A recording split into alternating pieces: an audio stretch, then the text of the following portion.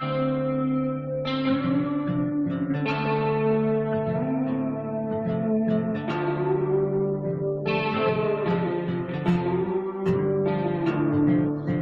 days my guns stay loaded, my family's a little more close.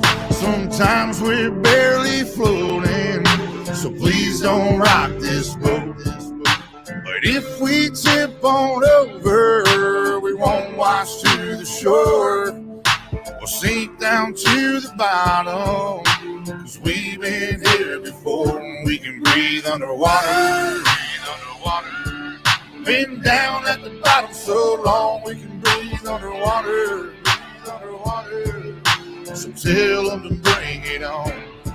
Now he's a big timer, but he's lost on the river. Never went without, never had them cold shivers. Had a silver spoon, always warm in the winter. Drive a fancy car, never had to kill a standard. No bloody hands, never really had a backbone. Never been too deep down the back road. Never showed no respect to a flagpole. Come on, city boy, just another punk asshole. Me and mine, we gon' make it through them dark days. So take your ass on back down to Park Place before you end up in the deep end where them hungry ass sharks stay. We go hard all day. Been here, done that, that's a given.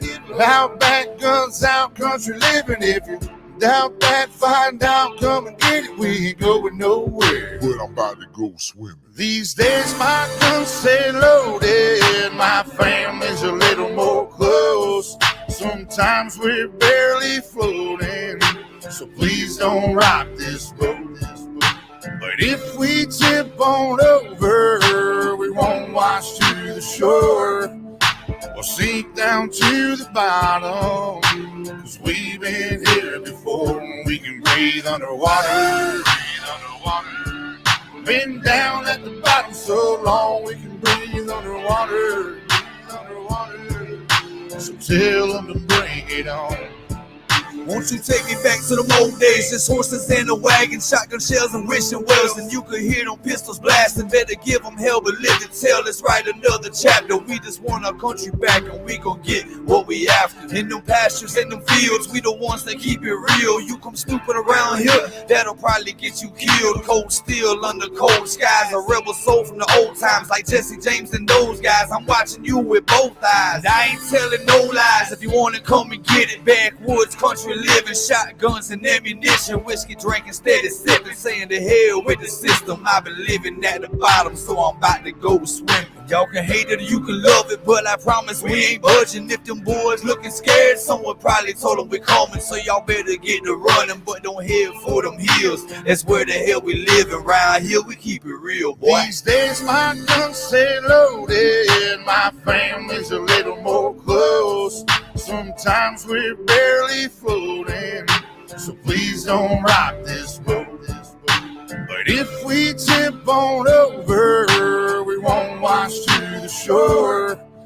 We'll sink down to the bottom, 'cause we've been here before. We can breathe underwater. Been down at the bottom so long we can breathe underwater. So tell them to bring it on. We can breathe underwater. Been down at the bottom so long we can breathe underwater. So tell them to bring it on.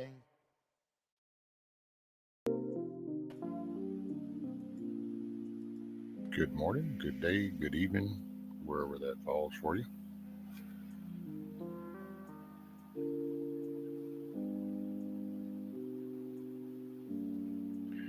Well, good morning, everybody. Billy, Benjamin, Palan, Jim, Keno, Ron, Miss T Gal, Hick Gal, John, Sharon, Rick, 1A, what's up, buddy? Hey, Miss Bonnie, Miss Anna. Scrolled up, I think I got most everybody. Rich.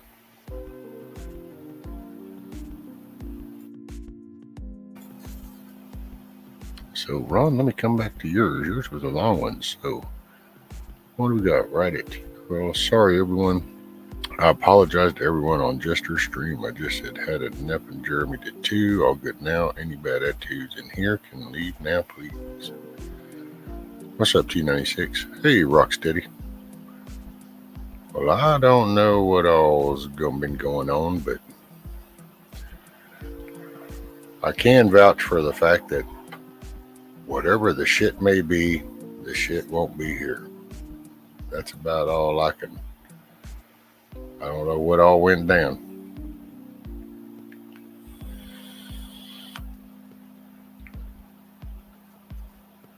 Oh, well, hit guy, I appreciate the thought.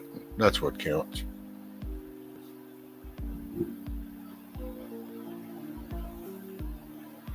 So, in my little book I was reading, there's a part in here. I thought I'd just read this and share this. I thought it was a good little paragraph. It's like, listen to that wise old Roman Seneca. True happiness is to enjoy the present without anxious dependence upon the future. Not to amuse ourselves with either hopes or fears, but to rest satisfied with what we have, which is sufficient. For he that is so wants nothing. The great blessings of mankind are within us and within our reach. A wise man is content with his lot, whatever it may be, without wishing for what he has not. Anyway, I don't know. I thought that was a good one. Sometimes I just read and then I just keep reading.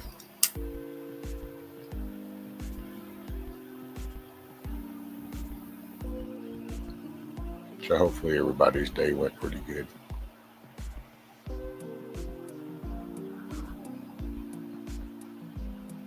Grab your coffee.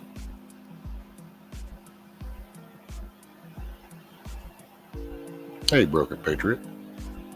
Anthony.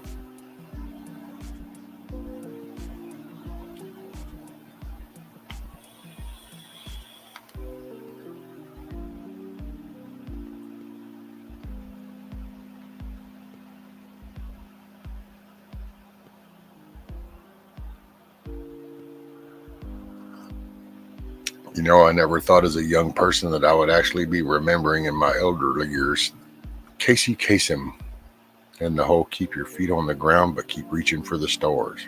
It's amazing how that comes into play later on. Hey, Chrissy Cat. What's up?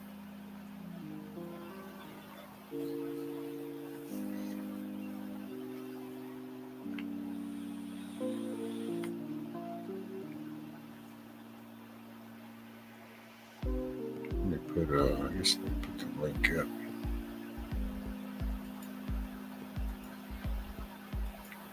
Anybody wants to come up and shoot the shit? You know the drill.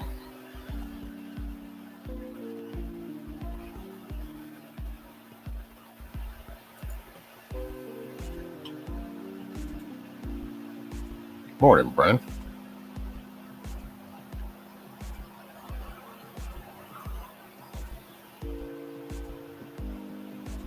Oh, goodness.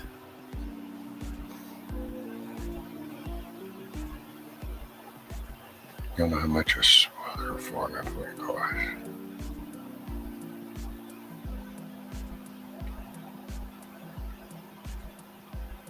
Oh, I can only imagine, too, what the farm equipment's fixing to start coming up to. Hey, Miss Summer. What's up, lady? Hey, I saw your little deal about the little tent deals. The little blue deals. That was pretty cool.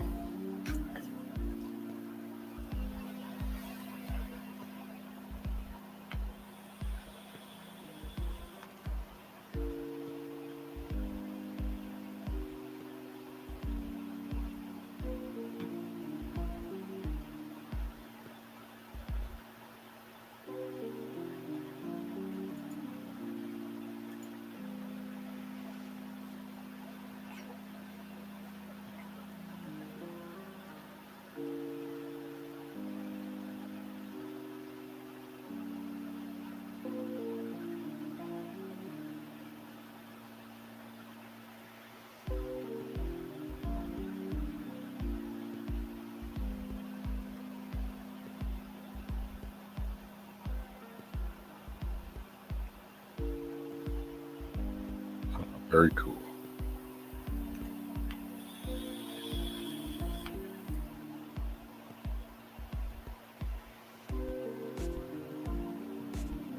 What's up, Garrett?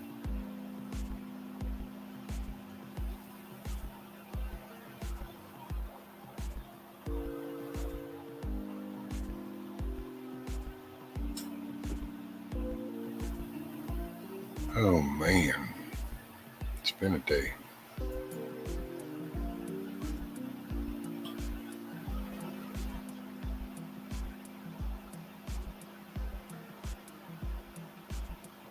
Hey, what's up, Mr. Billy? Hi. What's up, buddy? You doing all right? Yeah, I'm fine. Thought I'd come up for a second. Cool beans. How's the weather there Where? where you're at? It's temperate. No, I said, how's the weather? It's temperate. Oh.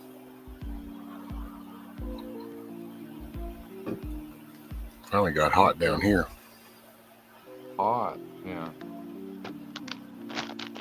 Hey, what's up, Chuck?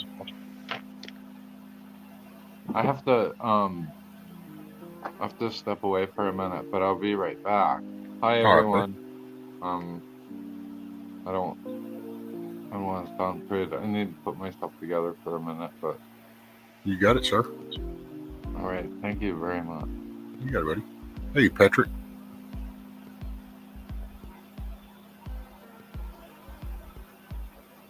Hey, bug out.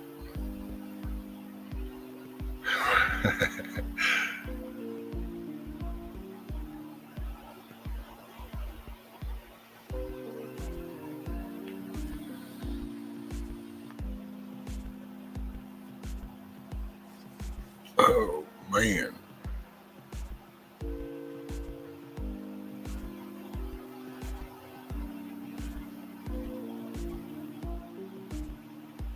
Hey, there's Mr. Chuck. What's up, man? What's up, sir? Not a whole lot. I was just over watching Summer. Caught the end of her show, and she's out there, so she's gonna chill, listen to you talk. Oh, dad for service. What do you mean, what happened to me today? Like, as in just overall? Oh, dude, I just moved around trying to find a comfortable spot. Came and went. Hey, y'all.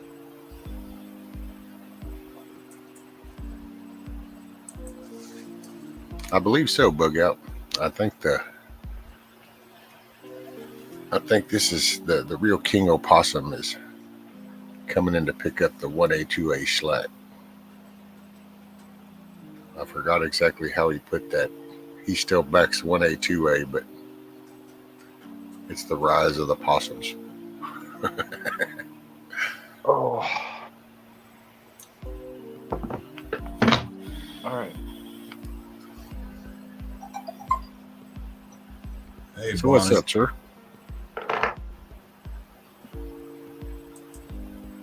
Everything been doing all right? I had to drop her something in her. She's asking about beard oils and what I use for carriers. So I told her I dropped it in her last chat link. Comments, I mean. You been doing all right, bud? Yeah, it's been a kind of a unusual day. I don't know, shit's going on back there on my spine. I ain't a happy camper, but it don't get no better the more you bitch about it. So, No. but dude, my legs have just been on fire. I don't know. I've tried to find the right comfortable spot. I just can't get one. I don't. Might be getting closer to that moment. Shit goes south. Remember a couple weeks ago when I put them brakes on the back of my truck and said I jacked my back up? I've been having an issue at the top of my lumbar. I guess it's the last disc where one of my issues is. And it comes around, I'm getting a damn pain. It'll run all the way around and come up under my solar plexus, almost like somebody just stabbed me in the back and it touched up there. But I can move around and it'll stop. But I'm not going to go to one of these hacks either because I don't want to get cut on it. I don't want them to come at me with the needles. Yeah, I got trust issues right now, so. Yep. Is that Chuck? Hi, Chuck. Hey, I'm like Chuck C. That is Mr. Chuck. I don't know. So Yeah, you've been I was doing some canning today, Billy, or what'd you manage to accomplish today? I actually no. I gotta smear my face. No, I don't do canning except during harvest season. Oh, okay. And it's confusing to me. A lot of these guys like Virginia Roots, I love her guts. And some of the others they're doing canning now, and it blows my mind. But canning season is a little bit later in the year. Really. It is funny. I was up in a couple trees. I was climbing trees. I'm in my mid-40s. I was climbing trees. Well, I had saws and stuff. It's so fun, some of the stuff that I still am able to do, but when I get out of the trees, like today, I'm like paying for it because my back is hurting. Like I don't even want to. I can't even. Ouch! I'm hurting for certain some of the stuff that I do, but it's fun. Now I just do regular stuff, really. Yeah, I was climbing trees and running a saw, one of them hand saw things, Oh yeah, cutting limbs, and oh gosh, it was using muscles you hadn't crazy. used in a while, huh? I'm not used to work. I guess I'm kind of spoiled, but I shouldn't say that. That's not true, but gosh, I'm not used to climbing up trees. I put on some I put on some boots. I got some boots for climbing trees. Blah blah blah. Ah, So did you what climb was the my tree own using fault? spikes, Billy? No, Oh, almost. I know what you're talking about. I've boy, done those will that make before. the inside of your thighs and your legs. You'll feel pain you Oh no. haven't felt in years. I always used to laugh Hey, whenever I'd go to training, watch some of I the new did people. I had to move some I don't wanna take a or but I'll tell you a little story. A few weeks ago, 3 weeks ago. Must have been 3 weeks ago. I have a little implement that I pull behind my garden tractor, and it's like a little rake thing. Well, I have a couple rake things. One's like a spring, I think they call it a spring tine. And then the other thing that I drag behind my little garden tractor is called a I think it's a hard tine or something. Kind of like an So aerator. no, well, um, Because down here so we use an aerator, and it's kind of like got the tines like that you pull behind. But what it does is it's puncturing the ground. That just kind of adds some oxygen into the ground, aerates it. I don't know. Maybe. My okay, I guess I can explain it this way. I don't want to sound stupid, and I don't want people to uh the I got a little farm thing, right? A little one. I have a bigger one over there, but I have a little one over here. So, it's like a 5 feet. It's probably 5 or 6 feet wide, and it's 7 feet long or 6 feet long, and it's like a little digger that you drag behind your tractor, and it digs into the ground. Okay, your Well, disc. one of them's like the little spring tine that you're talking about, and the other one is like a spike tine, and it's got a lever on it, and you can adjust how deep. I don't know if I don't really know. I just have it. It either digs real deep or it digs real shallow. I don't know, but they're real hard tying. Anyways, I two flipped types of it rake. over to That one he's talking about. My dad called them something I can't remember. One spring loaded, one solid spikes that breaks up. yeah, it's solid. What did you call that? They're a certain kind of rake, and I forget what Dad used to call them, but they use them like if you cut grass or whatever, a rake, or they can rake even into the dirt. Yeah, I don't even know what it's used for, really. I have it, but I don't know what the use. I don't know what the usefulness of it is, really. I just had to move it from one property to the other. So I went to flip it into the trailer, and it stabbed me. Oh Like wow. it stabbed me right next to my femoral artery on the inside of my left leg Oh wow. and ripped out. That's And Oh, I'll tell you what, buddy. Tom just said it's that called a close. harrow. It's I'll called a tell you harrow. what, man. Oh. I was standing there. Hold on. There you go, Billy. Tom says it's called a harrow. A harrow. Dad A called him a harrow? harrow rake. It's used to bust up dirt clods. Clods of dirt after you plow. If it wasn't dark here, I would just like go out there and show you it. I brought it over here. I'm here with that, but Tom is a maybe Tom's knowledgeable dude. right. I'll tell you what, it stabbed me in the leg and it ripped me out. And I'll tell you what, it was like pretty close to my femoral artery.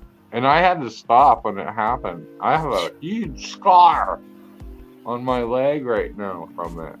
I was like, wow, that thing almost killed me. Yeah, if that had hit that femoral artery, you'd just been right there spurting blood till there wasn't no more to spurt. I'll tell you what, when it happened, I was like, hey, you know what? This is real. And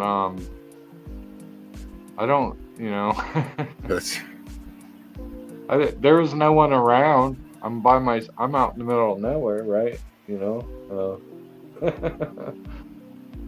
Unbelievable. It was exciting. You had your near-death experience. Well, yeah. I mean, I don't know what I would have done. And, that's kind of important. I don't want to, I'm not, into the prepping community. But you know what? If you're going to run equipment or implements or whatever all this stuff is, it wouldn't be I have my belt. Thinking back on it, I could have taken my belt off my pants and did something about if I actually, it was pretty close. It screwed me up for I probably didn't get around very well for probably 3 or 4 days.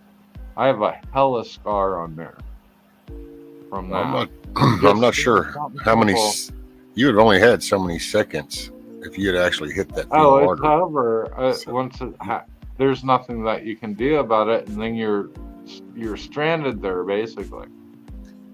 You could be out in the parking lot in front of the emergency room of the hospital and hit your femoral right, and they couldn't save you getting you in the hospital. That can be that bad. You need a tourniquet almost immediately. Dude, when I went and had my heart catheter done, they even flat out told me, since they have to go in that femoral artery down there inside your leg, and that's where they grow in at, flat out told me it's like you have to lay there for hours and not even move. You can't even cough, because it's like just laying in the hospital, you can lay there and bleed out right there. Blow it out. Yep. And then you were on light duty, basically movement stuff for a few days after, weren't you? Oh, yeah. Don't cough. Don't pick up anything real heavy, because, oh, yeah, buddy. That's the lifeblood of it all right there. Oh, yeah. I'll tell you what, when this stuff's going on, you know it. And all your little preps and all that crap, you better know what you're doing, because you don't have anything to deal with it. And if you don't deal with it, you're going to die real fast. And yep. I'm very fortunate that it didn't puncture. Obviously, we're online and all this stuff, where I'd pull my pants down and show you the scar. I've been taking care of it. I have no business doing that. I'm doing stuff that way out of my wheelhouse, but I'll tell you what. Oh boy. Wow. It's not good. There's no doubt about it. Wow.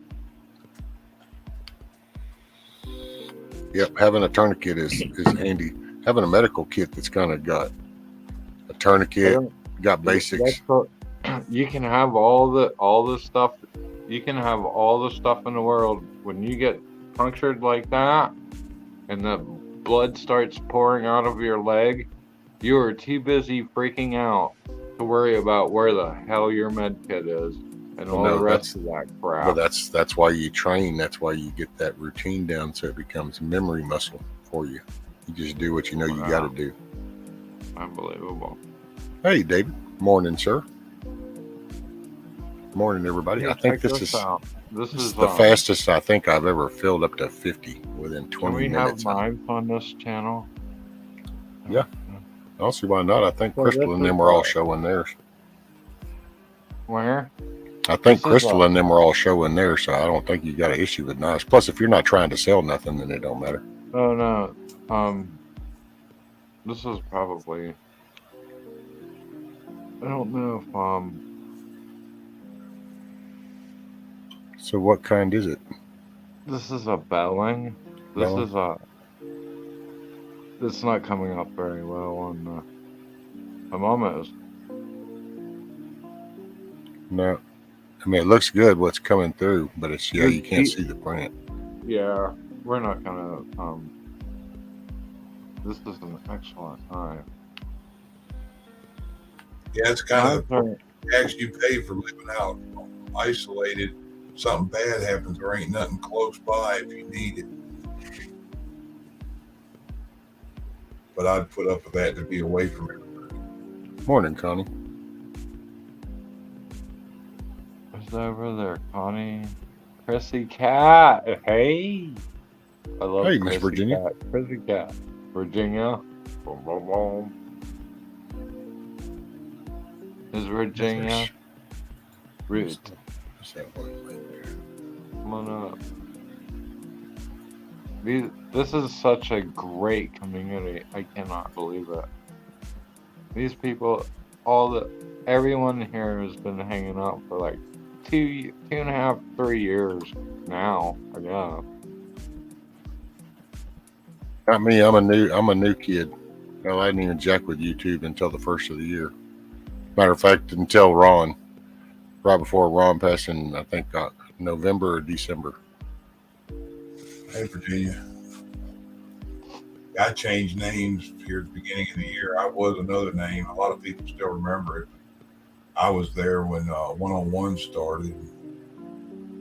It was Monkey Bone. I don't know if I've had it on since you've been on or not. What was your name? Monkey Bone. Monty Bone. Yeah.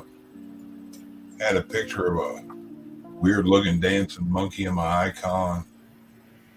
I had that for shit since 2016, something like that. Well, you're awesome, Chuck. I'm glad you're here, and I see you all over the place, and I like it, man. Appreciate it, but I try to be. A lot of people get offended anymore, talking about I'm scaring them with my prep talk. Morning, Bella. Morning, Huckleberry. I just dropped a link. The link I put is a guy. He's a good dude that runs this Refuge Medical, and the kits that he offers for medical are awesome. They're actually above military grade. His kits are used in all 4 branches. He keeps track of lives saved by his kits. Very cool. On YouTube, the founder of it, his name is Bear Independent. You've heard of him. It has like a few antibiotics, a few this and that, all kinds of different stuff in it. Oh, his kits are badass, and they are made in America, not assembled. They're made here, so. Looking right on. Very cool kits. Different stuff. He even got one that he calls the boo-boo kit, because that's for your little basic, the most generic first aid kit you can get. He calls it the boo-boo kit.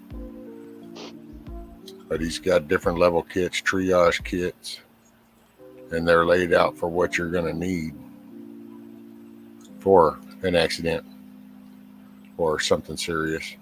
Well, I'll tell you what, I was saying, I was out on a tractor and I didn't have any of that stuff. I had my belt. That's it, yeah. Well, and knowing how to use that belt could have helped. I didn't need it, but... Hey, Rich, you have a good night, sir. Man. Ooh, I'll tell you what, it's a close call between...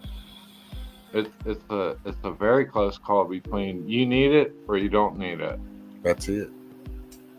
Well, that's That's a how a lot of fact because a good kit. You're gonna think a good first aid kit is pretty useless until that very split second when you need it, and then it became the life saving moment. That's Yeah, just how first aid kits go. They seem usually like they're hit like that. If you start spraying, you know something's bad, so you better tie it off. well, as far as like the average person goes, and people need to keep this in mind. As far as the average person goes, if you have compression dressing, that's probably the most that you could expect because not a lot of people are going to know that cut off the artery or know how to bleed it out where you don't lose the limb, and there's a lot of stuff that goes into that, and most people are not going to know that. So band-aids and stuff are pretty much fine. Maybe I'm wrong for saying this, but if you have like no, a antibiotic or something, but as far as like hardcore stuff like tourniquets and all this stuff that if you don't know what the hell you're doing with that stuff, you shouldn't bother with it. On the flip side, I have a belt, and I almost needed it. Well, now So, just keep in mind, though, Billy, if you might have it on you and you might not know how to use it, but then somebody comes up on you and they know how to use it, but they don't have theirs, they could use yours. So it's. well, yeah, that's exactly right. And what hey, I'm Miss Dana. saying is, just because I know how to use it doesn't mean you know how to use it or the next person. So. No, but having it within reach at the I moment, don't because know if that even those are life saving kits. So that's why you won't know you Yeah. actually need that kit until it's your life's on the line and you need that kit. It would have been fun if it was on video when I flipped that piece of thing over and it stabbed me, and it would have been. I don't know. Probably YouTube would have went it with it and said that bothered the community or something. But I did that. I don't know, probably 3 or 4 weeks ago. I'm healed up now. I have a huge scar on my inside of my. I could show it. Well, Hey, Miss Dana. I don't know. That would be great, but there's a Let's pretty. see. Well, Bug Out says tourniquets for extremities, wound packing for shoulders and groin, etc. Chest seals are for thoracic area and the diaphragm, ribs, and Yeah, lungs. I've been through the medical stuff. Trust me. Well, that's he used to teach. He's taught that military wise. So Bug Out's definitely military trained. And that's great. That within this community, there's so much knowledge. I don't think you could die. No, but Everyone's it's gonna being live. prepared for that situation. It's just like you were Yeah, just loading a piece that's of the equipment whole on a thing. trailer, and you actually came that close to where you could I've seen a have been in a commercial the life other threatening day. situation just like that. Yeah, I think the most disturbing thing lately was a commercial that I'd seen on YouTube. But yeah, you're right, Rescue. Totally. Well, and it's just being the prepared is just kind of right now we're fixing to reach dark days to where I don't know. Personally, I would have one in every vehicle because something's going to happen, and there's not going to. When things get tough, there won't be a 911, so you're going to need to rely on people around you. Yep. That's true. But the funny thing is, I taught that And class if a couple times. If you don't know how to use the tools, like everyone want to get a tourniquet. I don't know why, but anyway, if you do that, know what it entails. All right, Rocksteady. Going to work early? Well, don't work too hard, just hard enough, and be sure and smile or be the reason somebody else smiles.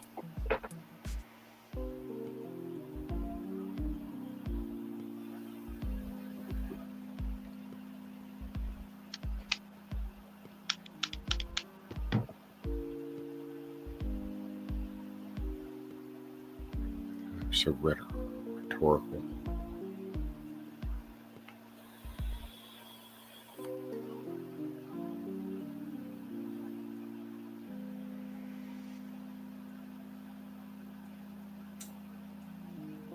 Do we have any questions in the chat that we can address, or? Hey, Silver Girl. Well, I think they're still either they're saying hi or they're saying bye. Yeah, I had some issues with my phone last week. Remember, mine went out again Saturday, and I ended up finding a thing how to reset it because it was a phone for Verizon, and I set it up to go on another one.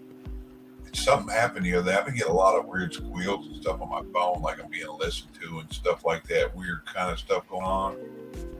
Well, anyway, I was in mid-conversation with somebody, and the phone just hung up. Couldn't get a text, couldn't make a call, couldn't pick up internet or nothing. And I finally went through on a video. Somebody had the same issue and did it. I got on it earlier and figured it out. I was sitting here. Somebody made a call tonight. My phone rang once, and I was on with Bonnie, and I ended up jumping out of there, and I fixed it. Up till about a half hour ago, I've been working on it. I even got it now where I couldn't before get pictures or links or nothing in text. Now I can get that in text message, so I did something right.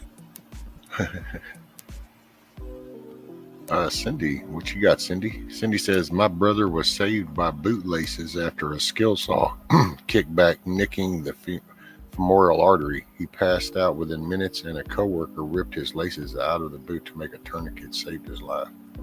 Yep. Yep, that's exactly right. That's exactly my point. That's exactly my point. Use what you have on right now. Oh yeah, that's a belt. First action belt. That don't work. You tear your shirt off. Yeah, That don't work. You can use a pants leg. There's this chick. It always starts off with the anti-hand pack. Proper Yeah, tourniquet. you know, talk about your perfect tourniquet. Everyone wants to talk about perfect, just like you just said. It's a belt, or it's a shoelace, or it's something else. Someone hey, Anna. Well, welcome to the channel. I'm glad you found it. Kickback. It's just kind of like my virtual living room, so I just I enjoy chatting and talking with people. So you're welcome aboard. I would give you a welcome on the chat, but I'm on the tip. Hey Anna, this is Chuck. So I'm in my shop and I'm measuring something out. I know that. So and this chick comes over from around the way that I know this girl, and she says, I need this 2x4 cut around. Well, I have a apartment above my shop, and I've been renting it out to a gentleman, and you know, he kind of wants to come and hang out and stuff. And so, anyways, the girl's over. Oh, I have a 2x4. I need to cut. Well, he's been working construction, and he has a little worm drive. What do you call that? Skill saw. And anyways, he's. I'm mapping something out on the table or whatever, and it's like, her name's Dinah. I said, Dinah, just give me a few minutes. She caught me right in the middle of a glue up, and that's where you glue something. I can't stop. So I'll be there in a minute, and I don't want to say his name, but he's like, oh, I got it. And he goes out there and he's, you know, I'm like, oh my gosh, whatever. I keep doing my work, and then all of a sudden I hear this worm drive skill saw go,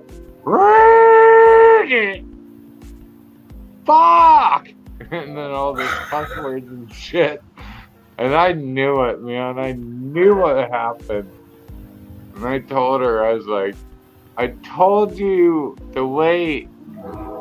Obviously, my tenant, I have a tenant that lives upstairs, whatever, and he's like, oh my gosh, or whatever. And anyway, so here I am running him to the hospital with this huge gash in his, the saw shredded the denim in the Levi's that he was wearing and just smeared it right into the meatiest part of his thigh. Oh my gosh. It was so fucking crazy.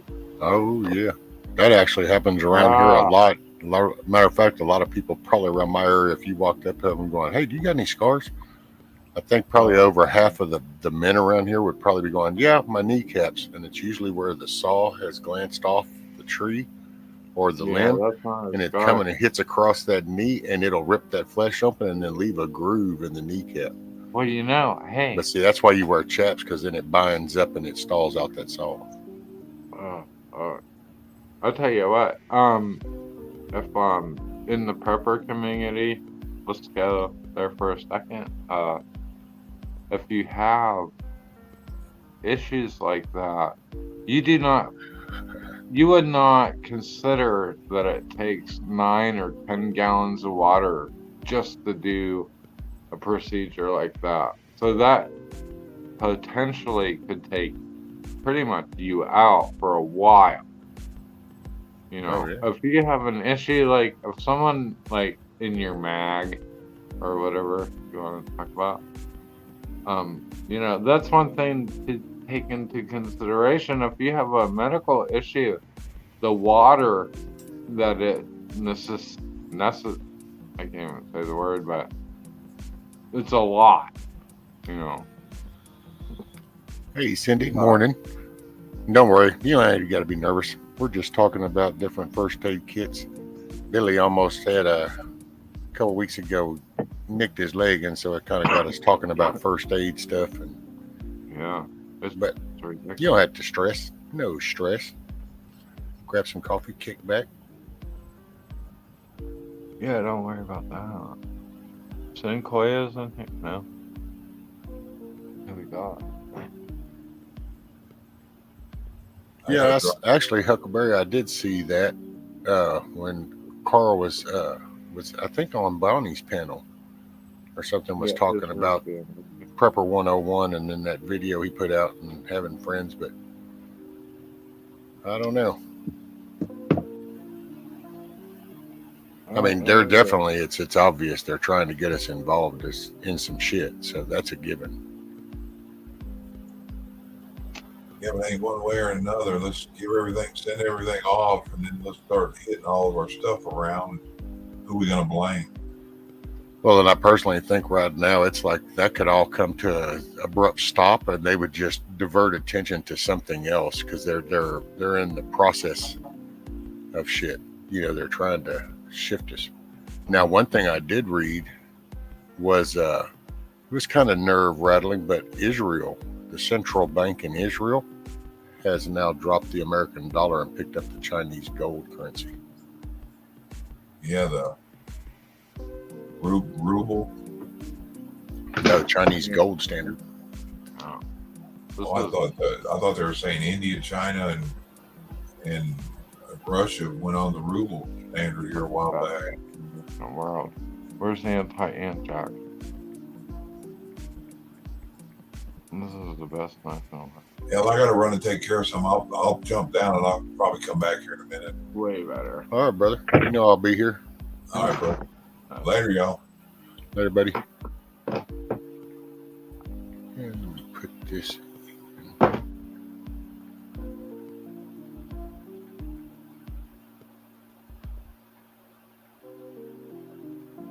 Let's see.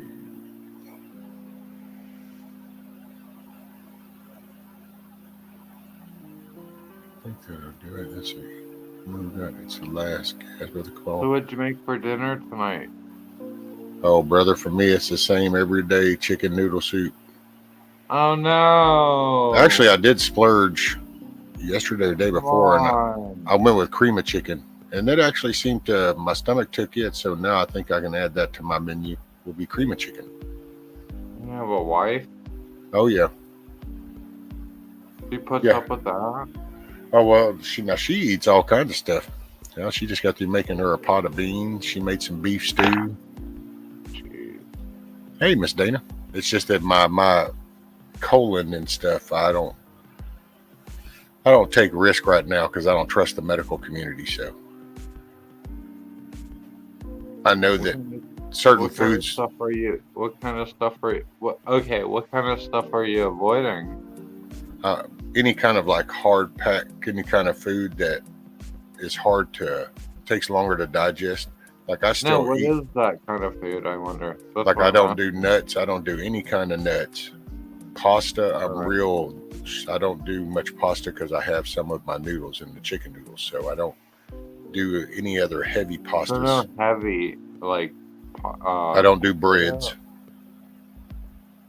Oh, you do grits? No, I don't do any bread. I don't do very much pasta. I don't do any nuts. It's interesting. And it's only because, well, and there's a little bit of history, and it's mine. It's not that there's some kind of big medical science to it. It's just my best friend, Yeah. his mom actually died from that, what do they call it? Diverticulitis or something. And, dude, Oh, really? yeah, it was sesame That was a seeds long off of time hamburger ago. buns is what actually ended up doing her in. Yeah, that was a long And so I had some colon issues. They removed like 9 polyps. A few of them are real big. So at first they wondered if I had that. Then they said, no, you don't. But then nowadays, that's all that kind of goes through my mind. I don't want to put anything in there that won't make it all the way through. Right on. Because the only way out of that kind of bind is to go to the hospital. That's the only people that can fix your innards. I do some What's up, Carl? I do some chef work, and I have to take a lot of that into consideration. It's funny that a lot of the time I don't have to, you know. There's always like, it seems like probably, well, this might impact. Out of 350 people, there's probably like 3, maybe 1 person that I have to pay attention to when I do big events. So, I mean, it's out there. I mean, you know, there's certainly considerations that are addressed. So, it's interesting that you say that. So. And I dance over the edge every now and then. Like I actually did some gumbo a few weeks ago. But that kind of, the spices react different down in there now. Yeah, they do. Yeah, that kind of was like, I don't know if I want to do that too much. So then I just kind of pulled back. Every now and then I splurge. I eat ice cream, the no sugar ice cream. Anything creamy, I do pudding, no sugar pudding. Yeah. Can you do yogurt? Yeah. Yes, I do yogurt. Can you eat eggs? You know, I've been trying that, and they've been going through. Everything's been fine. So that's actually going to become my next little protein source. That's one of my main foods that I eat is eggs. And I was thinking about you the other day when I was eating my eggs. I was like, I wonder if Rescue can eat eggs. So. I don't do cheese anymore hardly. Every now and then I might do a little nibble of cheese.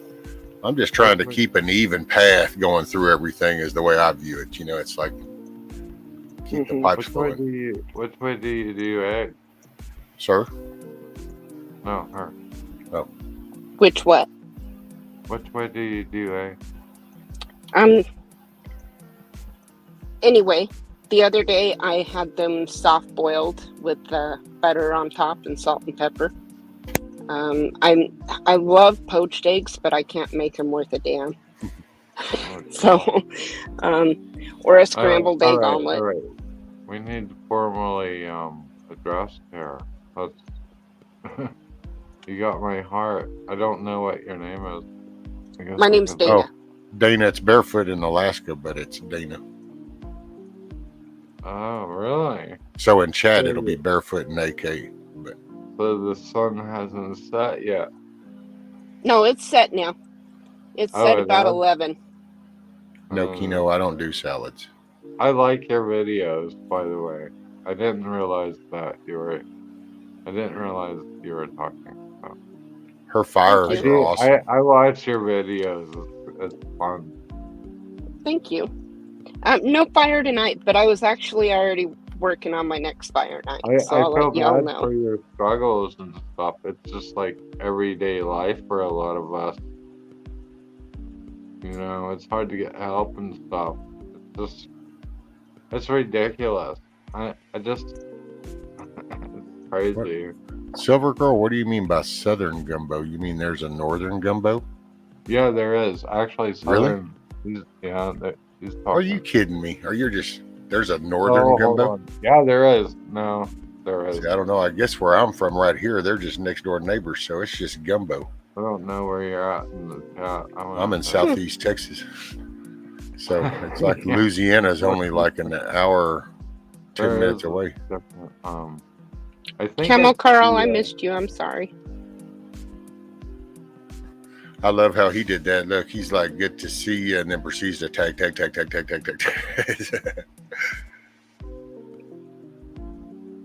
Okay, so the reason I popped up is I'm about to piss some people off, Oh boy. and I couldn't type it all out, and I'm a little bit more relaxed now. But Silver Girl shared a link with me to one of our congressional or legislative meetings here in Alaska. They opened it up with the Satan's Prayer. Now, before people get all off on it, I would say go listen to it and listen to the words of it. I don't follow Satan, but I'm sure many of you all in here know that I'm pagan. I believe in God, but I also believe in the goddess. And all I can say about that, and I got into an argument with somebody earlier about this on one of our local groups. All I can say is thank God we live in a free fucking country. Freedom of religion. If they're welcome to say their prayer to their God, You're breaking up. it is what it is. You know. There you are. Sorry. No, you're fine now. Yeah, I don't have my laptop anymore with my Wi-Fi thing, so. But you know, I understand how some people can be really offended and oh my God, what are they doing? But listen to the words of it. You know, listen to the words of that prayer and what she was actually saying. And she's saying exactly what we're all saying. She only wants the best for her country and her people, you know, and for us all to get through this. So what you're saying is that you're living the Christian life without being a Christian? I'm not necessarily a Christian. No, I was raised Mormon. Okay, I was raised Mormon. I'm not saying that you are. I'm saying that unnecessarily speaking. You're living a Christian life, but you think that the way that a Christian thinks, whether you're sitting in Mormonism or not, you're escaping the fact. That's one of the reasons I found paganism. But no, I guess you could say that. I am living a Christian life. Well, I mean, I've got a Bible. I read it. You're running, right? I'm not running from anything. Oh, okay. I'm sorry. I believe in God. I just believe he had a wife. Okay. All right. I'm gonna digress. I'm gonna stop. Whatever. I'm sorry. You know what? I will go ahead and step down. Like I said, I knew I was going to piss some people off with this. Dana, you're fine. No, you're not. You're intriguing as a motherfucker. For sure. You're fine, Dana.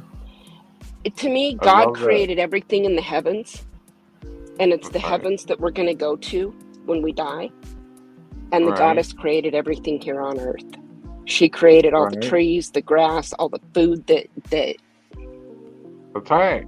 That's right. You know, with any family, you can't have a good family without a mother and a father. That's just my personal belief, you know. So that's true. Unbelievable. Unbelievable.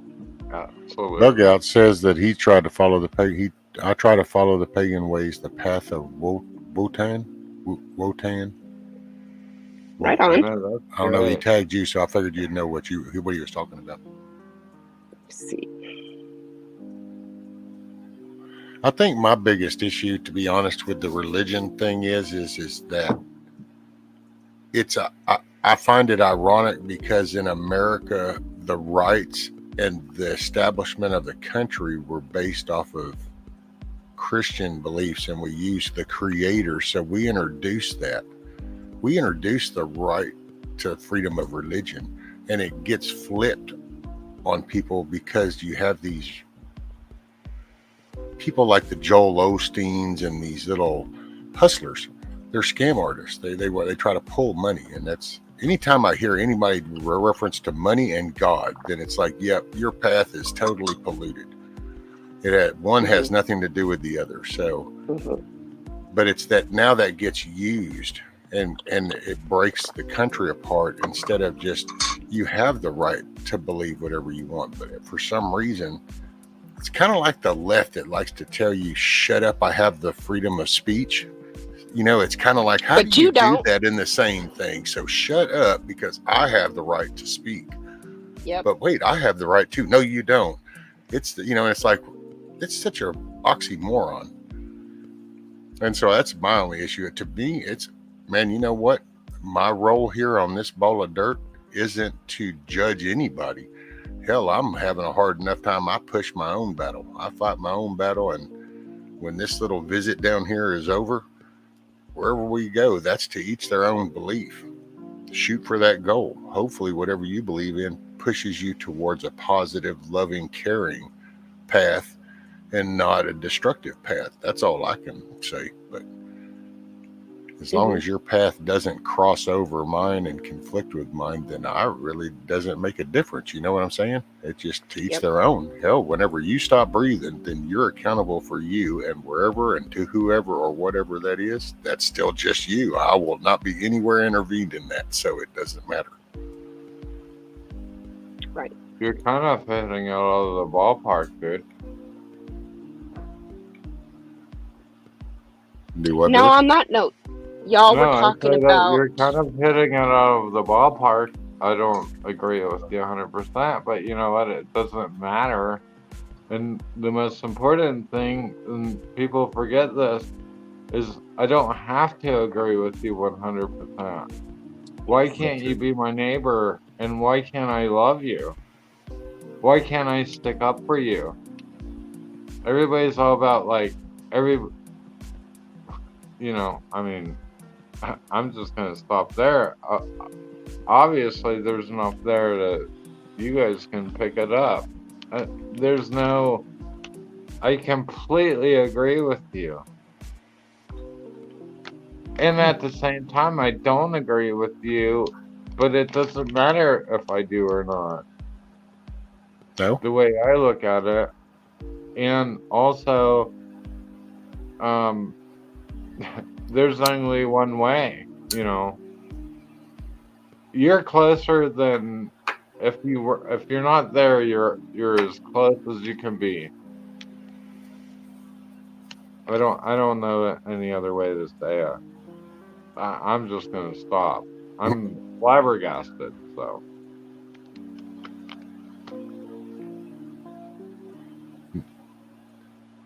I don't think so, Bug Out. Let's see, I love what is that? How the hell do you say that? Munster cheese. What? I love Munster cheese. Munster cheese. You know what? Cheese. I found extra white sharp cheddar cheese like 4 or 5 years ago, and I can't eat any other cheese since then.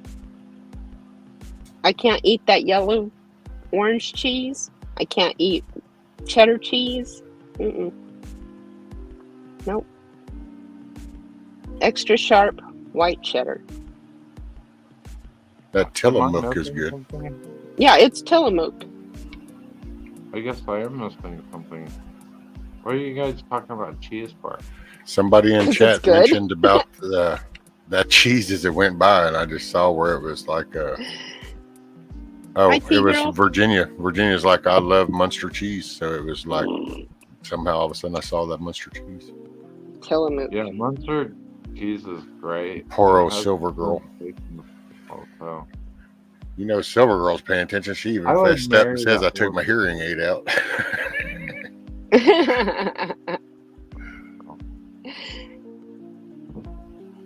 Mm.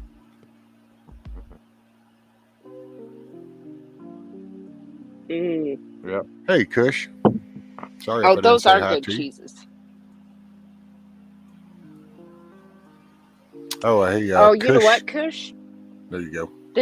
There's actually this is the most beautiful I have thing. a whole book on There's cheese. actually I 2 think eagles' right now. nests just behind where whole- I'm parked. Actually, And I where's- had the honor of watching Mama Eagle raise up 2 eaglets last summer. It there's a was whole so book on beautiful. cheese right And I've here. even got a video. I think I posted a short Oh, video, yeah. didn't I? Of Oh, cool beans. eagles. I don't remember. could Now, I know do- Daniel put up a thing. Daniel did that one where he woke up that morning and right across his little courtyard thing, there was this eagle sitting on the handrail, and that was pretty badass. I gotta say, Yeah. he just opened his back door and looked out and was like, "Oh, look at this! Let me show you guys this." And it was like, "Holy crap!" Right there, Right and on. you could tell from the size of the window behind him, since it was on the handrail. You could just tell Homeboy was 3.5 feet tall. It was Right, big. right. Yeah, I mean, even as far away as her nest is, which is across a parking lot now because they tore down half the damn woods, they're putting up a Hilton over there. And I'm hoping that they'll leave her and her nest alone. And there's another nest that there's an eagle that comes to as well that's not far from it. But yeah, I mean, as far away as that is, when she's in her nest, I can see her. Definitely. Oh, that's And I'm awesome. half blind. I'm blind in one eye. So she's that big. yeah. What's up, There's Mr. Chuck? there's Welcome a back. video. There's a video out on the internet of Alaska. I can't remember the name of them, but they were releasing an eagle that was found and taken to them for habitat care. It had a broken wing or something like that, and they took care of it, and it was ready to go, and so they released it out into the wild. And just watching that bird fly away, Hey, Zach. majestic. Oh, is Zach Zach here? stop in? Zach here? Did Zach come in? I didn't see him come in. He's I don't see him. up about another 4 days. Fight for patriotism. Auntie had Jack, and then look, now Ron's like, "Hey, Zach." Fucking out there. Where did you see Zach? I love how we all stop everything. Where's Zach? I know. And then Where's Zach? Milkmaid's Yeah, even like, my internet boyfriend. It's like, well, where the hell did I I totally missed the poster. Right there he is. Love you all. Okay, hey brother. Probably one of the first people I've ever. It's probably 3 years ago or something. Maybe 3 or 4 years ago. I remember Snooze from a long time ago. Dang, I'm sorry, brother. I missed you coming in. He stealths like that. He's kind of Just come slide me in, didn't he? got them assassin reflexes. That's good. Because he's smart. Damn, I'm You gonna guys don't roll need to over watch there. me light my nose hairs on fire. Why? That'd be a YouTube moment. Especially Got when half you're a joint I'm smoking. Lumberger cheese. nose hairs make it taste funny though. Am I showing up on there? Yeah. Hey, Ridge Runner. What's up, brother? Oh shit, you got a toothache now too. So Carl's starting to get over his, I think, and now you're picking it up. Maybe he passed it on to you. That's what it is.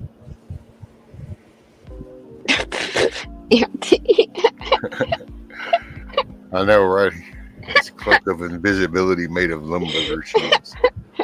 Where's Milkmaid at? I want to talk animals. Excuse me, sorry. Shut up. She's probably getting coffee stirring and stuff. You know, I'm out of half and half. I can't make any coffee. But Cindy's like, dang it, now I got to go get a piece of cheese. Y'all all stoners in your food talk late at night.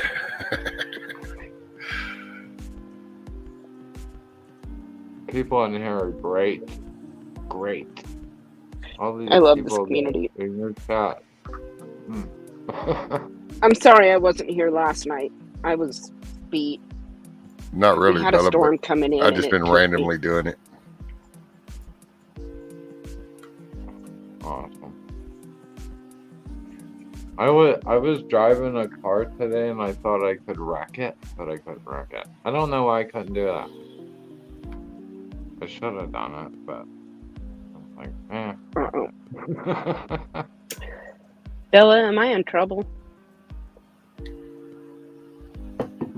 Nope, Are you asking Bella? not here. No, You're she's wanting the asking link, Bella. and I really. Nope. Just like the super mod. Bella, You're good. I've seen Bella. Wow.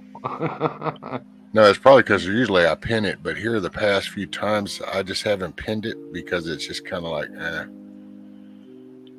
This way I just randomly put it out there. If someone wants to come in, that way I can keep kind of the trolls down, and which that's why I did what the everybody's subscriber. doing. Yeah, you know, it Yeah, just, and it's really totally. sad too because people are making it a point to just go in and it's like, I guess I'm just too old and I've been through too much shit, done seen too many different aspects of people and human nature, Yeah. and it's just, you're a dick, and if you're a dick, well, you're just that's who you are. And if you find enjoyment in antagonizing or irritating somebody, then you're a dick. It is what it is. But people try to find all these alphabet words to describe this shit. There's no alphabet words. You're just a dick. You're a mean, hateful person that enjoys bringing negativity upon somebody else. And when you find that version entertainment, then you need to rethink yourself. That's all I can say. And hell, if that subscription were to drop down to one person, I don't give a shit, because that's just, I've seen it. I've seen people act all polite and proper, and then I've seen locked up convicts. So I've seen the gambit. If you're just an ass, you're an ass. Yep. Because if you say something that offends somebody that gives a shit, that has a heart, is going to kind of acknowledge that and then be like, oh shit, well, I wonder what did that. But oh no, everybody tries to play this off like, oh, it's kissing ass. And no, it's not. It's called being human. Anyway, there was that soapbox. Boy, they had them soapboxes fly by in a while. Uncalled for bullshit. I love a good rant sometimes. Well, then I'm assuming that there must have been some shit went down earlier, because and there's been some shit I've heard just over the past few days. Hell, the past week, it seems like a little wave. Yeah, they hit what's his name, Robert, again the other day over the weekend, and I'm like, why do y'all keep jacking with Robert? Well, it's like my It's channel. fucked You want to, if you want to come and try to make fun of me and record me, put you on in your show, shit, I don't give a rat's ass. Hell, invite me over. I'll say what I got to say on your damn show. I don't give a shit. This is just me. I decided to do this because Ron talked me into coming up, and when I did it, I thought, well, this is one way to talk to people and hang out and chill. And well, I ain't got no show to put on, so there ain't no fake ass me. This is just me, and this is what I believe. Wow. I know. Wow. What's up, Billy? You got a buzz, don't you, Billy? A little. Well, no. But yeah. A little Okay. one. Well, I'm tired, I guess. I'm sorry. I'm really sorry. I'm tired. Chuck, what are I you guess. smoking? Oh, you ain't got to be sorry. I just figured I'd just touch base with you, and that way we can keep it on the truck. It's all good, Billy. Don't worry about it. No, I hear you, man. I actually hear you. I know you're right. So, on with it. Sometimes then people want me to break that out again and show them what an asshole really is. Oh man. Yeah, I'm telling you, you know, the bad thing about alcohol for me is it removes all my filters. Yeah, I don't have many of them as it is. Yeah, I'm already tread a fine line. So when I throw that in, I have no, there's no pullback. There's no restraint anymore. And I usually end up in shit. Yeah, my wife, I talked to her. She called me the other day. She was on lunch at 2 a.m. And one of her girlfriends took the phone, was talking to me. Hey, how's it going? And she hit the speaker button to put me on speaker. And Vicky's like, whoa, give me that. He's not the motherfucker you want to speak. put it back off of it. I got that thing that there's things you shouldn't say. I don't know what they are. Especially when it's some dumbass. There it is.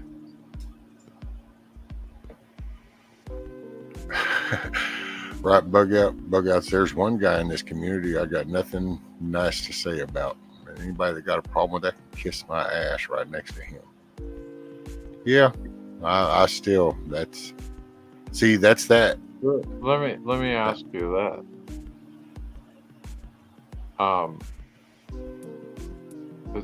It's kind of awkward for me because I hide. But if I go get some alcohol and I put it in my system, I'm all boisterous and come on these channels and come on lives and all this shit and look like a fucking idiot.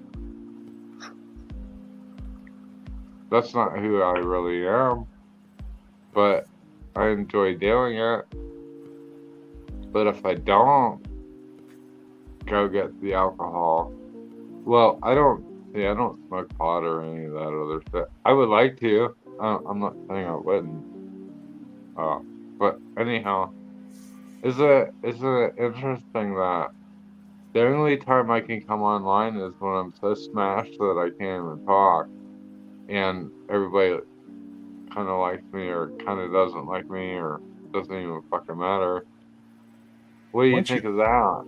Well, it's been around for a long time, Billy. There's an age-old saying called "courage in a bottle," and that's where it comes from. Is because sometimes you'll push boundaries that you wouldn't have done before. Once you kind of get a little intoxicated, then your buffer zones start to slowly shrink. The drunker you get, the thinner that buffer zone gets.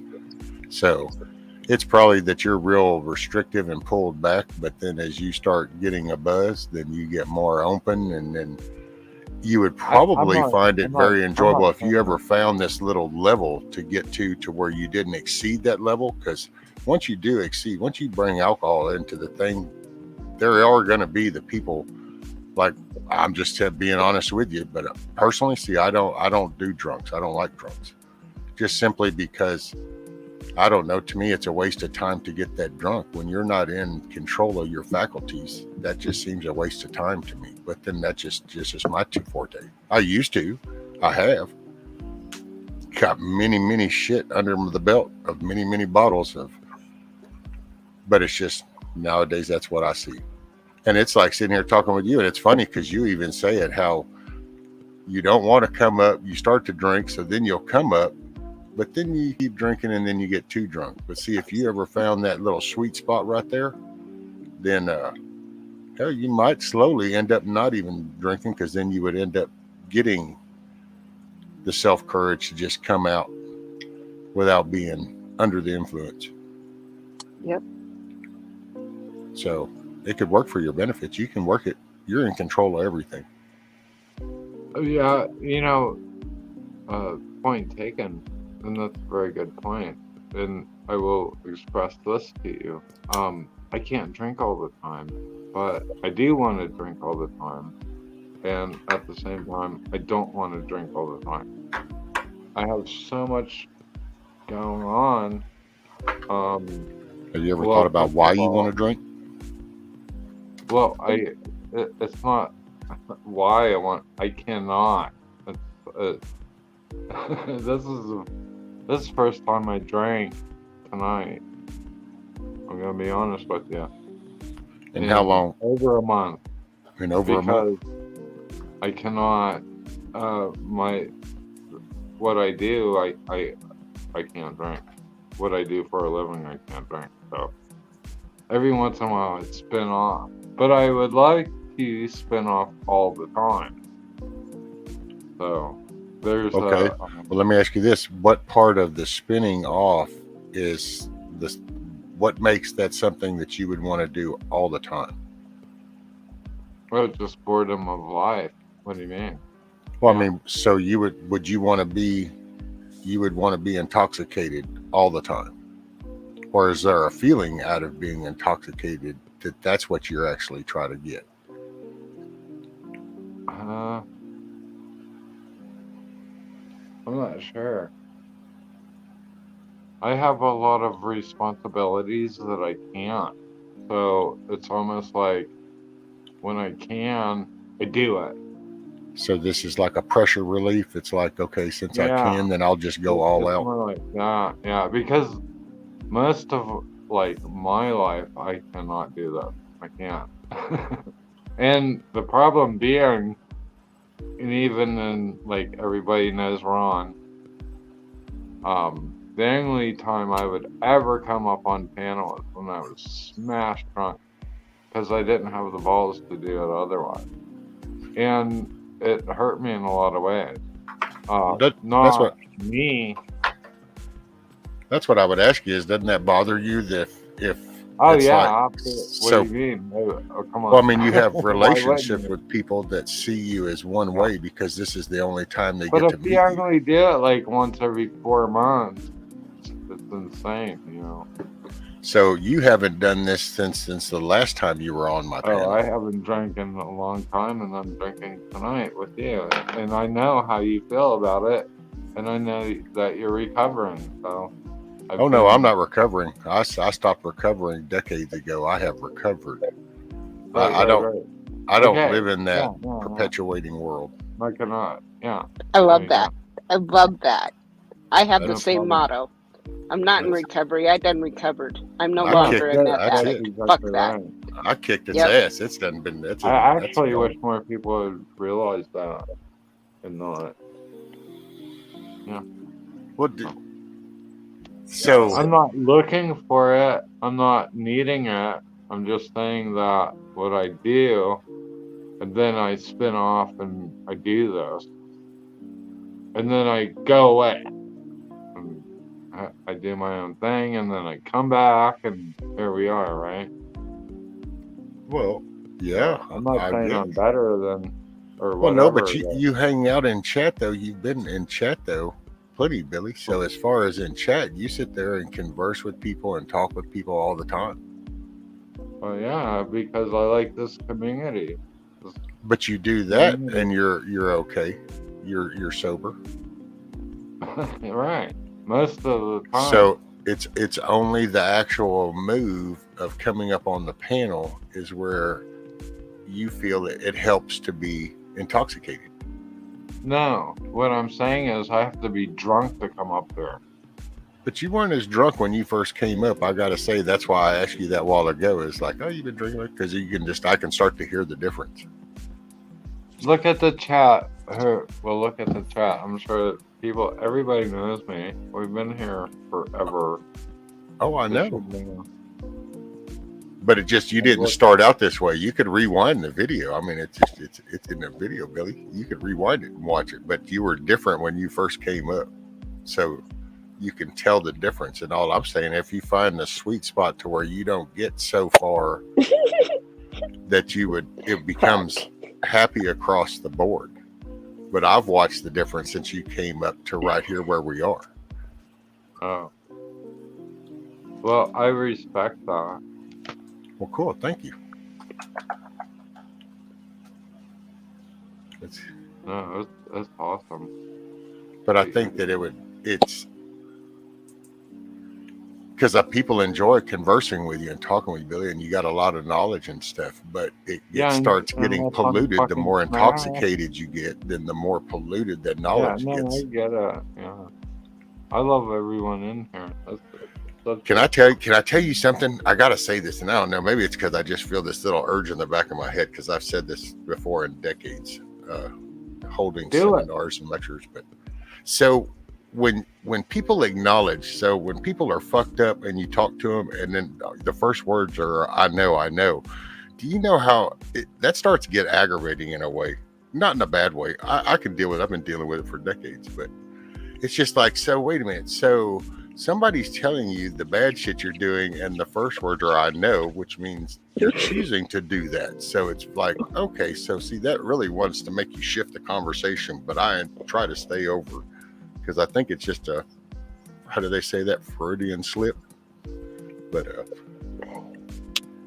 it's like, if you know, then why do you do it? And oh, well, because, oh, so then there's a reason. Well, no, well, okay, then will you do this? Yeah, but I know. Well, then wait a minute, what do you mean? And it's like, okay, do you notice how this is some weird, intoxicated, redundant circle?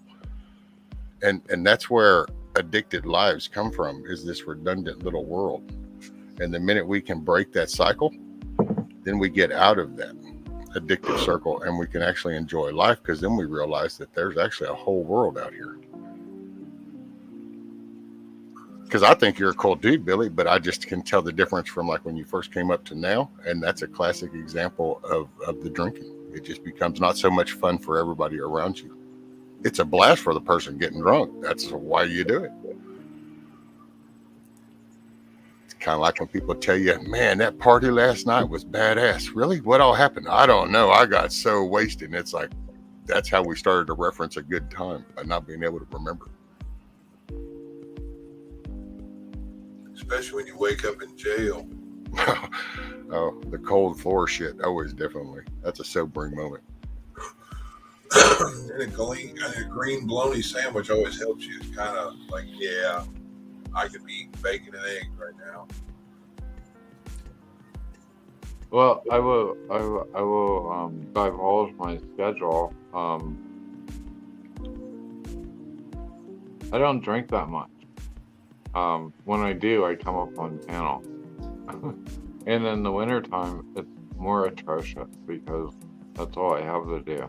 But being springtime now, I don't. Right back. I got to get some caffeine. Okie doke. Well, have you ever come up on a panel, Billy, that when you weren't drinking? Or yeah, you just on yours? I think pretty much, yeah. Well, the last one. Well, the last one you were up was you were lit Here pretty we go good. with the I can't handle life. Here we go with I can't handle life, and I gotta be smashed ass drunk to come up on a panel, right? Well, but you can handle it. No, the last time I came up on your panel, you blocked me, I think. Well, I actually turned your mic off for quite a few minutes, and you kept going and going, Yeah, and then I don't finally. blame you. No, I'm not saying that. It's seasonal for me, I guess. I drink a lot I cook a lot, and I use my wine, and I don't know how to explain that. Yeah, Zach, now, I can play a video, Zach. Hold on, Zach's wanting me to. Oh, is this the one that you did? This is your. Let's see. Yeah, the special message one. Okay, so I tell you what, we're gonna. Dana gets me. See, you can't help but hear that and then want to laugh. Okay, I'm gonna play this video that Zach did earlier today and release. So let me bring this up. Full screen. Hold on. Bam, bam, bam. Let me share. Here.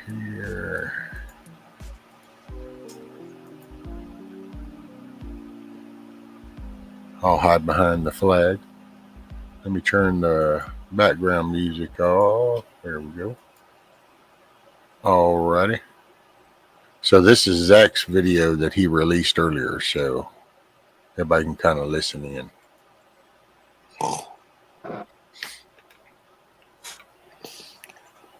Hey family, I just want to express something that is heavy on my heart and people need to understand this. The reason why I'm doing what I'm doing is because I don't want people to feel like they have nobody through these hard times. I'm doing what I'm doing is because I want to unite patriots like never before. I'm just tired of the little petty drama that is stirring around this community like they are in high school and trying to get under each other's skin. I'm sorry, but that's not going to accomplish anything except for more division than this country already is. You know, I'm sorry, but I'm not going to have drama on my channel anymore. My channel is supposed to be a place where we can unite together, lift each other's spirits, love and laugh together and grow one another to become better. This is why I try so hard to be in your lives, so this way we can bond and be together no matter what this world throws at us. You guys are my family and I will take whatever it has to so we can be family forever. The reason why I say I love you every time I step down from a panel is because I truly do, and one day I won't be here so I want to give you my love, support and compassion as long as I'm still above ground and breathing. I love you all so much. I hope this helps you understand why I'm the man I truly am. Wow. 100%, Zach. Awesome. Wow. Thank you, Zach. Fucking badass right there. Hey. Love you too, buddy. Wow.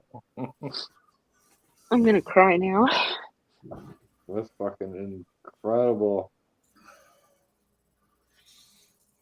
Have they started griefing Zach too, or is he?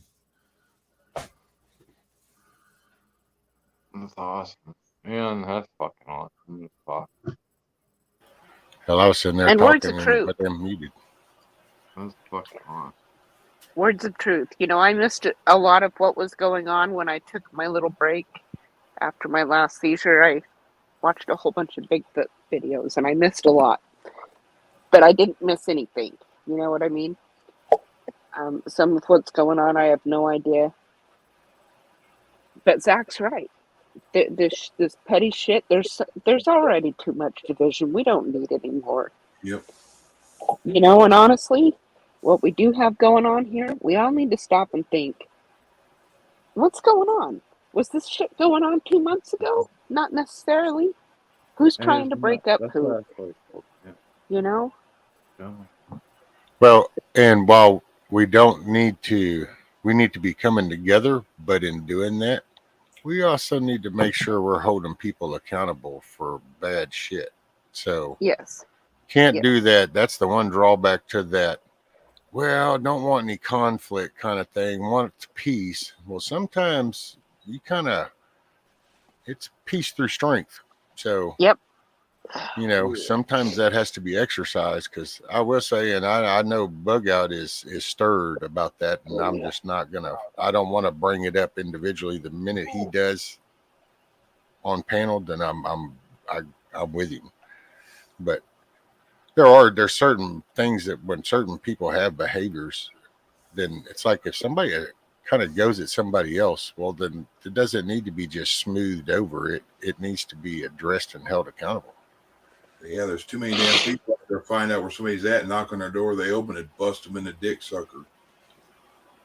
I know people that are that way. I'm not saying I am, but maybe I once was.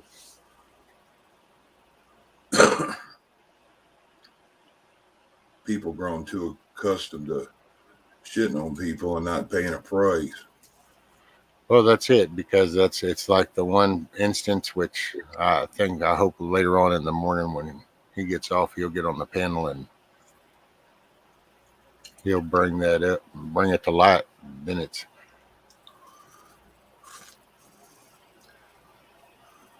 but yes, we need to, because that's what it's going to take. You know, we talk about the prepping and we talk about this, and you know, but you got to have a moral compass. Hell, not having a moral compass is what has got us into this. We lost track of the moral compass got us here, so we want to keep that established, and that's holding people accountable. That brings out, then people have to check themselves. You got to have some self-respect. Yep, Zach, 100%. Division's bad, but protecting somebody when they're bad too is there's too much of shit hitting people. And I'm not sure which you're referring to, Zach, but I hope nobody's giving you any grief. I'd have to break a size 16 off in somebody. No way that you wear a size 16, dude. Do you know how tall Chuck is? 6'7", 300 pounds. There's my shoe. He's a big boy. 6'7", 300 pounds? Yep. What size shoe do you wear? 16. 40 pants, 36 or 38 length. Wow. You wouldn't fit into my airplane.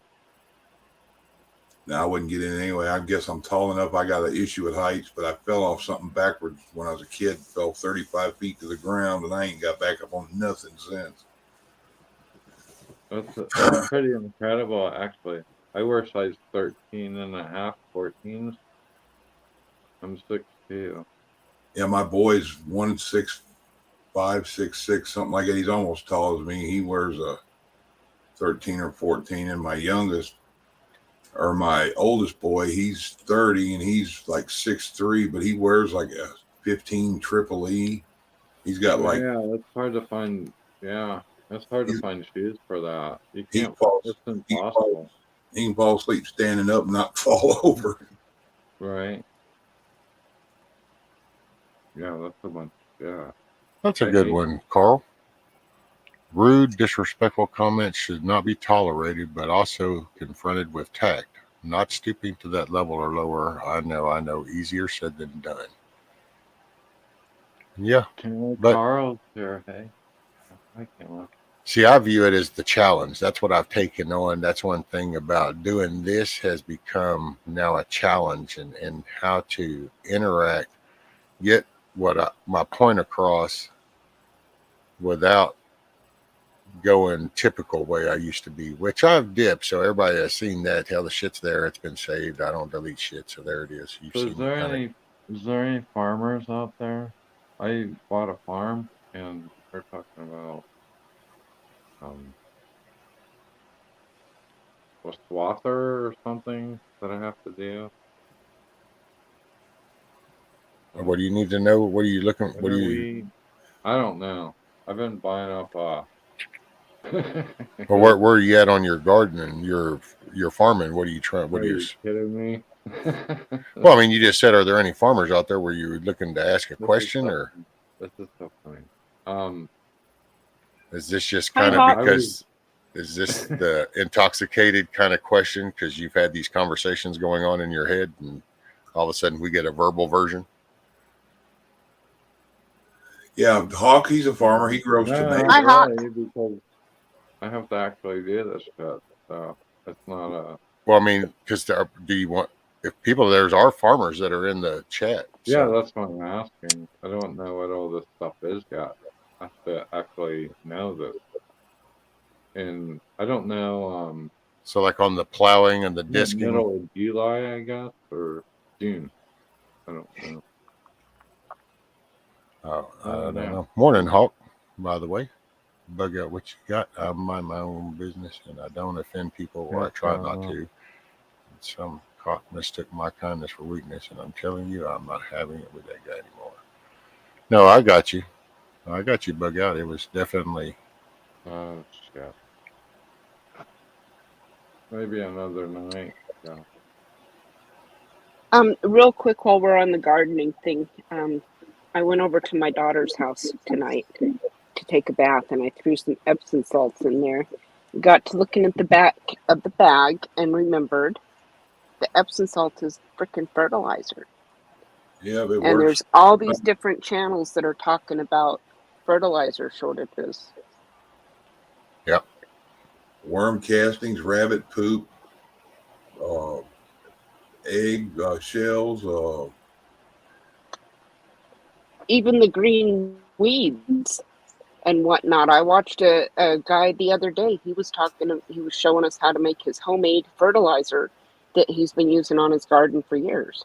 And all he does is pour water in a bucket and throw a bunch of green weeds in there, and he throws a screen over it to keep the bugs out. And eventually it gets all green and whatnot. He stirs it up and adds more water and stirs it up and then adds like a cup of it to his watering bucket. You don't want to add too much or it'll burn your plants. But he showed his garden. It looked beautiful. That brings the nitrogen out, don't it? Hawks said you should be churning soil and mixing in fertilizer and watering right now. I think that if you talk to me in 2 weeks, I could give you a better idea of actually where the fertilizer crisis would be. I actually have pretty good lines on all of this stuff because I've been paying attention to it and I've been buying it. So Cool. That's Yes, true. Virginia, a lot of people do mistake kindness for weakness. I actually think in the very beginning of this, I don't know, a couple months ago, I think I even did that because had some kind of soft talking, and I think people mistook that for some kind of pushover shit. And it's like, no, I'm just trying to choose a different way to phrase what I got to say. Oh, I can flip a switch in a heartbeat. That's actually been my problem for decades. I remember I remember that when I Yeah. first. Yeah, I remember that. So yeah, it's definitely a problem, especially on YouTube, because like I said, there's assholes. There's people that just enjoy it. If they see that they got under somebody's skin, they love it and they just keep plucking away because it's like, oh, this is fun. It's candy apples, and they have no consequences now on this because nothing happens to them. Exactly. Went from Okay, another thing before I forget, I wanted to show everybody for prepping. The other day when I went out to go do my laundry, there was another lady there, and we got to talking. There you go. And she noticed that I'm living in my van, and so she gave me these. They're laundry Liquidless sheets. eco sheets. You're living in your van. Laundry detergent. So you just with no water, it just kind of like wipes on the clothes. You throw it in with your laundry, and as the water's going in, I watched it. As the water's going in, it just dissolves. Oh, okay. So it's kind of like a sheet style of the detergent. Yep, exactly. Okay. A dry sheet. Looks like a stiff fire sheet almost. A make you full screen again. Hold on, we'll get the full shot of that. There we go. So liquidless eco. So yeah, it's just kind of like almost like a dehydrated laundry detergent. Yep. Either no mess, safe space. Oh yeah. And how many are in the pack? 60. 60. Oh yeah. See, so there's like 60 loads. Good night, Zach. Take care, bud. Good night, Zach. She said Zach. she ordered cases to put in her preps. Much love, buddy. Get you some rest. Good night, Zach. She said she ordered cases to put in her preps. And not only that, but it not only saves room, but saves on all that plastic, either that or cardboard from other Hangout said they make body wipes like that too. Right on.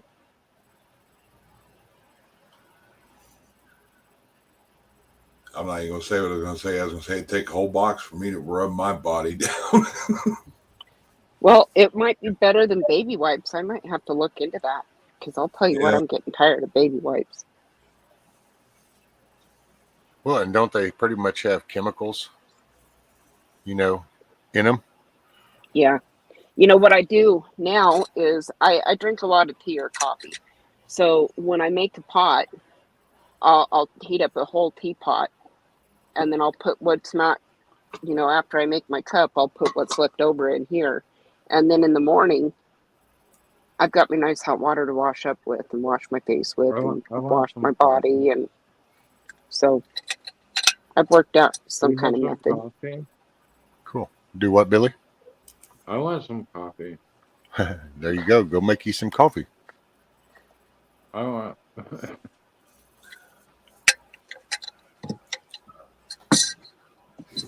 When I ran off a minute ago, I would have made me another gallon of tea. I'm trying to cut down on my sugar. I've got it down to 1 cup per gallon now. I was at 2, so 2 cups per gallon. How much tea do you put in? See, here we go. How much tea do you put into that gallon? I really want to know this. 4 family-sized tea bags. I boil the water, shut it off, drop the tea bags, and let them steep for about a half hour to an hour, and then pour them off. Because if you boil tea, it bruises it, and it gives it that bitter bite.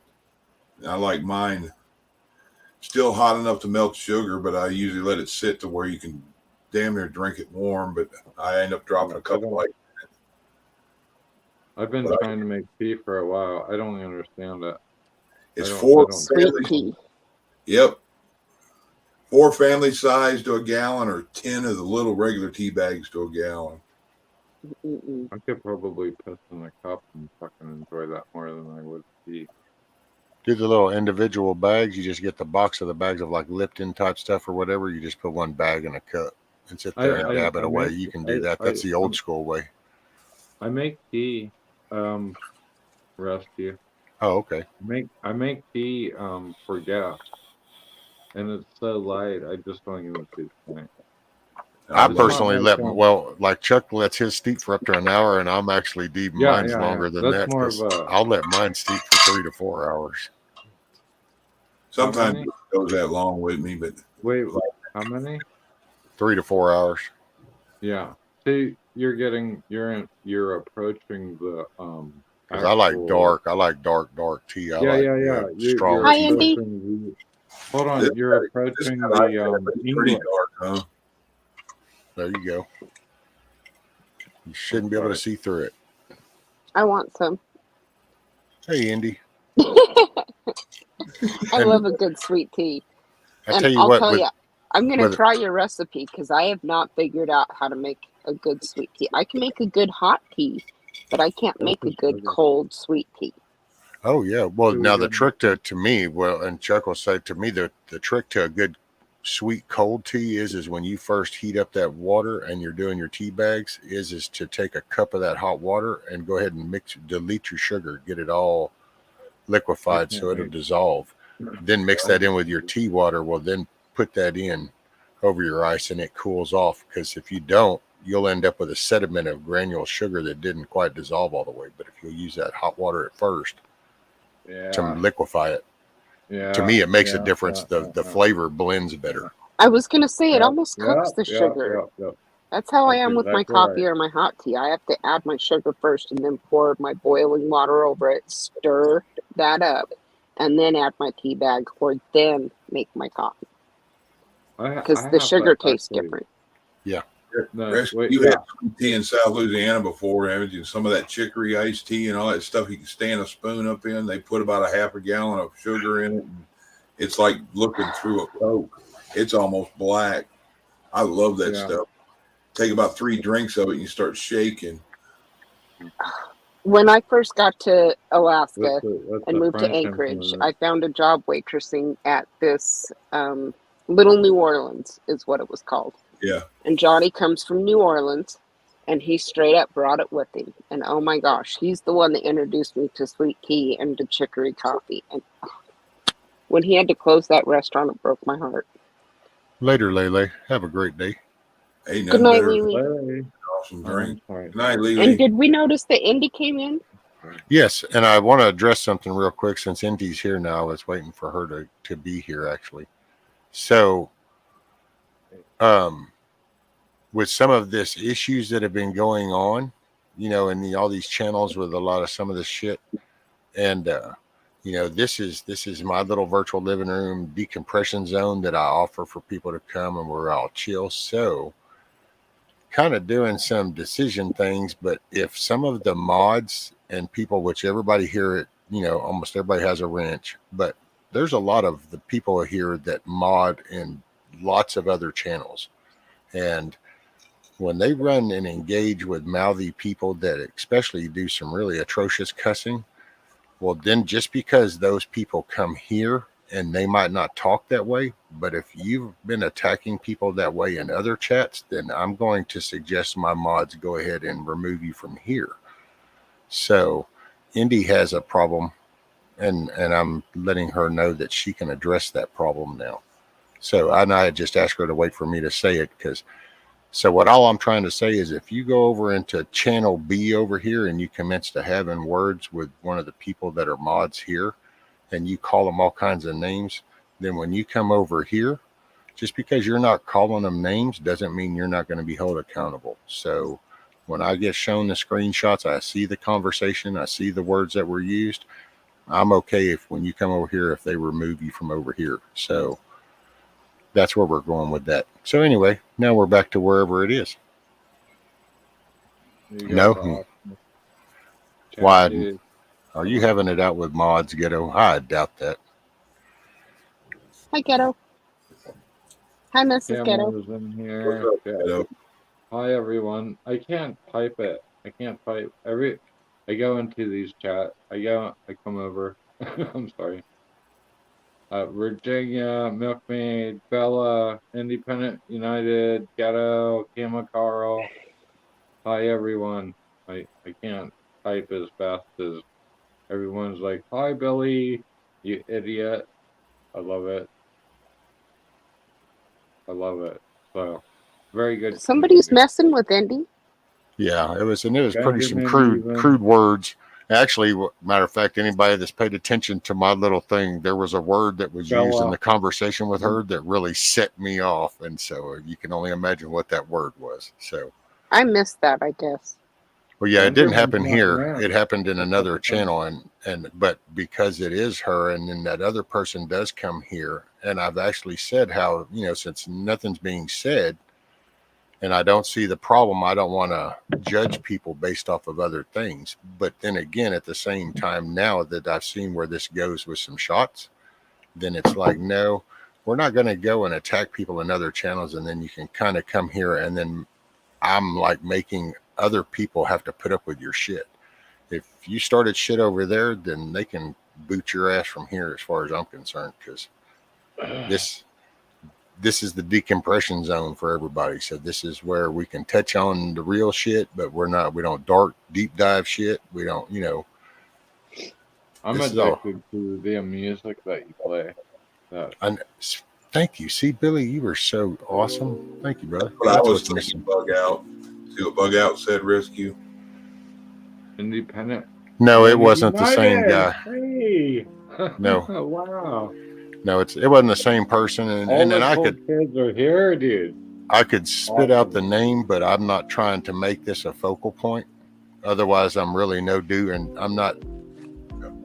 while I might not be saying as ugly things, but I'm doing the same rhetoric. So I'm not trying to make it a single person. It's the behavior is what needs to be addressed. And so it's just, but yeah. Yep. And it just happened to be Indy. Indy is like my sister. I mean, she's my younger sister, is the way. We've been friends for a long time. Actually, we've been friends longer than we even realized we had been friends, because we both followed the same person way back in the day. And it was like, I have a feeling that we crossed conversations back then, but because things were so hyper, we didn't realize it. But, what is that, Chuck? You holding your cat? Yeah, it's supposed to be that was supposed to be a Rottweiler that I was going to get. My wife got him for him and my son, and he took to me. So that was supposed to be a Rottweiler. So is this one of those Cuervo moments? Maybe I should open that bottle. It ain't been cracked in 8 years. Maybe I should pop it. This is the first book that I got when I went to chef school. Oh, cool. Let's see. Hold on. I'll make you full screen, Billy. Let's see what you got there.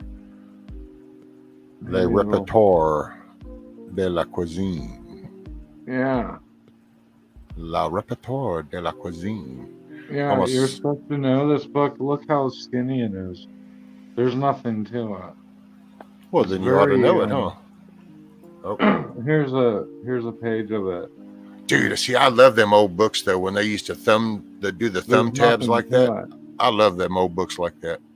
Those thumb tabs were so cool. I don't know why they stopped doing that. I love this whole community because everybody wants to can and everybody wants to cook, and I like that because I can sit back and watch everyone else figure it out. Like I had to do that, and that's very exciting to me.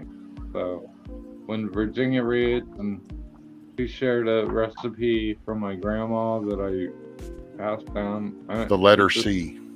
It makes my heart just go, wow. And people trying to figure it out and how it all works. And wow. It's very impressive how people that come here and in the chat and everyone, man, it's almost like, it's just like family. I'd stick up for anyone, even people that disagree, that we don't have to kick out. I mean, obviously we had to kick someone out tonight, but I don't care, I got a quick question for y'all. Yes, Does anybody else have rocks like these in their area?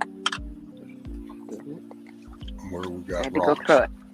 Yeah, they're round, flat rocks, like flat. Talking about like skipping pebbles? Or cutting taller. Actually, they're even flatter than skipping pebbles. Going full screen. Are they cut and polished or like slate or? Kind of hold it over to your left a little bit, Dana. Now, right there. Now, kind of come down just a tad. Right there. I'm using the background light of your deal, and it shows that better. Okay, wow, that's, I gotta say, it's pretty, This one's getting ready to break. is it a piece of shale? I don't know. I don't know. That's what I'm wondering. So is it where I was? is it black looking, and on the edges, does it look like it has layers?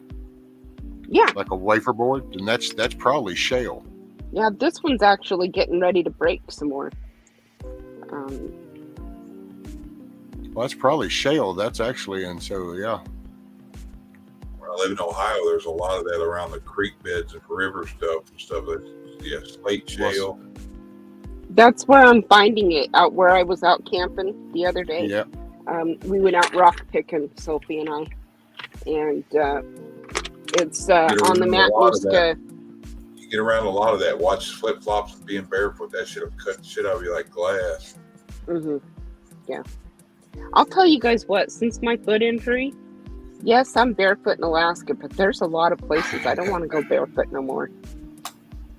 Especially with losing my toe after I got healed, and I thought I was fine, and then getting my toe infected and into the bone. I want to be a little more careful. But I love picking rocks, and Yeah, Indian Keno and anybody else that mods with me are like what a rescue said. If it's shit like that comes to my channel, I already told y'all, don't even ask me, just send them away and permanently. There's too much stuff we miss up here a lot of the times. If they burn your ass, just send them away. Hey, Black Watch, you better watch that. Hi, Georgia. Hey, Black Watch. Welcome everybody that's in chat. By the way, if I haven't mentioned you, I apologize if I seen you come sliding in. For the ones that are sitting in the back, kind of slunk all down. Welcome. Kick back, enjoy. T-Girl said, well, now I missed it. Rocks look like a fat tick. Yeah, it does, doesn't it? But what I use these for, we have, well, there's a couple things. We have groups here where we paint these rocks, and then we'll hide them places for people to find. Bella's a super mod. I can't.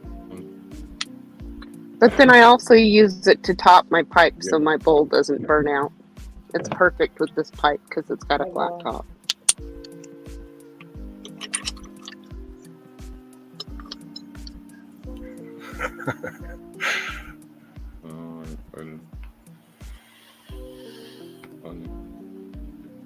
Hi, Chrissy. I ain't mistaken. I think Shift, Keno, Indy, and Lisa are the main mods on mine. I got a lot of people modded on there, but they kind of run the show. Yeah, it's kind of weird when I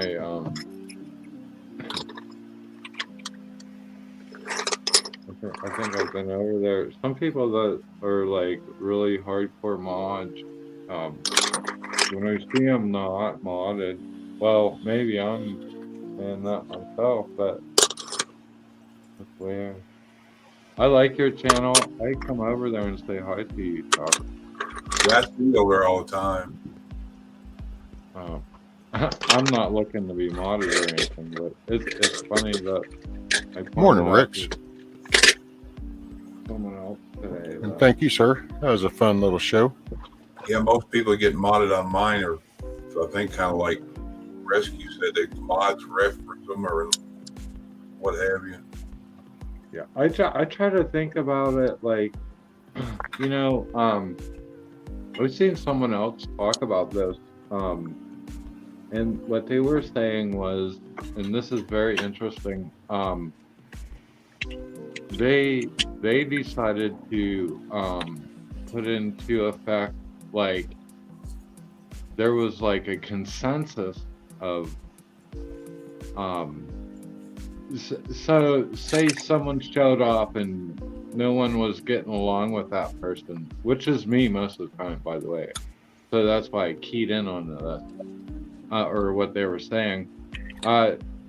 They were saying that the smart way to do it is to let, like, okay, so if you are like Chuck C, like Chuck, this is Chuck's channel.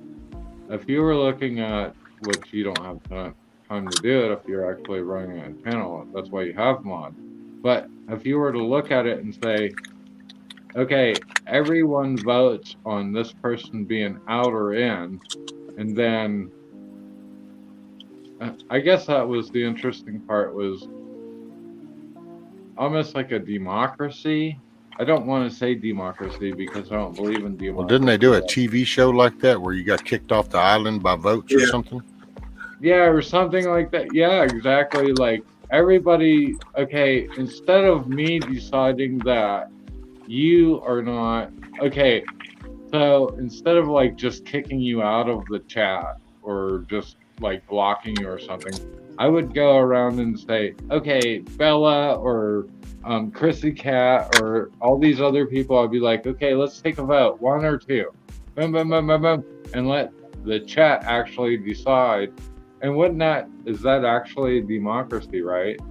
And be like, okay, this person has had enough or whatever, as opposed to like, okay, I don't like what this person is saying, I'm just going to kick them out, you know. I already did that once tonight somewhere else. Well, let me ask you this, Billy. If you had a business, would you want all your customers or employees to vote on how you run the business? Or if you were in your living room and having a big party, would you want all the guests to decide what happens in your house? Gosh, I'm guilty of both. What? Say it again. Well, I will give you an honest answer. Well, I mean, if you're in your business, would you let the customers and employees then decide basically the prices, the menus, and basically the decision process? Or, well, no, I mean, absolutely not. I mean, so wouldn't that be the same with the host of a channel? I mean, if it's your channel and you're the host of it, then pretty much the directive, because it's like with me and here and mine, people have a problem. If I don't see it, then they bring it to my attention. But I don't judge anything that happens on another channel unless, like now, because people get attacked on other channels and I know that they're good people and that there's not gonna. Well, absolutely. But so see, it's my channel and I feel responsible. That's why I always mention it's like my virtual living room. So and I think now if you hold the show, then I guess that would be your staff would be deciding that. Absolutely. You're right, 100%. No, I get it. Yeah, so that's what I'm saying. Like, I don't, you know.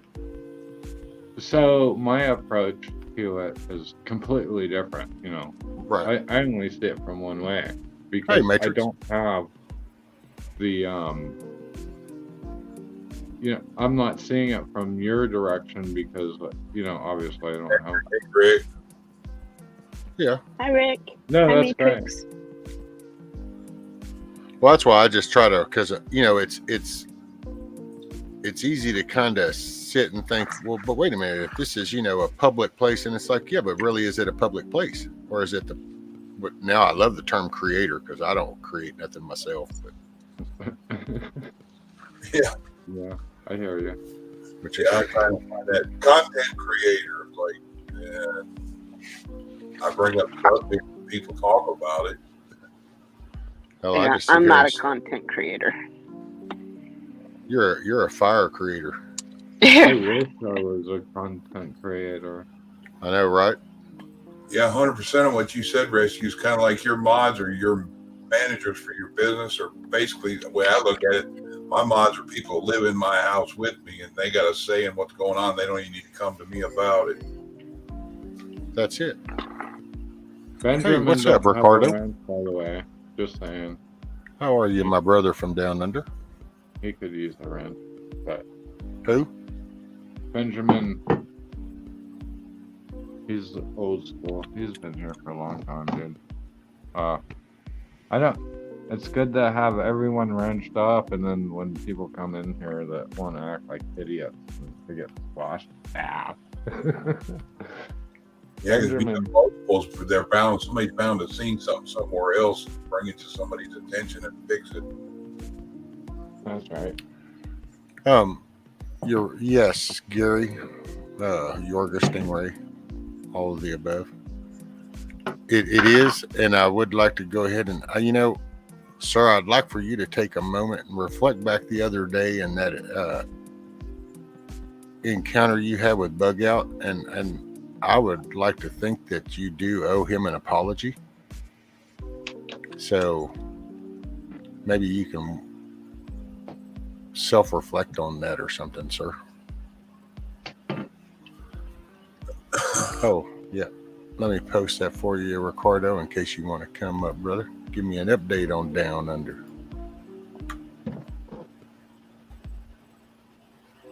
Who are you talking about? I would apologize to anyone. String theory, Big Bang theory. Oh, everyone apology for. Big Bang Theory.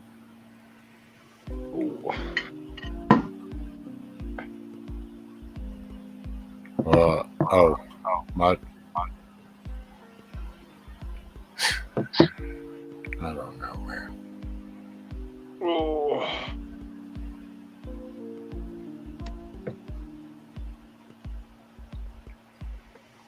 Well, then I'll say this, Gary, I guess I missed it because the only one I heard was actually following up that night when you even made it a point to reference that you weren't apologizing to him, but just to me.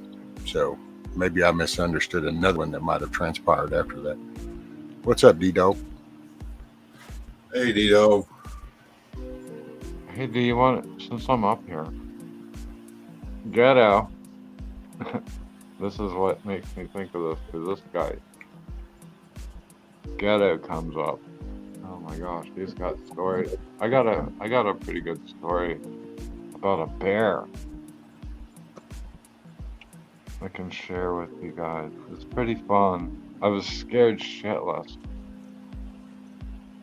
Hey, Asylum. By the way, D-Dog, I heard some good news out of Michigan. Matt DePerno, I think, won the Republican side or something, the nomination or something. Kind of heard some of that, but it sounded like he had some good news in Michigan.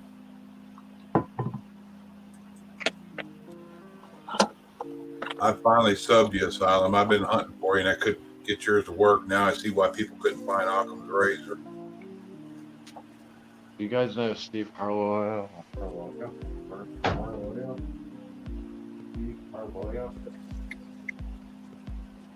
I got just enough half and half for a cup of coffee. Do I save it for morning or do I drink it now? Hide the Pop-Tarts. Use half of the half and half now, half of half now, and half of tomorrow. Where are we at with the camera? Y'all were really quiet. I was like, did I unmute myself or not? Guess that's something to think about. I guess I don't even get what you're saying, Ghetto. Ghetto said, see, this is what's wrong with our country. We blame the government for making mentally unstable people more important than us God-fearing patriots. But yet that's all that is done on these channels. I like that. He's a smart motherfucker. Yeah. Got a point.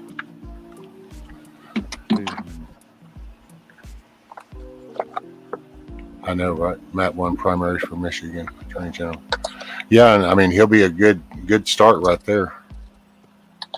And yeah, Andy's so excited for Michigan, especially for the Perno. Yes, that was very cool. And then what happened? Okay, no, if he did, he did. I mean, it's not even, it's not my thing.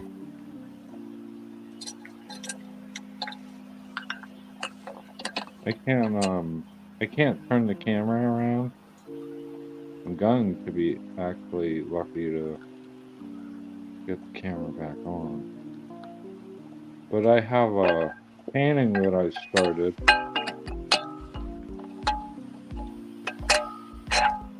Uh-oh. He's in the backstage. It says device not connected. I think whenever he went to do whatever camera thing he went to do didn't work out. Oops. I thought it was me for a minute. I can't add him because there's no devices connected. And now he's gone completely. Later, Hawk. Later, Hawk. Bye, Hawk. Have a good night. Hug those puppies. Oh, man, I'll tell you what. If I was closer to that man, I'd give anything for one of those dogs. Don't tell Sophie that, though.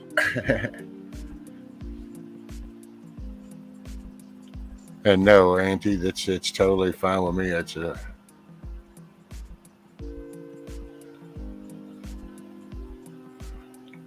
yeah, that's well, bug out. He didn't even remember calling his wife a whore the next day, so he does dumb shit sometimes and forgets about it. Call me Pepperidge Farms, I guess. I remember. Well, and that's, I don't know, man. I guess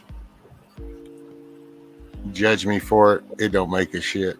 I don't care. But there's people, and if you're around my age, that I don't know. I guess some shit just shocks me more than others.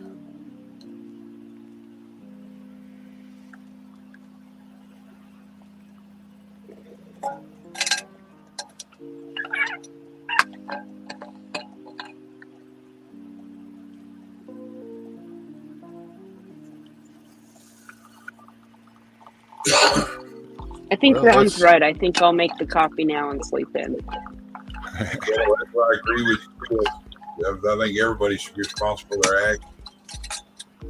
That's it. And that's actually why I just brought that up earlier, was it's people are going to start needing to be held accountable for their actions. So just, like I say, I don't know, man. If I end up with just one subscriber or one person, it's if there's none. Shit, dude, nobody was on this screen 6 months ago. So, and believe it or not, I went 6 decades without any connecting on the screen. So it's not like, oh my God. Shit, I've lived in an 8x10 in the dark, come out for an hour out of 24-hour day. Done that for months. I guess, Rescue, that shit happens. I guess me and you be smiling at each other because nobody else comes to be mine and be the same way. They just,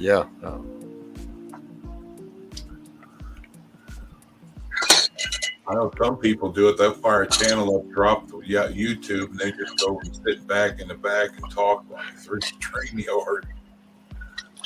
That's what I was doing for the last hour and a half. Before I came here, I was sitting over on a private thing through StreamYard. We were all just talking. I guess Michelle does movie nights, apparently.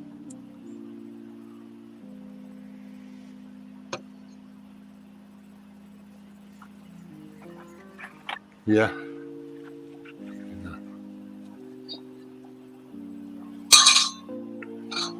Well, actually, Stormin, he did, because that's actually what he was referring to, and even said, I think if you go replay it, I think the word wife was even used. So I'm cool with a difference of opinion, but might just a little bit of research. But yeah.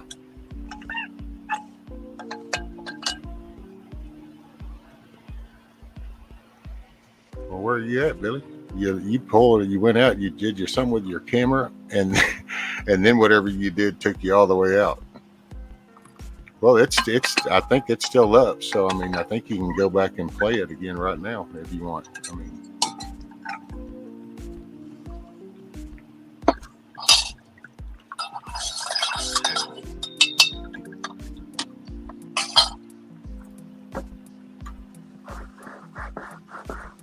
There you go, Billy.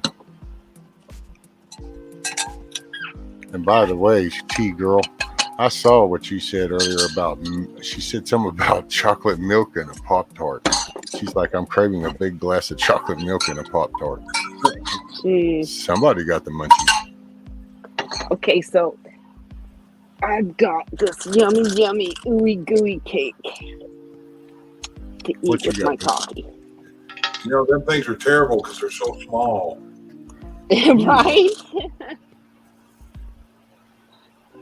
So what you making, Billy? What you got? Go full screen with you. Let's see. Can't do it. I have to flip the thing over and I'm not far enough to do it.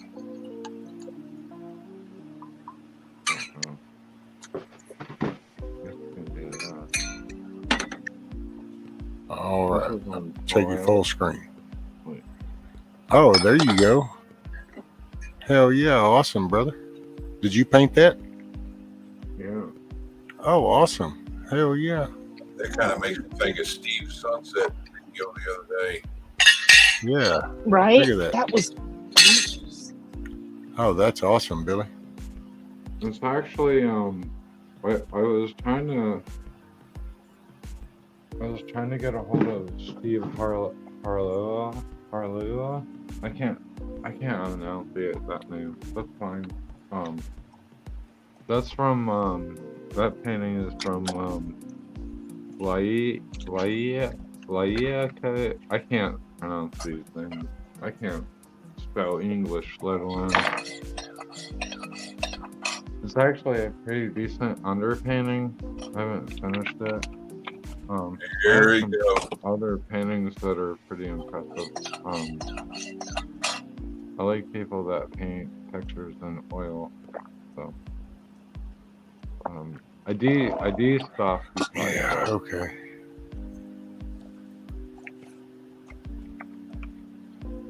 I wish I could flip the camera around and show you more.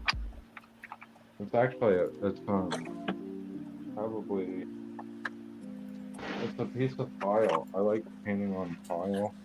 It's probably 16 by 8.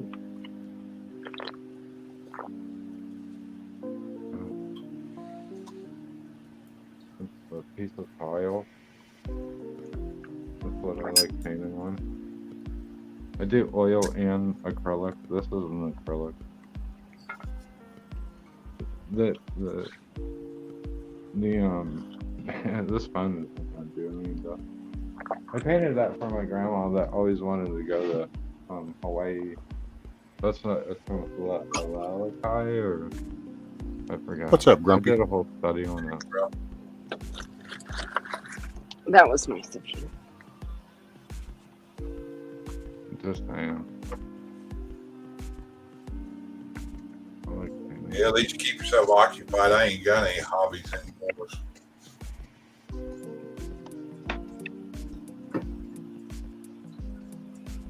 I got an ancient old 62 Bel Air 409 model back there. My youngest son dug out the other day. He wanted to know if we could put it together. And I'm like, yeah, but we need to get all the paints and airbrush it and do it right. He goes, we just glue it and leave it like it is. I said, that's why it's been in a drawer for 25 years.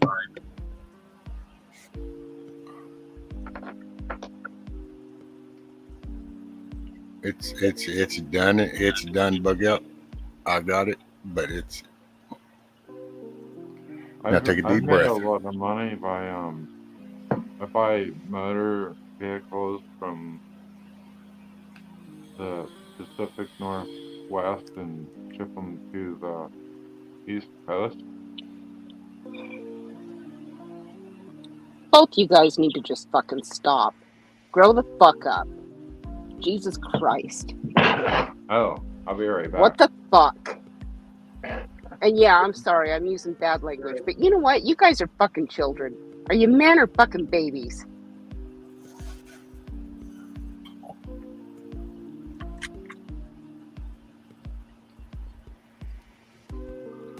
You know, I've one thing I've come to learn from YouTube.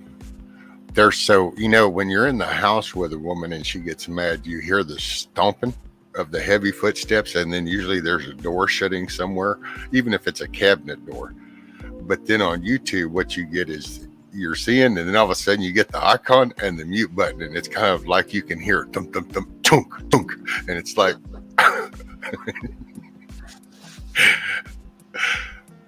I'm hitting my pipe instead.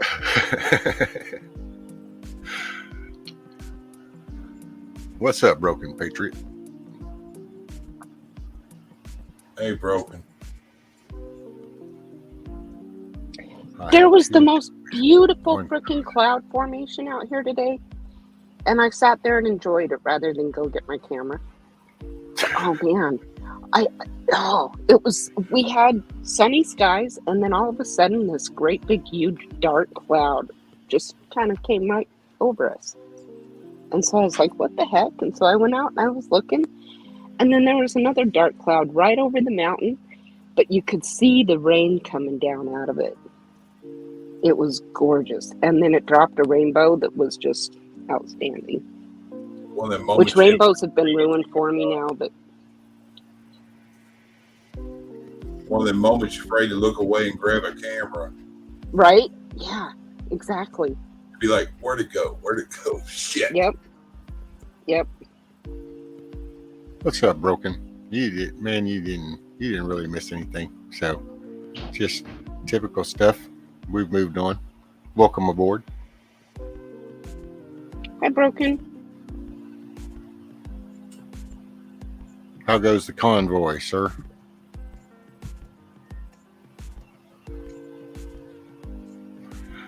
Oh, yeah, well, Grumpy. Yeah, now with Indy with her bag of dicks, but then apparently if you're in the Pacific Northwest, you totally get that. Me no sabe nada, but... And then with with Dana going off, well, you know, you stir a woman up just right, and you gotta... There's that little part on the crock pot that starts going... And you kind of got to let that pressure off. You know, it gets me more than that rescue is when the old lady I know she's mad, she looks at me and I say, "What's wrong?" And she goes, "Nothing." Oh, She's so mad there ain't words for it then, I guess. The scariest one is, won't you take a nap? yeah. I'm good. I think I'm going to go out there and count grass. But you look tired. You had a long day. Take a nap. I'm good.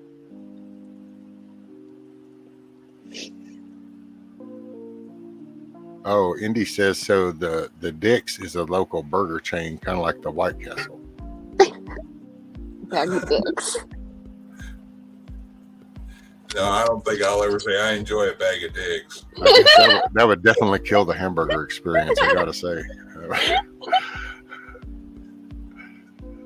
We don't put dicks in the hamburgers, dude. It's kind of like me with my cock on my chest.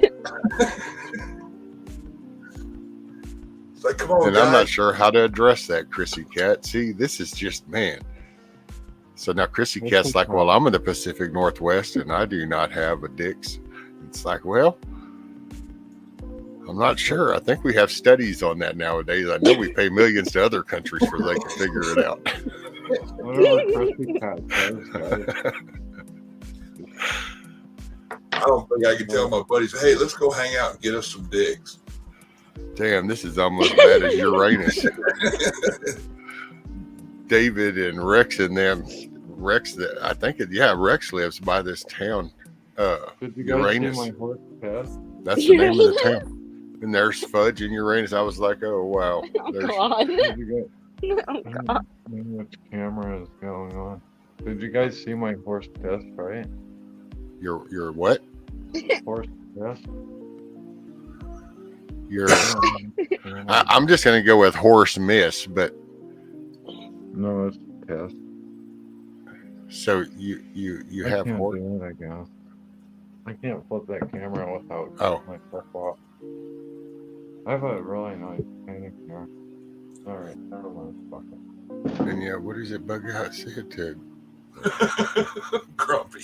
We had a wall locker counseling. What's up, Corn Pop 2.0?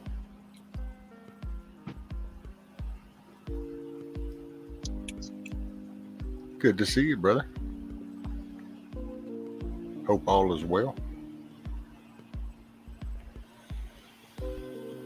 Nothing is all well with anti-antac. That's fucking for sure. That guy is not right at all. It takes me like, I thought he was speaking in tongues after that. I have no idea really what you're saying, Billy. Hey, corn pop. It was real low. Oh God. I did not read that. Good reason. Carl. Oh yeah, that's what I'm saying. And there's a town, and they literally have a fudge place, you know. So it's like, it's totally hard to have. No nuts. I'm gonna go get me a bag of dicks and some Uranus. I know, right? It's like, man, if that company ever expands their food chain, there's going to be some towns that are going to have some ironic moments. It would attract a lot of our government. So what is it now? Corn Pop has a hell of a story to tell. You need to get him to tell you what happened to him the last few months.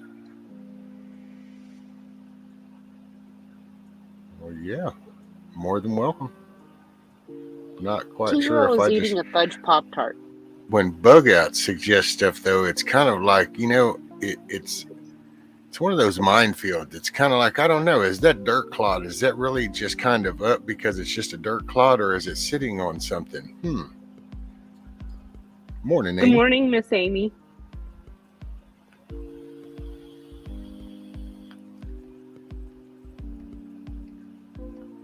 Oh man, that show that David and Rex and Miss Hope did, and I think Gar was up there. God Rides a Harley. He's a funny dude. They actually did this thing because he lives not far from there, and actually went down to the town, I think, and stuff. So, and dude, they were going for hours that night. I like Gra. He is a cool dude.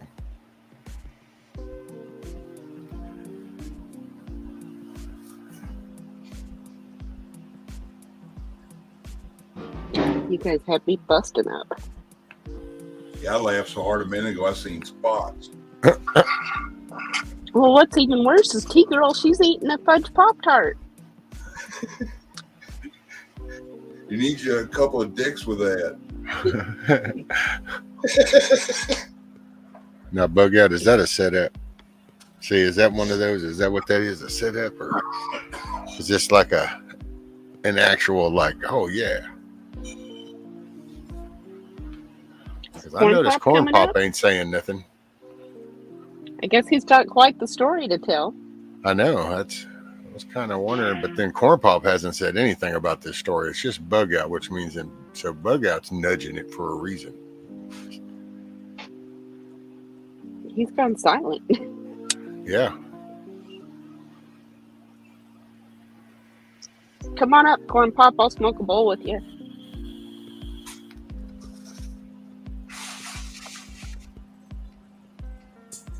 Now inquiring minds want to know.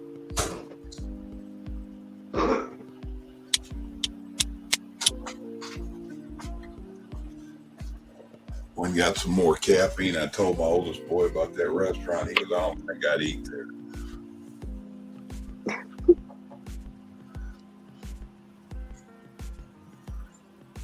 I can't do fast food anymore. I've learned too much.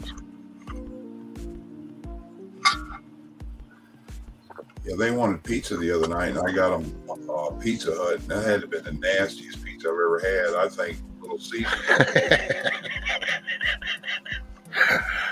I don't think that's the story Bug Out had in mind. That was that behind. That's the behind the scenes story. Oh, come on, Auntie. I wanted to finish reading that. Put that back. What do you take away? Oh, I just saw the very first part of a message and he deleted it. If you smoke that bowl in a corn cob pipe, that'll equal legend. Don't give me any ideas. He needed to correct the corn cob part, so that's why he put it up there. I'm doing work for a guy that owns a huge farm, and I will firsthand be acknowledging if the government is shutting down these farms. Within 2 weeks, I will be able to report back to you. Rest of you, I'll be over here. So if anyone wants to hear about it, I'm picking up a little bit of work for this gentleman, and I haven't gotten to the point to where I'm asking him directly what's going on with this stuff, but as far as we're concerned right now, there is harvesting going on this spring with I think it's a winter wheat type crop or something right now.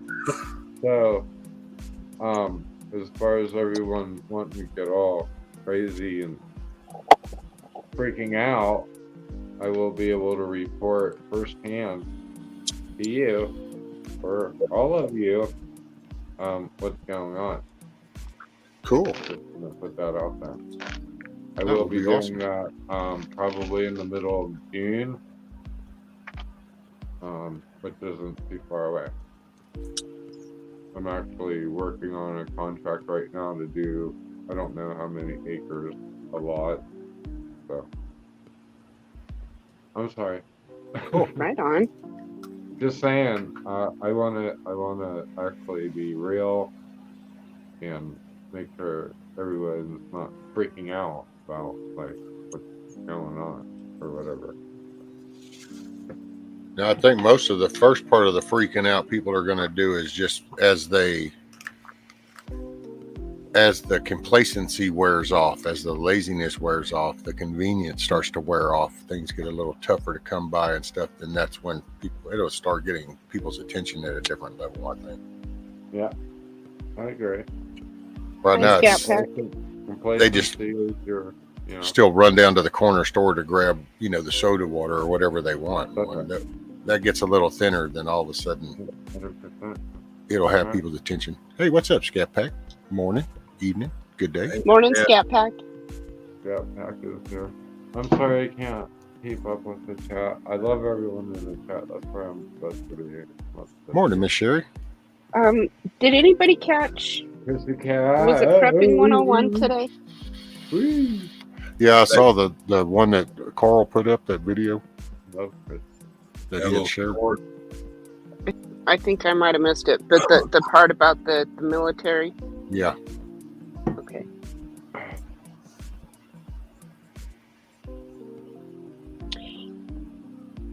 I find that kind of odd. So did I tell you all about my daughter meeting this guy that just came back from Japan? He's a Marine. Yeah. Money. Morning, Right. Vaughn. Morning, Money. She went on her first date with this Marine who just came back in from Japan. Well, I was watching that with her today, and she said, Mama, a number of guys came back with him, not just him. Does that sound right to you guys? Well, if we're I mean, kind would of, he be Run would that- he be run that deployed, by or me- would he be run that sent by me home right again. now of all times? well, being pulled back from over there, I don't know if that was on a normal rotation schedule or if that was unusual scheduling, because they could go either way with that, because being pulled from the Asia theater, that could have some implications. But as long as our Right. Pacific Fleet doesn't move, as long as they still stay out there, then, because that's our. Okay, wait a minute. Bug Out said yes, but I'm not sure to what part. I've heard something along the lines they've told a bunch of them to take everything and go back or else. And that has to do with the demon rocket thing.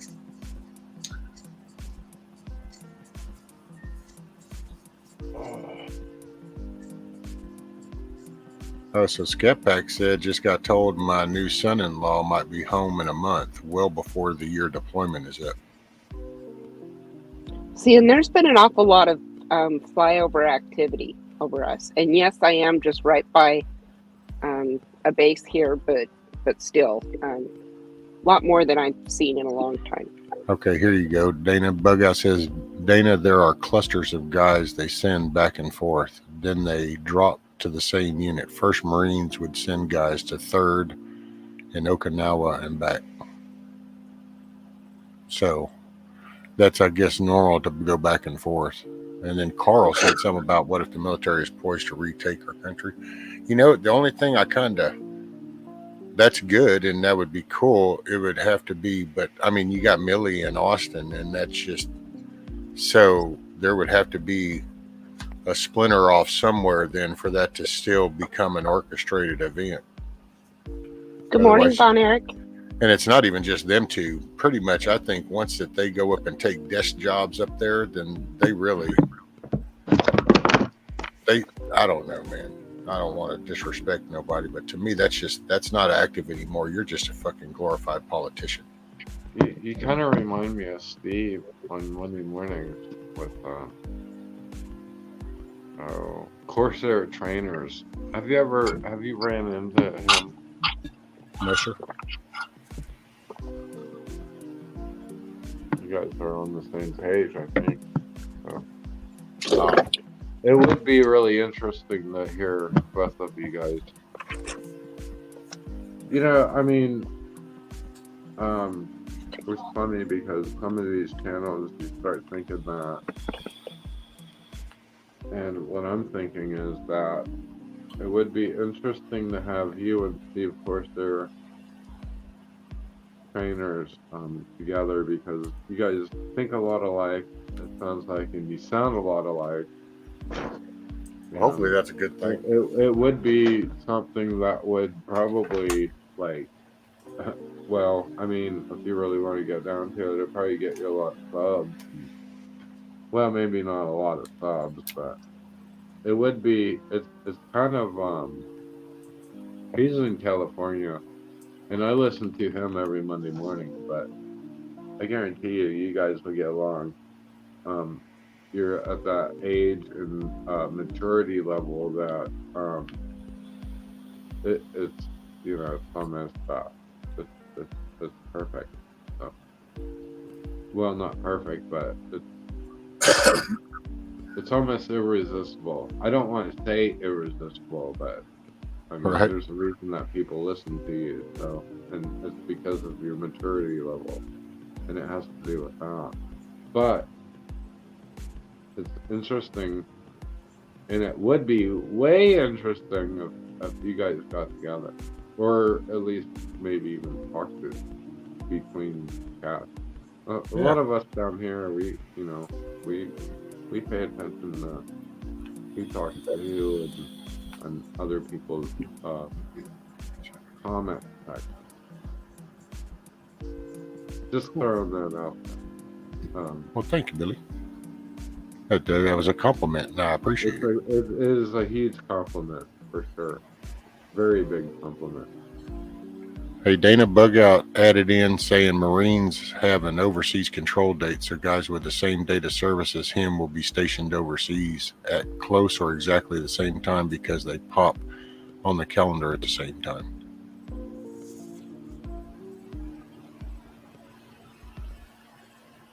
And I see what you're saying, Rex. Welcome to this island about a general, but I think it's even lower than that once they get into that Washington domain. Once they enter into that, basically like the Washington theater, they become politicians and stop being soldiers.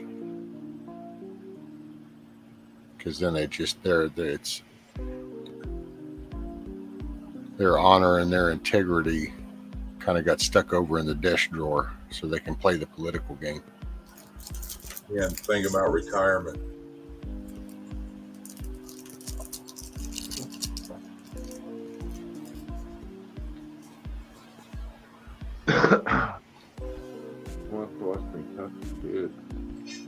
And generals, I don't know if they become lobbyists for the military or for the war machine itself.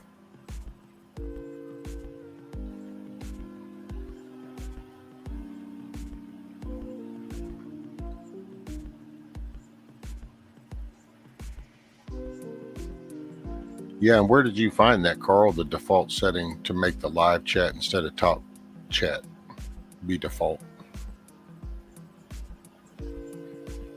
Was that is that under the options, or is that in your YouTube settings, or? It's right up here, up above live chat. There's those 3 little bars right there by the X. Yeah, but how do you get it to stay that way? You just push on it, and then you it'll give you the option: top comments or live comments.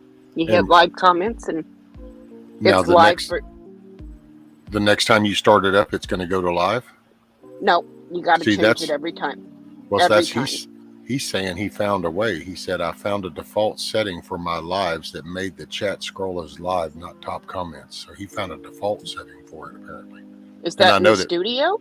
People have always wondered that, because in the setting before you went live.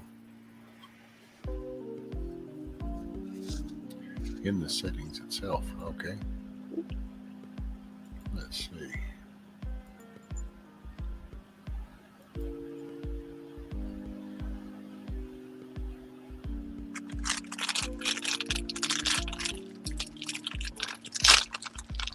if I can see where it's. Yeah, I was trying to find the thing to get the community tab and never could find anything how to get it. So either I hit it to restart it, or it just magically appeared on me today, the community tabs. I think it just shows up when you finally on the back end get the approval. Last year they said you had to do something, and I kept trying to follow where it went, and it wasn't there. So they must have simplified it. I'll have to look, because I was looking around just then, and maybe it's before you actually start it then or something. I'll go look. But I tried to post a community picture and say something, and it wouldn't work. It kept telling me to retry, and after about 30 times, I just left it be. The full Monty, yeah, I do, and that's when my mom, I taught her how to run an M16, so everyone in my family kind of got them down, but that's exactly when that happened, because I'm sorry for breaking the... So generals have become yes men for the president. Obama was ruthless with firing generals. Obama cleaned out State Department also. Then the real left party began. Yep. Yep. That was a good comment, Monty. That was an excellent comment. And yes, there are people out here that we are American, and that has happened. Sorry, I thought, well, you are muted and your screen is, your camera's off, Dana, but. It wasn't. I happened to look over right after I shoved food in my mouth and saw me doing it. I was like, oh my God. Sorry, guys. No worries. How embarrassing. Me and my double chin. Here's this. Didn't even notice a thing.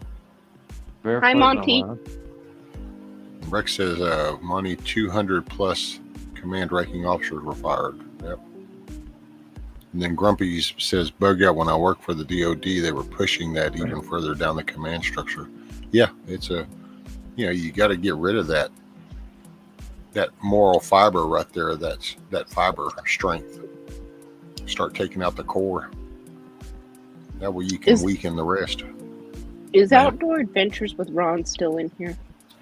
I believe so. He didn't say night or anything. Ron, you still here? Yes, he is. Yes. The other night, RVing with G, and he'll know who I'm talking about, sent me a video that I'm going to put, I'll put the link in here for people that want to go see it. It was put out by Glenn Beck over 2 years ago. But if you watch it and you think about everything going on right now, it's one of those, oh, holy shit moments. And when you think about who's really running the White House right now, and we're talking about the man that's sitting in the basement whispering in somebody's ear. Yeah. Oh, he's just one of many. Right. No, definitely one of many. And let's see what Sherry had a question. She said, stupid question, but when they are fired, are they kicked out of the service? And that would, depending on how they're fired, they can be reassigned, which is the same thing as being fired. But if you get fired for the other reasons, well, then that can also come with a discharge.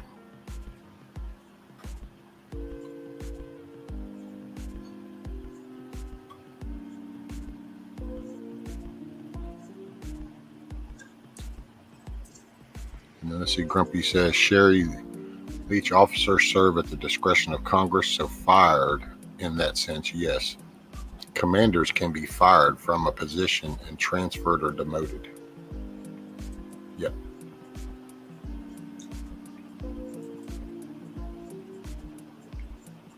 It's basically having like a manager in your store, and you really don't want the manager, but you know you can't just up and walk in there and fire him.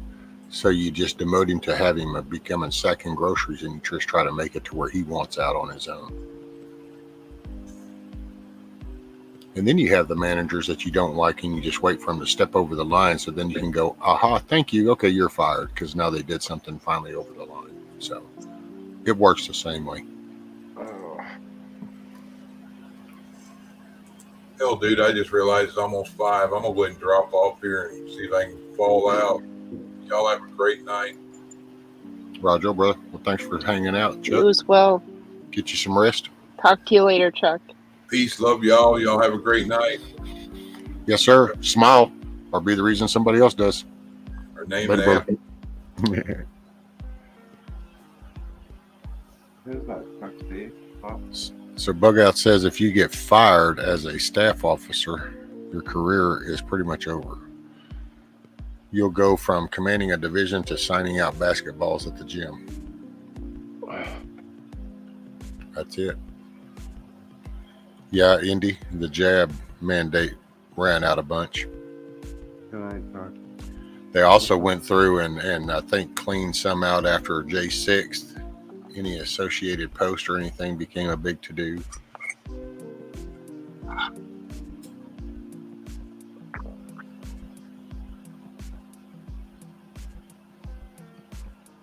Which we don't want to forget the people from J6.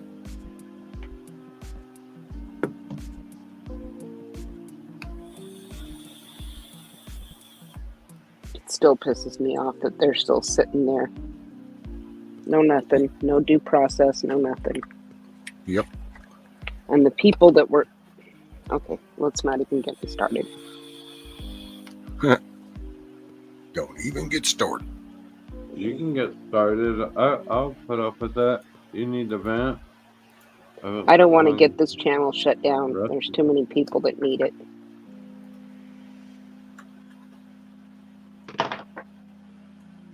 Something has to happen somewhere. Welcome to the asylum. I love that name. Yeah. You can get booted out for a tattoo? Mm-hmm. Yep. What? What? Yeah. They Wasn't that a thing where the guys used to go get all tattooed together? yeah, but now they've classified some tattoos as, hate symbols. What? Here? Oh yeah. What? Hey, Sean. How are you, Thank sir? you, Indy. Hi, Sean. Was the North Shore over here? And let's see, what is it? Bug Out says the field grade officers and DOS staff were in long before the coup for J6, then already cherry picked the roster. Yep. Yeah, he's a pretty smart guy. Thank you, Indy, for dropping those links. Yes, That's thank links you. for supporting the J6. And then there's also the truth. Some of the things that have been being put out here lately, it's gone back. I mean, how many decades is this going back? It's kind of scary to think that everything I knew is wrong. I'm pissed that I can't stand my guns. Well, greed has been around for, thousands of years. So it's just, and then the power control. has been around for thousands of years. So this is just, it took a new face, I think. That's the way I view it anyway. When our country got created, we kind of changed the dynamics of things. So it changed the way kind of the evil, corrupt had to do business. So it took them a while to finally get back to where this is where I think they're trying to get to where they really wanted to be. They didn't want us to be to begin with. Mm. But we did establish some different ways of handling things. So all of a sudden, their way that they had been doing didn't work. They had to readjust, I guess, to put it in just a mild way. Mm-hmm. That's why I think that the corruption levels, some of these people aren't even like intertwined. It's just that they both have greed and control as their focal point. So it's like they're running for the same goal without even really knowing each other. Because they're just, it's the bad, the evil. It's just so easy to hate. It's so easy for negative.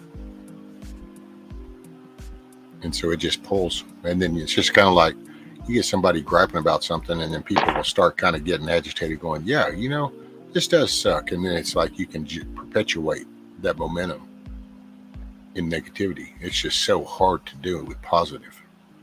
Right. Because everybody's got things that upset them, that put them in a, you know, a bad frame of mind, that, you know, it's a hard situation, an unstable situation. So there's always a conflict of some sort in most people's lives. So it's easy to tap into that. So easy.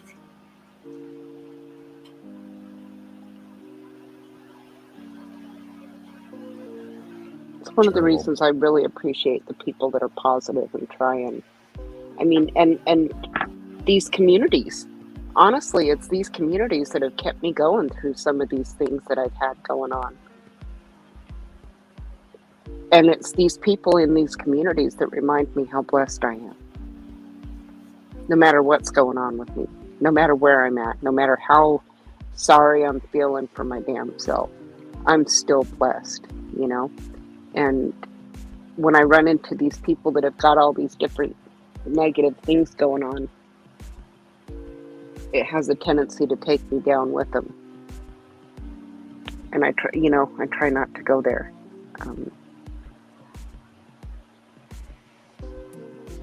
Chrissy Cat said, makes me feel guilty that I do not think about those people still in prison. So unconstitutional. Nothing is done about it.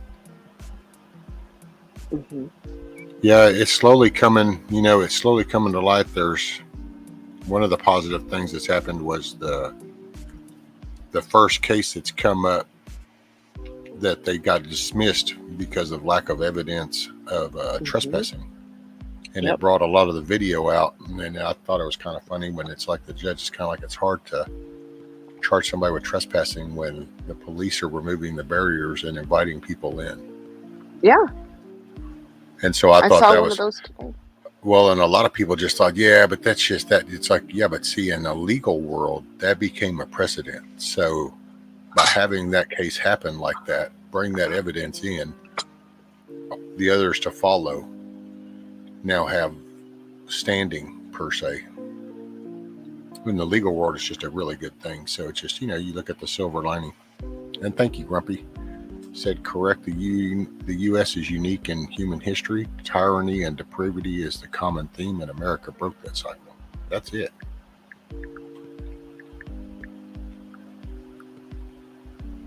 This community is so badass. There is probably, I don't think there's a question that you cannot ask. I'll be right back. I'm gonna walk my wife to the door. Y'all, if y'all don't mind, hold the fort down. Mm-hmm. You know, I was just going on to speak that, you know, when I first started paying attention to people in this community, there's a couple different,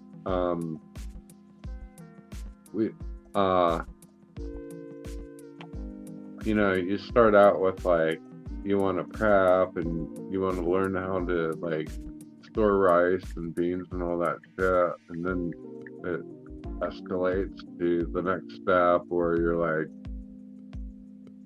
I've gone so far and above and beyond. I can see, like, I know, and I don't want to like bite anyone's ass or anything, but I don't pay attention to a lot of this stuff because I'm so far ahead of it. I'm not going to drop any names or anything, but I do visit these communities. This is one of the smartest outlets if you want to vent on like your frustrations of any of the there's always something around here for you to. This is a really good place to be. There's very awesome people here. I mean, we can start naming them off. People in this community, it's just awesome. It's comforting because if you're frustrated, you know that other people are frustrated. Also, there's so much knowledge. It's incredible. Like, I mean, I guess the latest fad, is canning. I don't, participate in it a whole bunch because I've been canning like for a long time. But hold on one second. It's very good night, Silver Girl. encouraging. I hope you have a good night. Sleep well. And thank you for that link.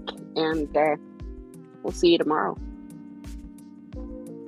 I was just giving major props to this whole community and you just cut me off. Yeah. I'm sorry. I wanted to say good night to Silver Girl. She's one of the great parts of this community, mister. I know. Silver Girl, good night, Silver Girl. Oh, yeah, Silver Girl's all over the place, right? Right? Yes, sir. No, but we do have an awesome community. I'm trying to Most stall and not look like an idiot. So. Silver Girl said good night, Rescue. Oh, night, Silver Girl. Get you some Silver rest, ma'am. Girl. When you wake up, be sure and smile, or be She's the one reason of my somebody else favorite does. people here. Oh yeah. I was just giving kudos to the whole community because I've been here for a couple years and everyone else has been here for a couple years for sure. And it's been a pretty awesome ride and I've learned a lot and other people have learned a lot and, we're ready for pretty much anything and, it's pretty cool. It really is pretty cool. It is. If we want to get all spun out on something or this or that, you can do that. I've met a couple of different people from here in Alaska that, well, I haven't met them yet, but I know that they're here and we're becoming friends and going to meet up at some point in time. Alaska Prepper being one of them. I can't wait to meet him. Rudy's awesome. And then just last week, there's a new fellow that just started coming in, Rich Wells. He's from here. In fact, he's just right down the road from me, and we're going to meet up someday. Oh, cool. Yeah. Hey, morning, Mayor. Glad you're here. Good morning, Mayor. If I'm fortunate enough that I can get like some cameras going and stuff, then like canning season for me is in the fall. A lot of people are canning right now. I don't know why, but because they're feeling the need to. Awesome. Well, yeah, in some areas, And the learning. grocers are getting a little thinner and stuff, so people are preparing and canning what they can right now while the costs are still low. I'm behind it 100%. I don't can right now, and it's really, I don't know why. I would like to participate, but I don't can right. I wait when the tomatoes are ripe is when I start canning. So hopefully by then maybe I can get some cameras set up and I can join some of these great people that are canning and stuff and be like, okay, I can do tomatoes, because I do tomatoes and chicken and green beans and some of these guys are getting really fancy with the Ghetto's wife is getting really fancy with I see the multiple layers of vegetables and stuff. I'm like, damn, that's fucking awesome, Yeah. It is. Morning, Canadian Patriot. That was cool the other night. Way cool. Dude, well, that's You know, what gets and I me. It's watch like this Sophie. Sophie does that chicken cacciatore and all these casseroles, and I'm like, That's right. wow, just Yep. man. Yeah. I kind of lurk on these channels, which isn't unfair. I mean, it's kind of unfair, but because I'm busy and I do others, but I let it run. You know, I turn the channel on and I let it run for the watch hours, but I listen. I'm like, dude, they are doing some cool stuff for sure. You know. Morning, Benjamin, they milkmaid. keep it that way for a reason too. They keep Yes. it that way for a reason. Yeah. Good morning, morning. milkmaid. Hi. So kudos to all you canners out there. You know, I'm not a big canner myself. I know what I'm doing, and I can can probably anything, but you guys rock because you guys are doing it. You're showing it. You know, and I wish that I could do it. You know, I mean, I have to do it anyways. I'm canning anyhow, but it'd be awesome if I could get some cameras and stuff set up. But these You guys should. Do your rock. phone. That's what a lot of them do. They just use their phone and prop it up. Hell, between Really? like The Monique, background. Sophie B, all of them, Sister Marie, they just set their phone up in a corner part of the kitchen, and then you watch them go to work. It's As pretty soon as I awesome. get into a It is place, I'm gonna get a awesome. canner and do the same thing.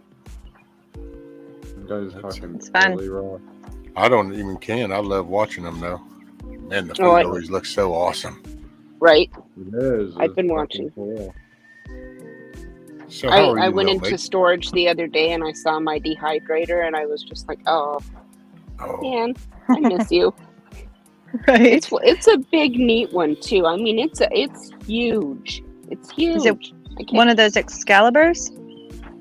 I can't remember the name of it honestly, but my kids all pitched in and got it for me for Mother's Day. It was like Aw. $300. It, Very nice. I can do a shit ton of food in there. Yeah. Yeah. I love dehydrating because number one, it's a little bit cheaper, and number two, you Mhm. can use whatever jars and hmm vacuum sealed. You know. I've still got some kiwi that I did like 3 years ago. Been eating on it. I know Morning, a little Box. bit about the vacuum sealing stuff, and you know, I like to be able to participate a little bit. I have some professional grade stuff, and you know, I should video this stuff, but the problem is by the time I want to get it done, I don't have time to do it. hmm Really, because I have some stuff that has failed, and that would be a good video to be like, okay, this vacuum sealing process failed, or you know, a canning process failed and all the lids didn't, you know, jive or whatever.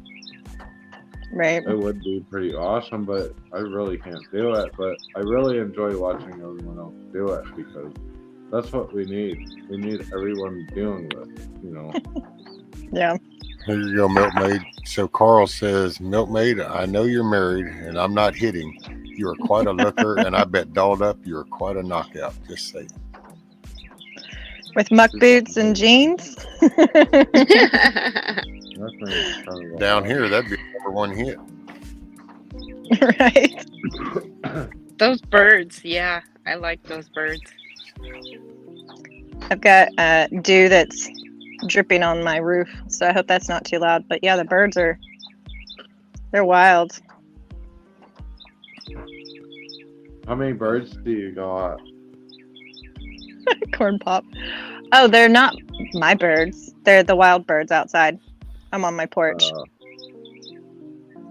That's just Mother Nature. Someone just got guineas. I was the other night. I don't know who it was.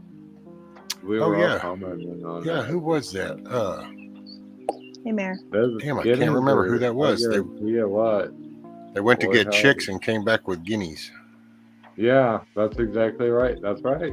Yeah, That's, I forgot who that was, awesome. though. Damn, who was that? The best was it Billy? No, it wasn't I- Billy. No? Can't do guineas, man. They're so freaking loud. Oh, come on, you can do guineas. If you have enough room, you can do guineas. That's the whole thing. Well, I have enough room, They're but not that bad if you got room. yeah, I don't know. I got room for them. They're great. I've helped people with their guineas before, and They're so stupid. Dude. Oh, they can be aggressive. They're birds, really too, but I dumb. gotta they're territorial They're though. stupid, dude. They're like That's guard what- dogs almost in your yard. oh, they are. They They'll are, bark at but- everything. If they don't make it back to the roost, then they get killed by the owls or the hawk at night. So Yeah, they don't like to I come back to mean- roost. And they'll get on the wrong side of the fence, and they'll sit there and sit there and sit there, and it could be overnight even, and you're all stressing out. You're like, what the fuck? And you're like, you know that guinea's over there. They don't get back to the roost. That's why I mentioned the anti-antac yesterday. I think it was. I was like, you know, if you get those, he's got a different. One kind sec, of, Billy. All right, Chrissy. Have a good night. Get you some rest. Good night, Chrissy. Much love. Wake up with a smile.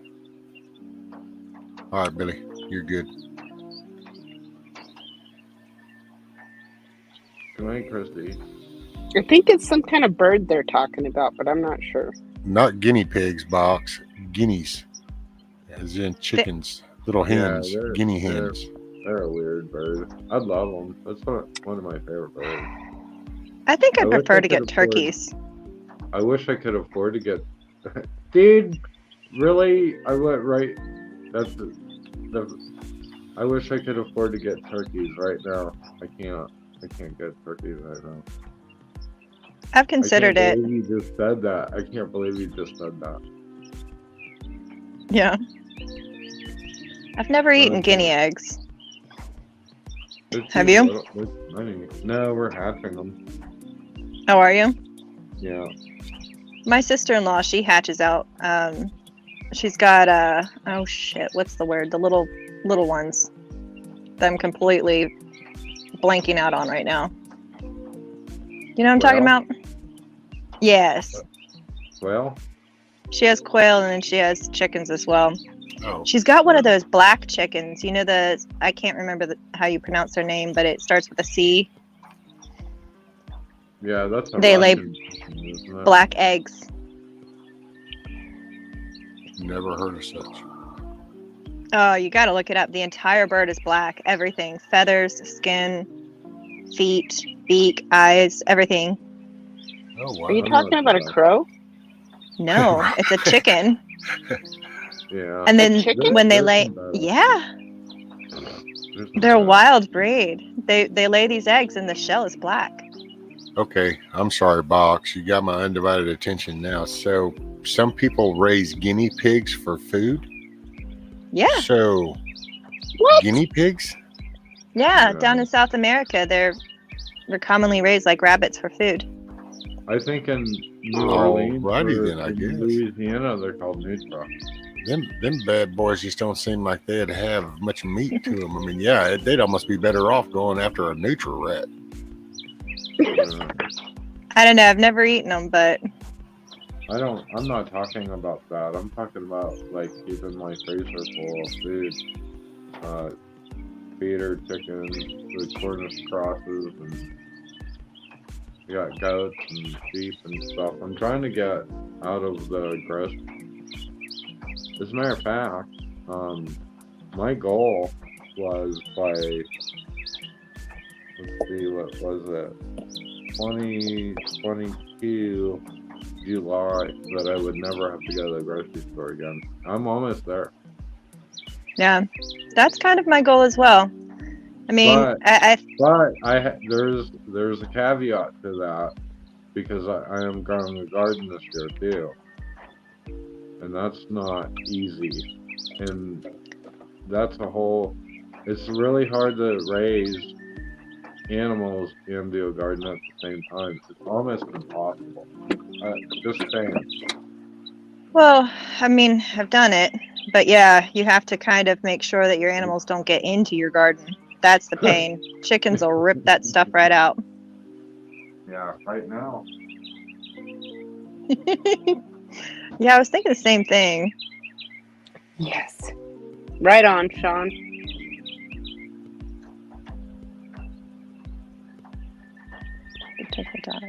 Oh, bye, Grumpy. Good night, Grumpy. All right, Grumpy. Get you some rest. Get charged up for the next day. Get to welcome the dog back home. You're not doing pigs, are you? Wake up with a smile, brother. Yeah, I do pigs. How many do you have? 14.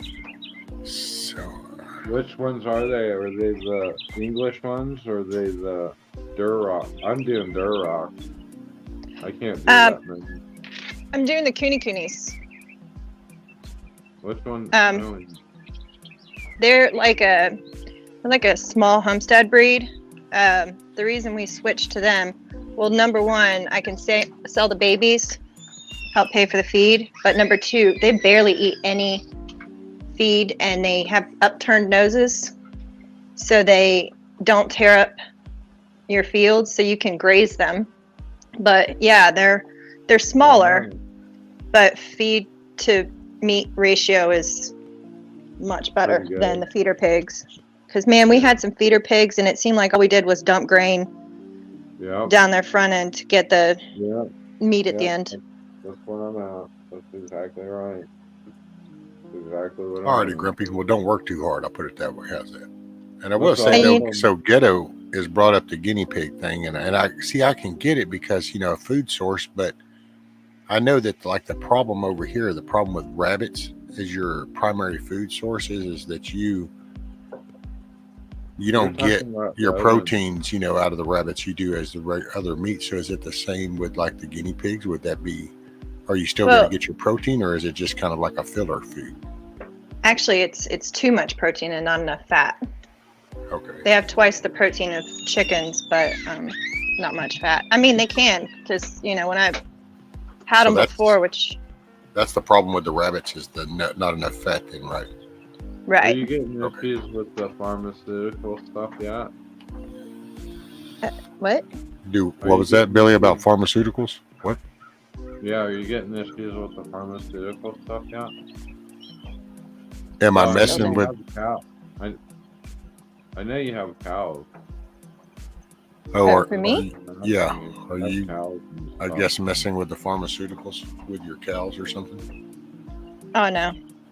I don't use hardly anything with them. I don't either, but I mean, I have meds just in case, but yeah, I don't really.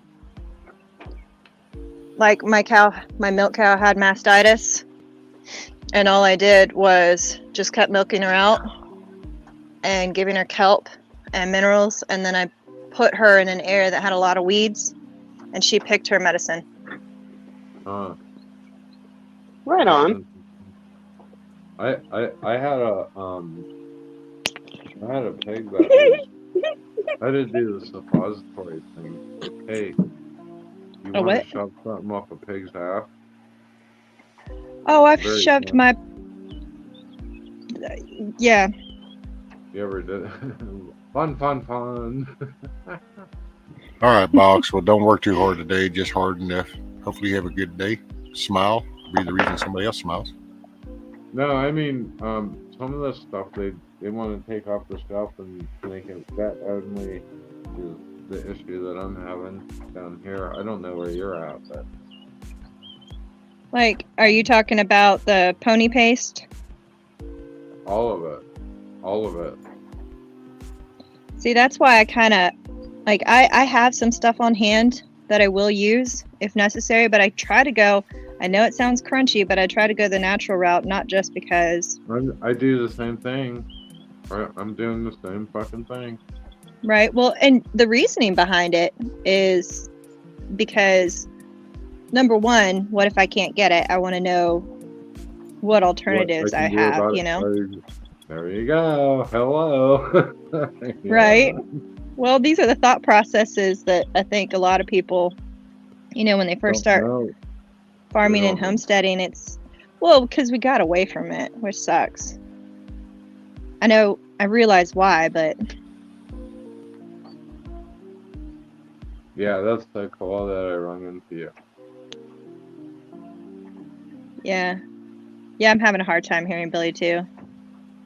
I turned him up a little bit. I'll turn it up a little bit more.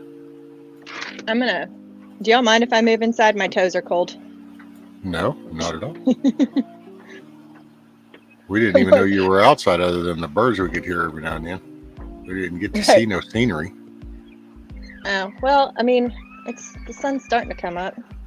I guess I could show y'all.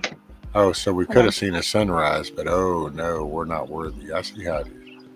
Oh, well, the sun comes up behind the mountain, so all I get is, the light shining on the stuff. That's funny you say that way. Carl says wildlife might just become a regular cuisine again in the States. Yeah, I don't know. It's always been a regular cuisine down here.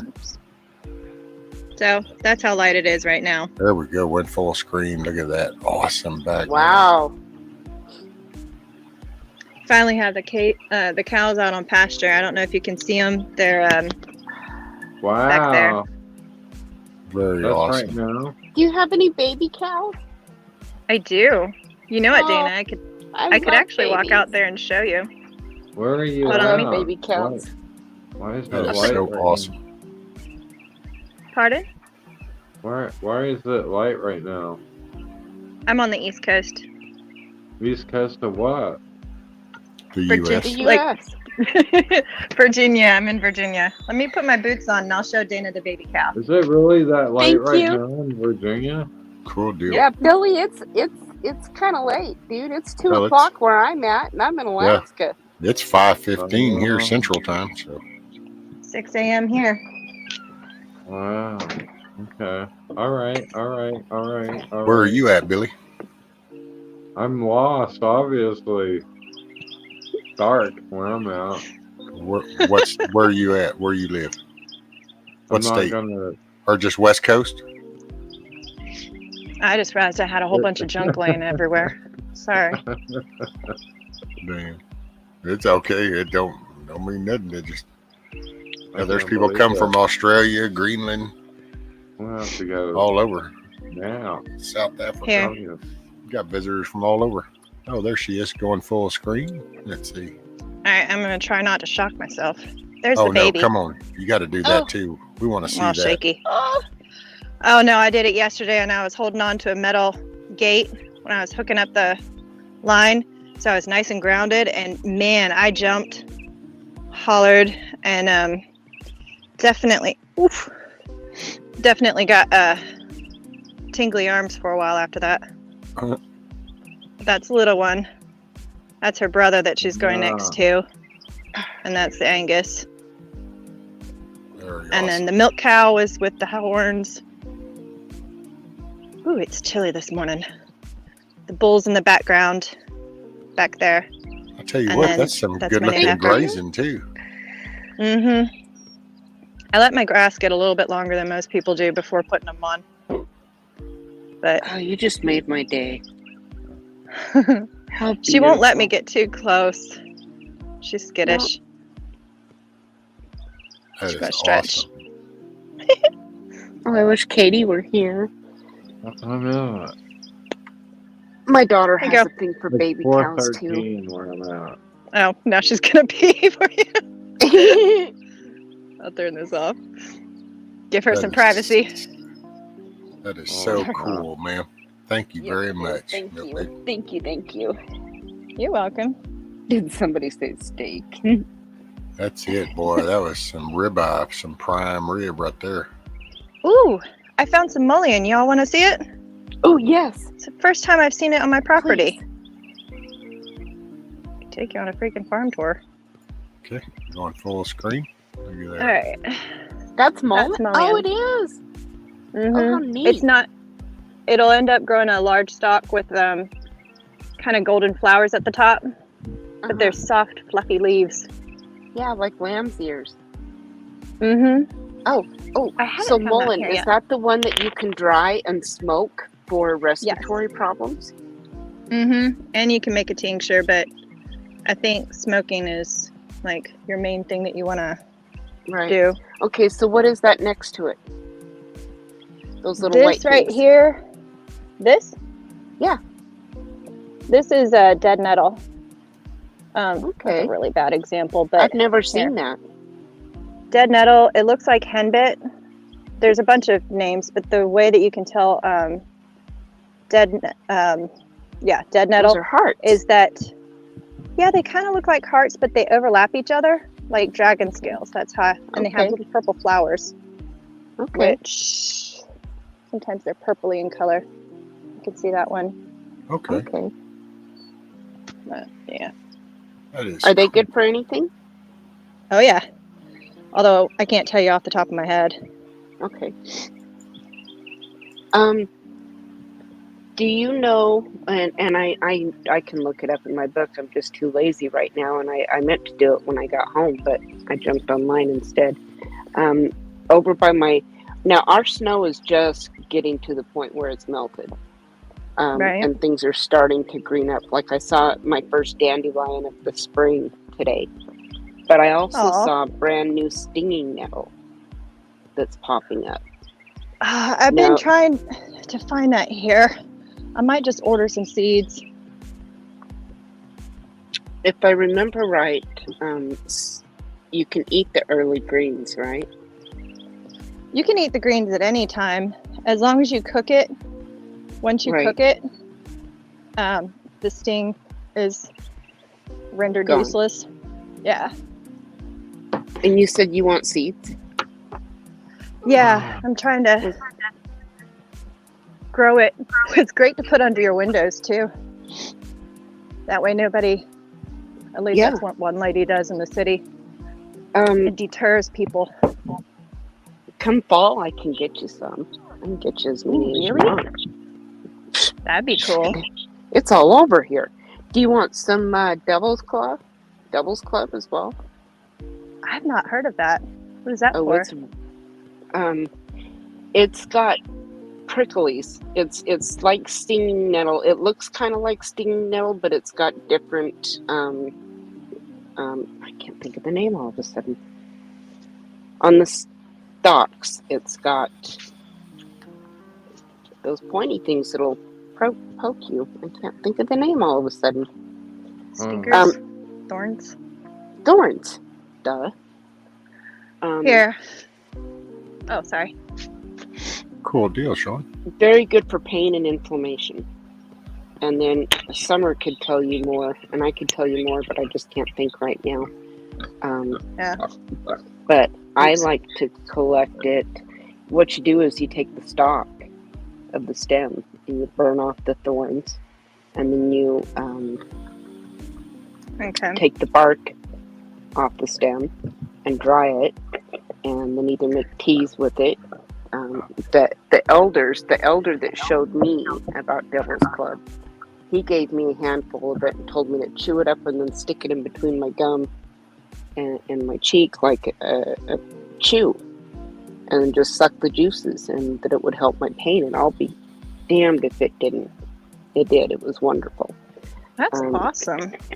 Yeah. So now I also put it in my salves that I make, and then I was learning how to make soap from Summer, and I told her I want to make some Devil's Club soap because it's good for eczema and psoriasis and skin rashes as well.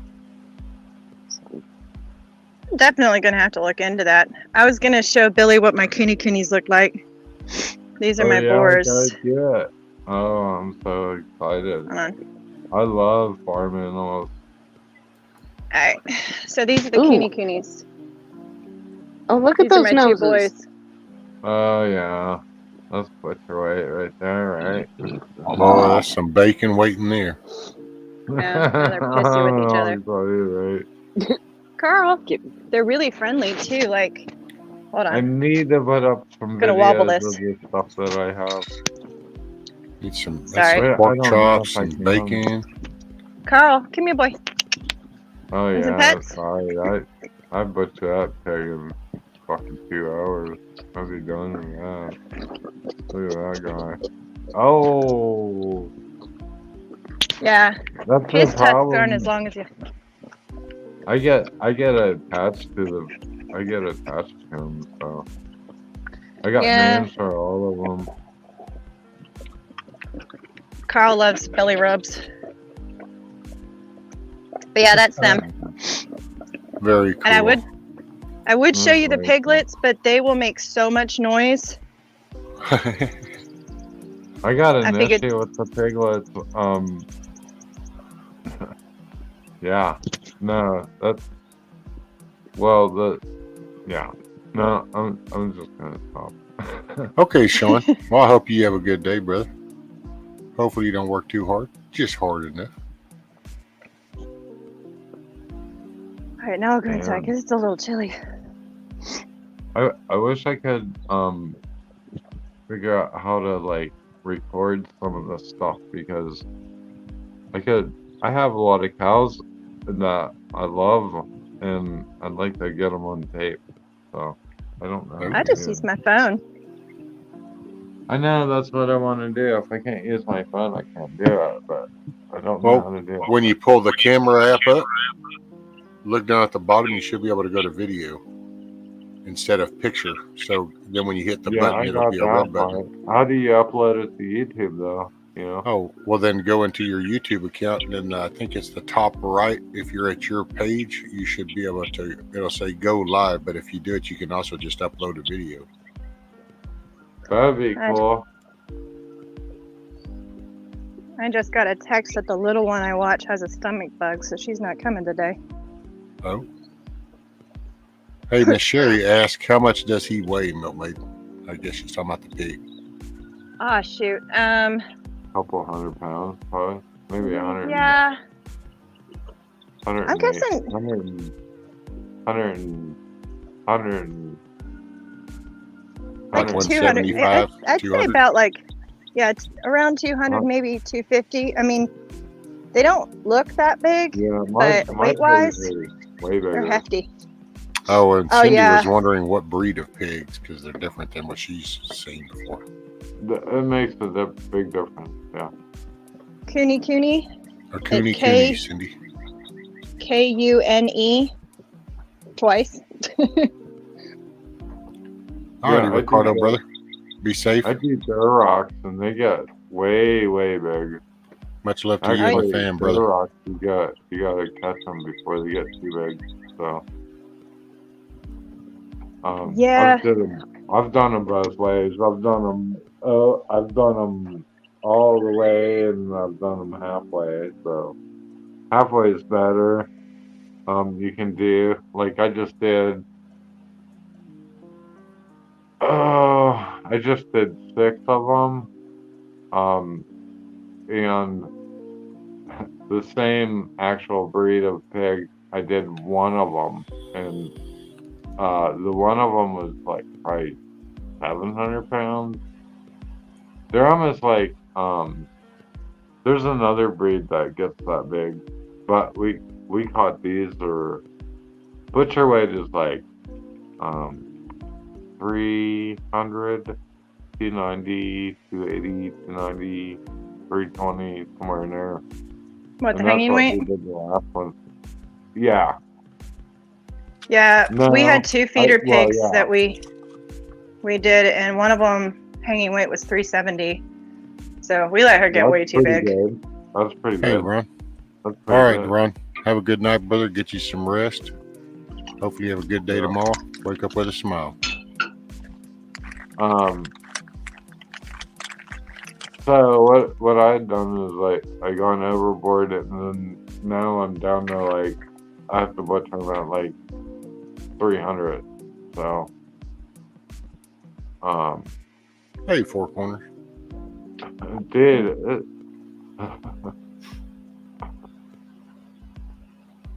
There you go, cows Auntie. You got the right idea. and Wrap the pigs. sausage with the bacon. Wrap the filet with the I bacon. guarantee you, I did That a would really be good good. job on the bacon. No doubt about Well, that. that's Sean had said something. Let's see, what was it again? He said, I have sausage thawing next to a half a pound of filet mignon in my fridge at home. I was wondering which to cook first. It's like, well, you wrap the filet mignon with the bacon.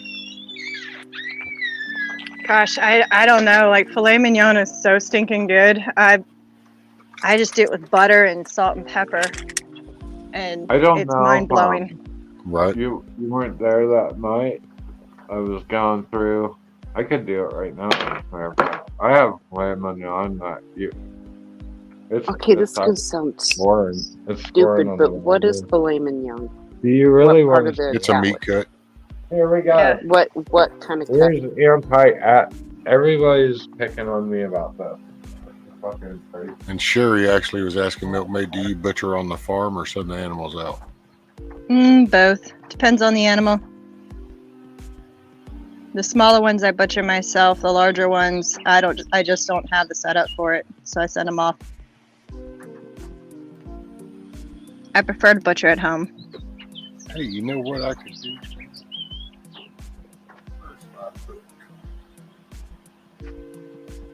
Well, I understand it's beef, but can anybody tell me what part of the cow? Yep, I'm going to show you. Awesome. Oh, there we go. Thank you. Because I don't even know. No, veal is the young calf.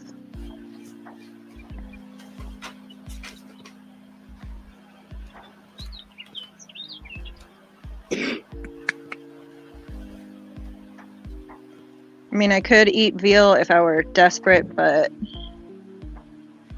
I don't know. Calves are so cute. That's my lamb. Where are you at? Where's the camera at? That's my lamb. Oh, nice. Oh, okay. Oh, I'm sorry, Bill. I can't get the full screen. I don't, I can't see it. Does it show? I have, you wouldn't believe the meat that I've been getting. It's fucking incredible. It's absolutely incredible. It's incredible. I can't even believe that. My goal was and is see, like, I've probably ran into a lot of you guys a long time ago when everybody's like freaking out with all this prepper stuff. I pushed it to the 9th degree. I'm done. I don't even go to the grocery store at all. Like, hardly at all. Like, maybe for dairy. It's a continuum, I think. Like, you got to start somewhere, but I do agree with you. The homesteading is the end goal. Over it. I'm so over it. Well, actually, you got to. it doesn't show you actually, Dana, the fillet part, but it shows all the main cuts. This is how we used to teach people back in the day, believe it or not. With a book? Exactly right. Yeah. You don't say. Let's see if I can get this picture in. Yeah. I wish I could. I don't know. Okay. There's the cow, and then there's the calf for the veal, Mm-hmm. and then Goat, there's the sheep. lamb. I have all that shit. I don't. And then I there's the completely. Oh wow. Okay. And this Right book, this book is actually called the Giant Book of Essential Knowledge, and it's that thick, and it's from, I forgot what the date on this was. That is cool. I'm gonna look for that at our thrift stores. We've got a couple different thrift stores here where there's a whole bunch of old stuff. 1948. Yeah, and it's actually kind of cool because it shows, because like in here, it's actually even got a thing on asbestos, because back then in 48, we discovered asbestos and thought that shit was so cool and useful. Now we realize that, it causes cancer and it kind of kills you, but you read this and it's like, oh, look at the usefulness of asbestos, and you can hear this whole excitement because of the discovery and what all it's good for, and then you look at where we are now and you go, yeah. Mm-hmm. Rescue, that reminds me, Cornell University, they have an online archive. I keep trying to tell people this so they can print it out, but they have an online archive of old farming manuals.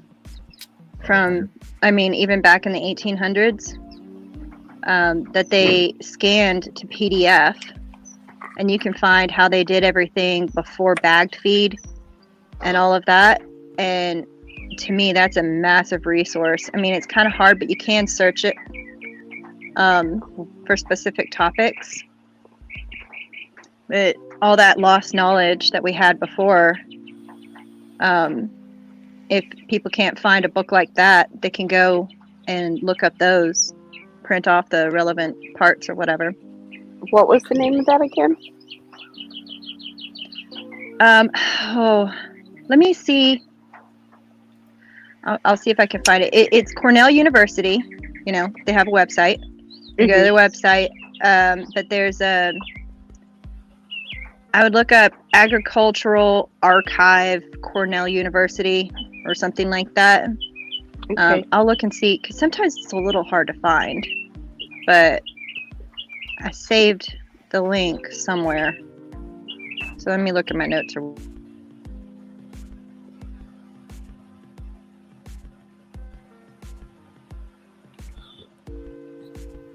Like under National Good Agricultural Practices Program.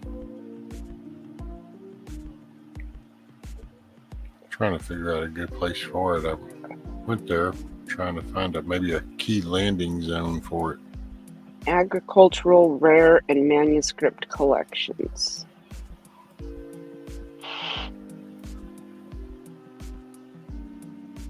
It won't let me click on it.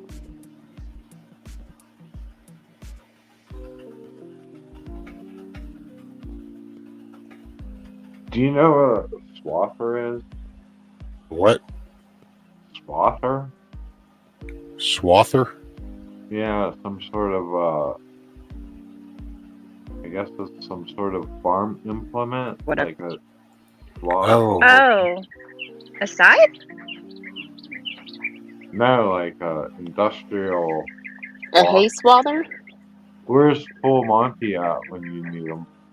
Are you talking about a hay swather? This is for, yeah, I guess it's, That'll bunch your hay up like big spinning wheels, is it, big tine I wheels. think those are called Rakes. tenors something. I can't remember exactly all the it's things. a big piece of equipment. It's like $250,000 for one. Oh, think. well, yeah. Well, maybe not. Maybe they're like $100,000. I don't know. Yeah, I've I mean, seen my a whole bunch. husband- I've seen them. What's My it in the husband helps with the haying, so he knows all that equipment, but I don't. Milkmaid? Would it be under just the man library at the Cornell University? No, I'm. Let me go look. It should be in the book that my friends wrote. Rare and distinctive collections. I'm gonna mute myself real quick. Fine. Mute yourself. I've got rare manuscript collections. How rare are they? I'm interested in that. Not sure. Let's see a digital Like, collection.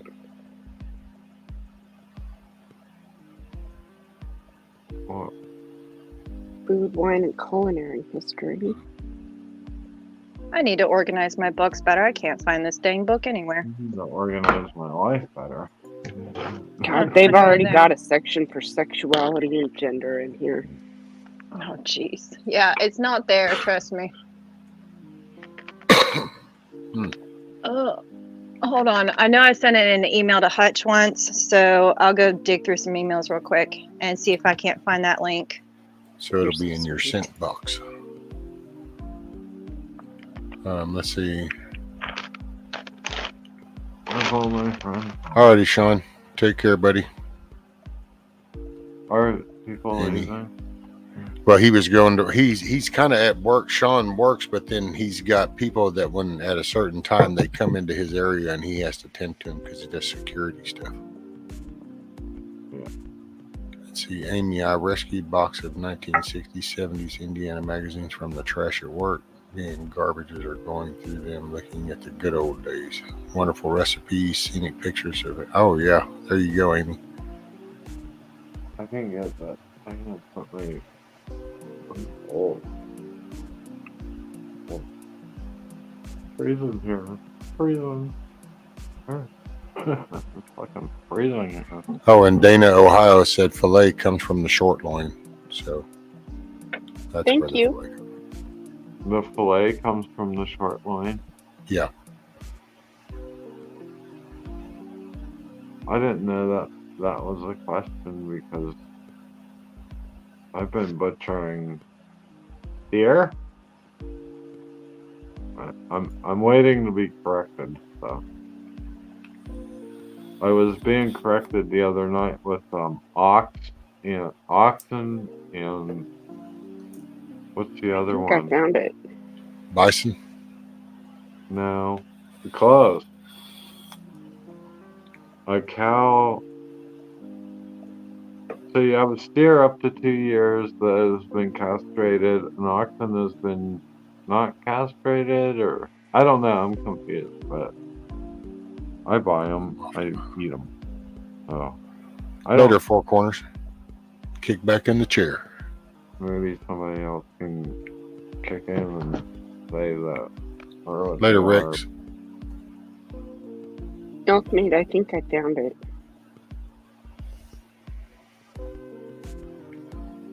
Hope everybody finds a smile today. Or be the reason somebody smiles.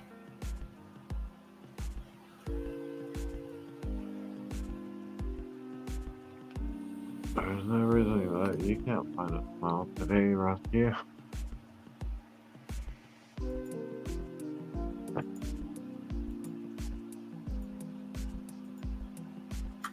Okay, sorry. I'm back. Rescue, I just emailed it to you. It might be the same one as Dana. Okay. Sorry, I heard you, Dana, but I was in the middle of trying to forward the email. I'm sorry. No, it's all good. It's all good. I'm still trying to figure out. My phone's not letting me do anything. It's getting ready to die. So Okay, yeah, that's the one Anti- that I think I pulled that one up too. So Okay. let's see. We're gonna It do should this. be the right one, hopefully.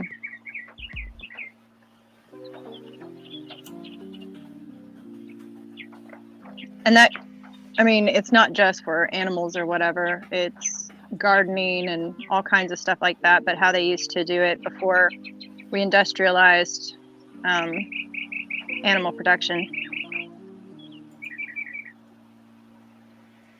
Where we started feeding everything feed. And you're moving inputs around. I posted a link. I put the link to it under library collections, and they put that.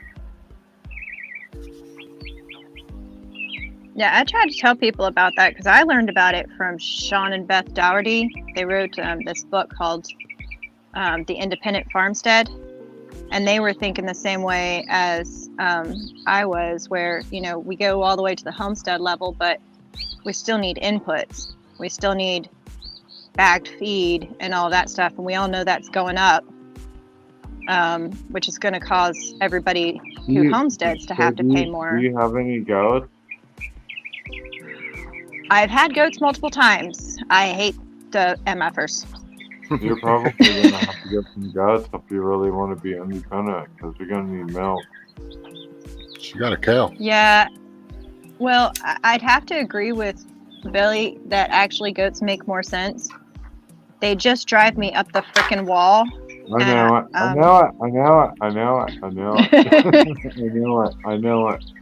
But at the same time, if you really want to be, I mean, you know, we're skating around. We're skating around on pretty thin ice. What I was saying was we were looking for that library collections link that Rescue just posted. I'm fucking kill it. Anti that little bastard. Where's he at? Hold on. the link I posted is a different one, but it's Oh, is also it? got but it's also got links to agricultural something or others. Okay. Well, I But yeah, think it's Yep. in this. It's in the same. It's just that it's a catalog where the other one was the collection. So it's kind of like I think Dana went another step farther in. Oh, is that where you can punch in like a keyword or something like that? And because they have a search bar, that's the cool thing about it. So you can search, say, potatoes, and you'll see references to all kinds of potatoes. Like either because they used to boil potato skins and feed them to cows, or like I grow. Well, I failed at growing last year, so I'm going to try it again because I kind of gave up on my garden. But I'm planning on growing mango wurzels or mango beets. Those are like people used to grow them as livestock feed. You could feed them to your cows. You could feed them to your pigs. And like you wait until after Christmas. You let them cure for a little bit, but they're huge, and you can chop them up and feed them in lieu of grain. Well, I noticed the Because web grain is not addresses. easy to grow. It ends up where like the one that you send me is under collections, and where hers is under the catalog. That's why I said I think she went because there's so many different. Well, that's universities too. They always try to make that shit so complicated. You'd think you ought to be able to just go and then search in a general database, kind of like the good old servers used to be. You just type in the word potatoes, and then everything that was stored in there that referenced potatoes would be listed with links for you to go pull it up. But oh no, now they're nosy. Where did you go before here? And by the way, Benjamin, I do have to say, why would you think that? I'm sorry if you feel that way. If it's a depression thing, if it's sad, but I get it if that's just a joke thing. But Benjamin said lots of people will smile when I'm gone. Wasn't sure how dark that side was.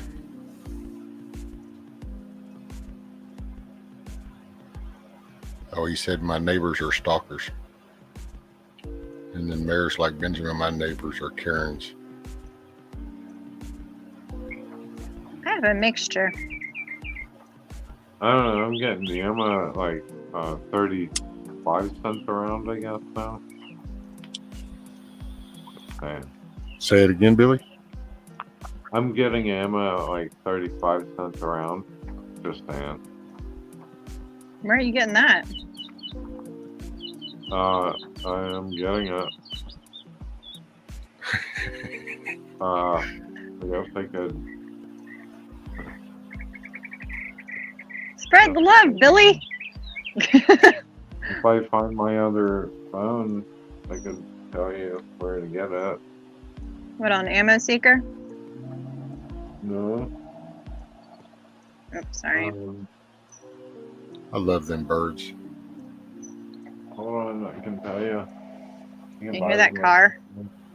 That's one of my funk neighbors. I had to put glass packs. My biggest problem I have quiet neighbors, and then here lately got a couple of neighbors because they're not from here, so they don't understand. I don't know if this is like city shit but I just don't understand. But it's like property lines. They're easy to distinguish, and if it doesn't belong to you, then you keep your happy ass off of it. And I just don't understand. That seems like such a hard thing to figure out. When I was growing up, you don't go on somebody else's property unless you ask them. Oh, Billy X'd out.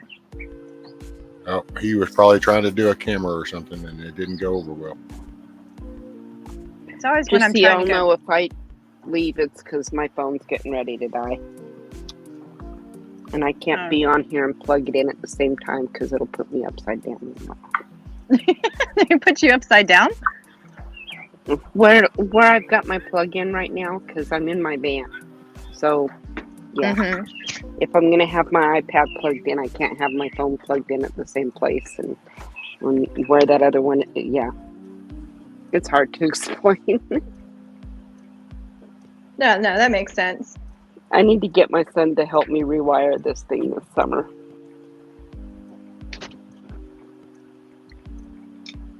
Oh, Scat Pack, I don't care about that. It's the, because my diesel's, like, pretty freaking loud. But it's when you, like, vroom vroom past everybody's house at, you know, in the morning.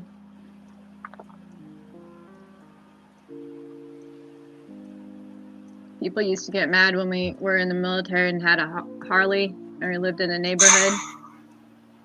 And he'd feel bad. He was trying not to make a lot of noise. The Harleys are just freaking noisy. They're supposed But everybody, to yeah, well, you know, everybody was kind of getting up at the same time anyhow to go to PT. So, you know. be. Matter of fact, that's actually, I used my bike one time because there was one neighbor that moved in when this little old lady first moved off. Her daughter decided to rent her place out.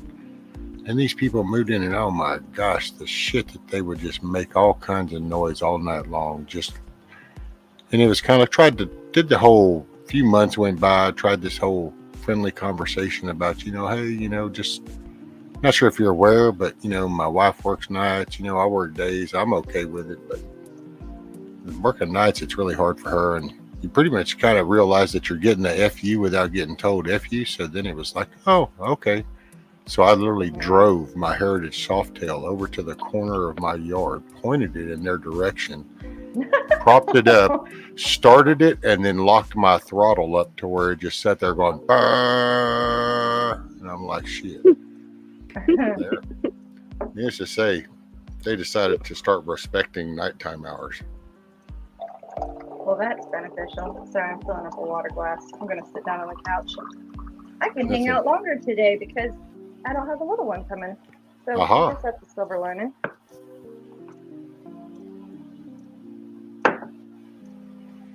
Although I have a crap ton to do.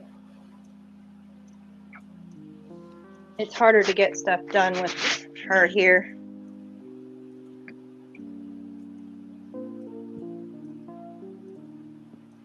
Still enjoy it though. Benjamin must be something special. I remember those days of having a little one underneath your feet. I try to include her and stuff. I used to not with my kids, and I realized I made a mistake with that. I didn't want to have the patience to teach them. I mean, I did with certain things, but sometimes you just want to get it done. But looking back, like if you teach them, if you take the time now to teach them, and later on they're a help, you know? And that's kind of nice. I'm not gonna lie. All right, let's see if I can do this. It's nice not having to hold a phone the whole time. I'm not gonna lie. So, Benjamin, out of curiosity, when you get your settlement, are you going to be moving out of the apartment then? Depending on how big the settlement is, I would.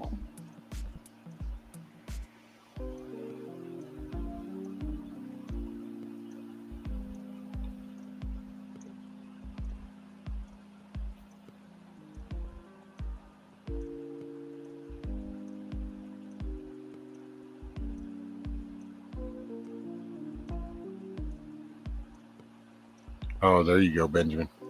That's it. Good idea. Oops. Forgot to turn the camera back around. Whoops. Okay, folks, I'm going to jump down so I can go plug this in so I can hang out and chat. Give it a few minutes to charge. Good to see you. Thank you all for letting me hang out.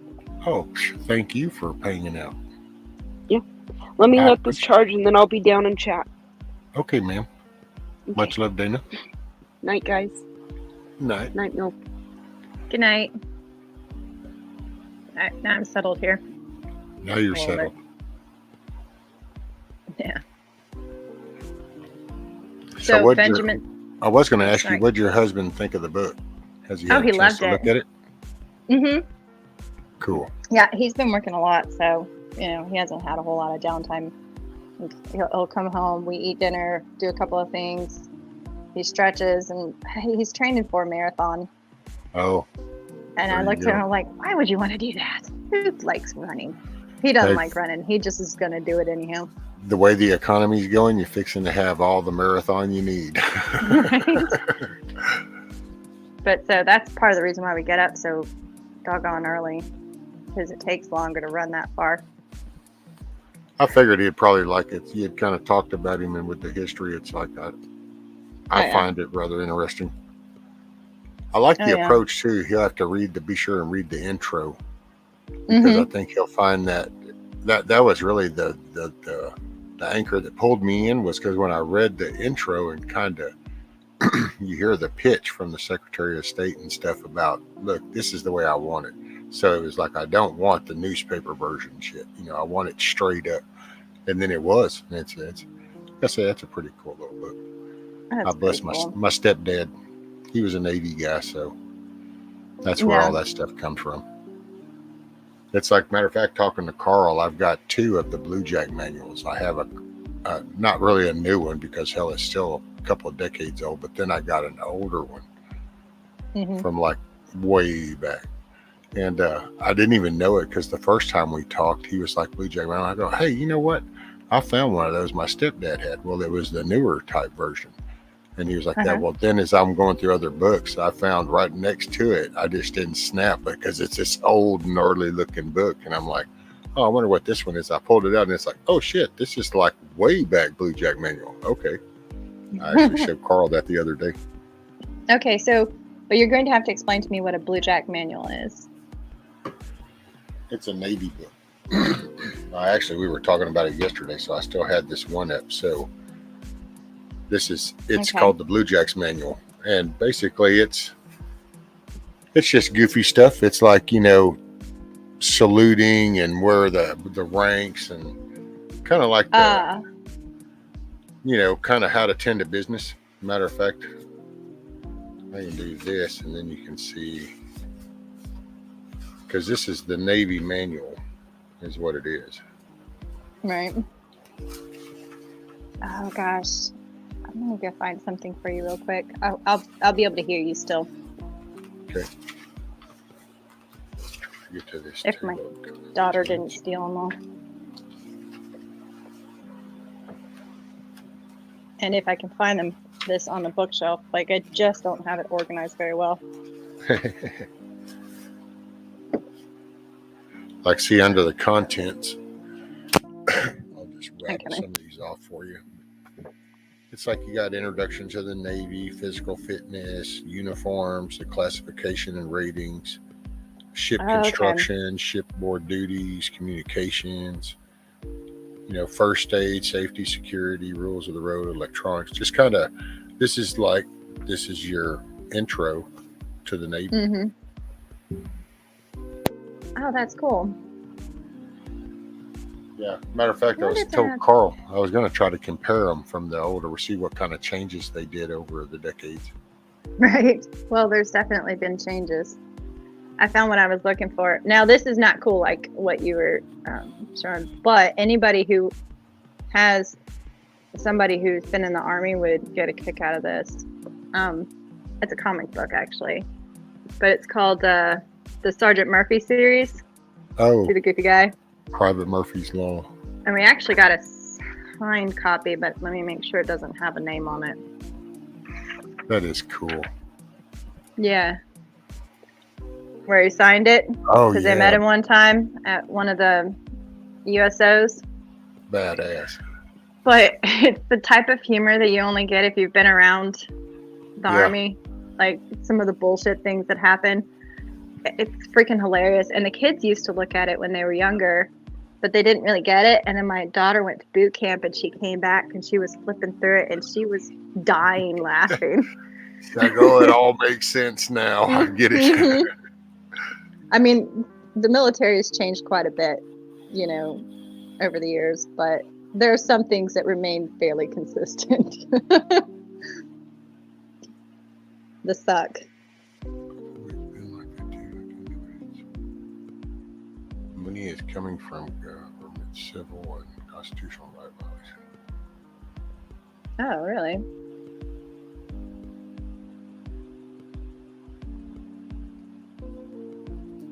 So apparently there was a lawsuit, and he's getting some money. Use it for prepping. That's all Just I gotta say. Out of curiosity, Benjamin, which state are you looking at buying property in? If you don't mind sharing, if you do, that's totally cool. I get it. I didn't know if you were like seeking out certain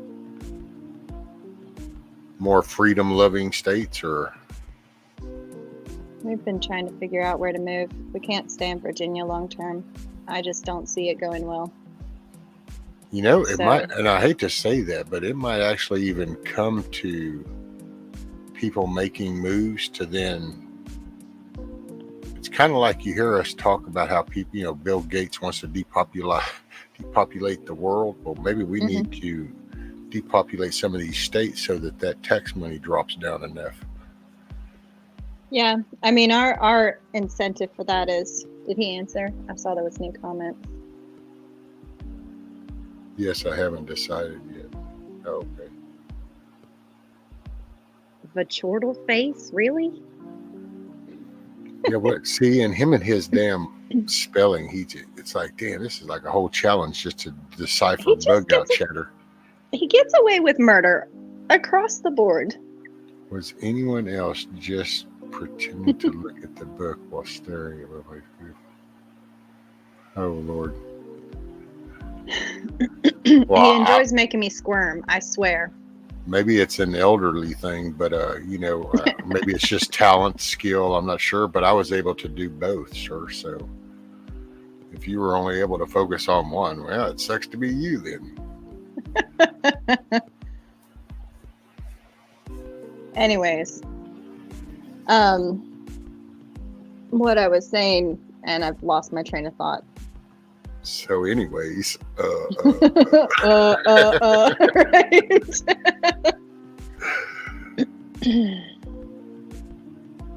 He's such an asshole. she glows, bug out. Yep. See, Carl's just as bad. Oh, that's what I was going to say. Looking for states. I think that maybe eventually there's going to be some balkanization that occurs. Maybe not overtly, but so like right now we're considering taking a trip out to Montana to look there. I'm trying to gather information and everything. It's so expensive though, but population is really low and you can still grow food. It's not near the coasts where probably a lot of things are going to happen, or unfortunately, I think there's a lot of issues with the borders too. That concerns me for y'all a lot. Well, I got to say, I think that the more things heighten up, then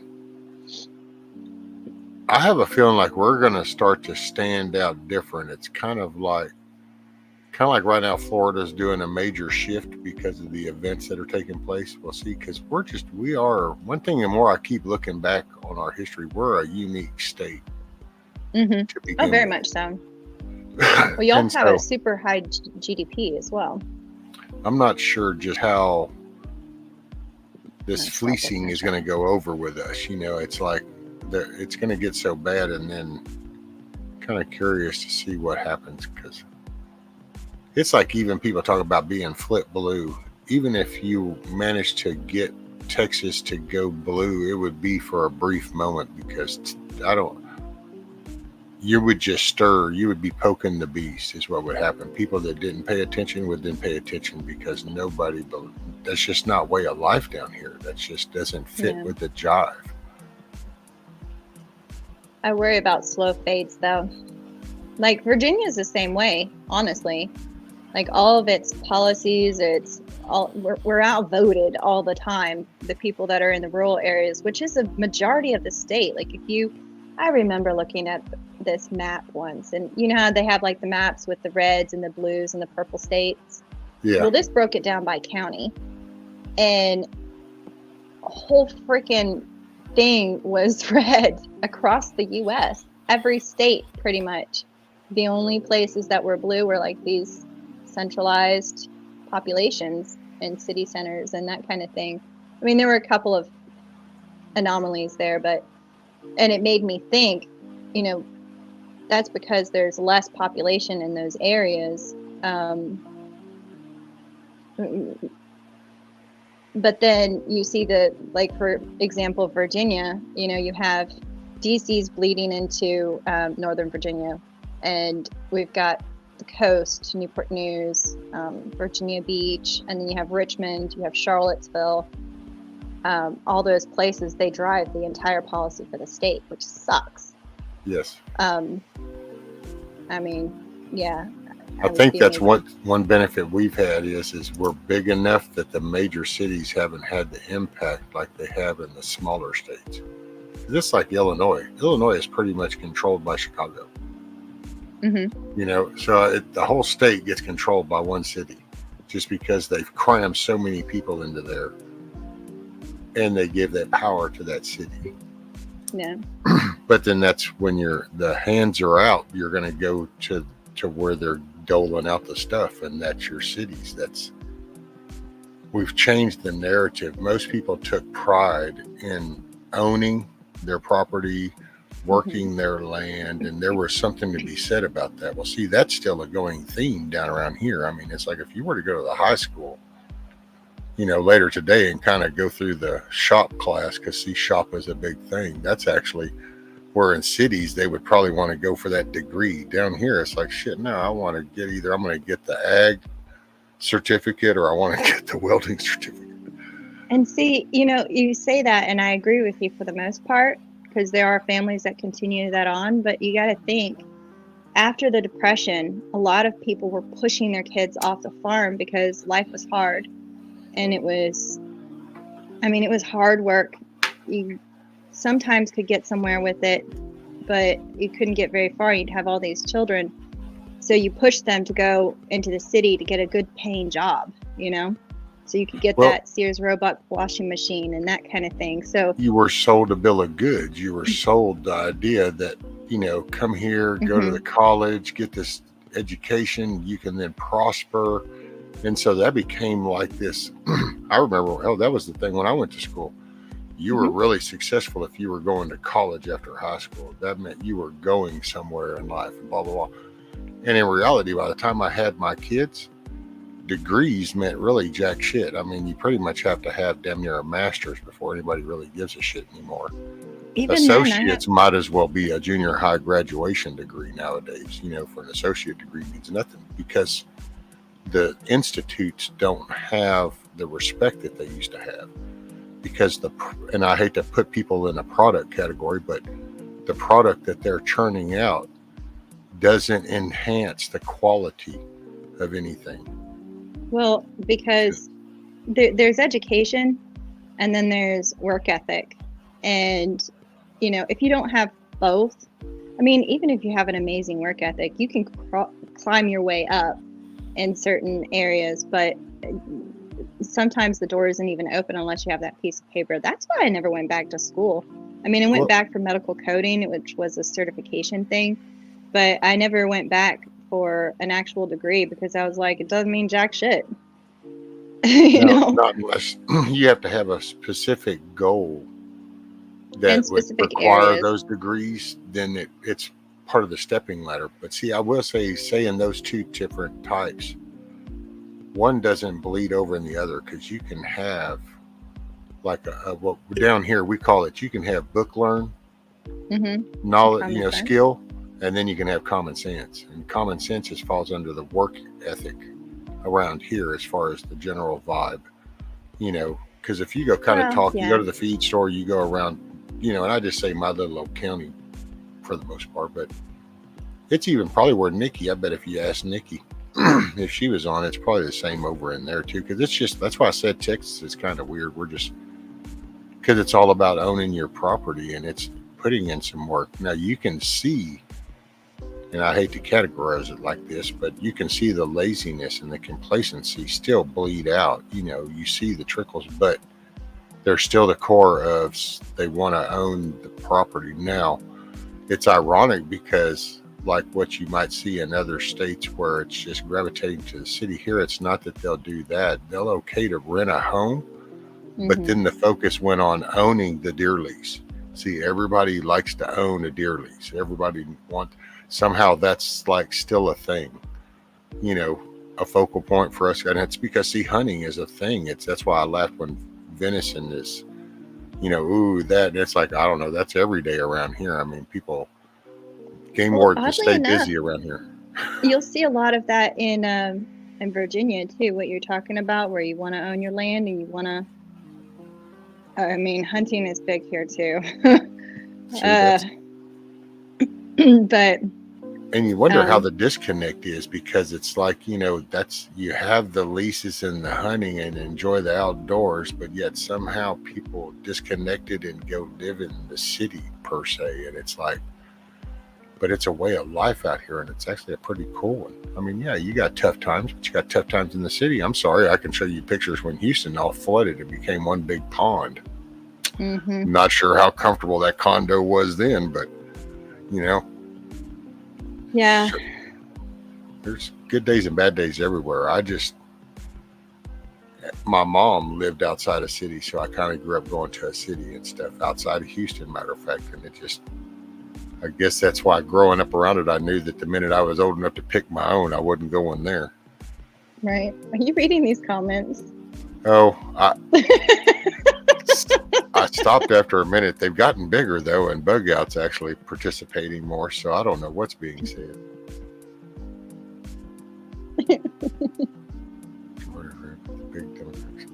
I do not have a venison purse.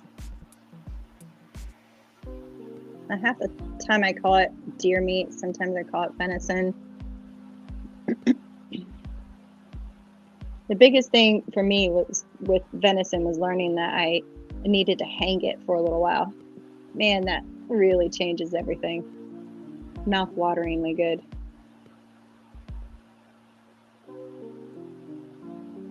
Lord have mercy. Right. I'm going back through it. It's like, yeah. And matter of fact, you know what, Bug Out, because he brought up the forklift thing, but it reminded me of a conversation that we had with about I think it's his son, the welding. Oh, yeah. And see, and it's like welding is another thing. You say welding, well, everything gets welded. You know, I mean, welding's in the refinery, all the structures are welded, you know, ships are welded, everything's welded. But it also goes so much farther, and people think of that word, you know, oh, a welder, oh, you're a welder. Yeah, but you know, like if you're a deep sea underwater welder, I'm sorry, what homeboy goes down for one little work job, he makes in that one job what most people don't even make in a year. Yeah. So there's the trades are where it's at. That's honestly. it, and it's specific stuff actually pays off because you become the master of your class per se, and it pays.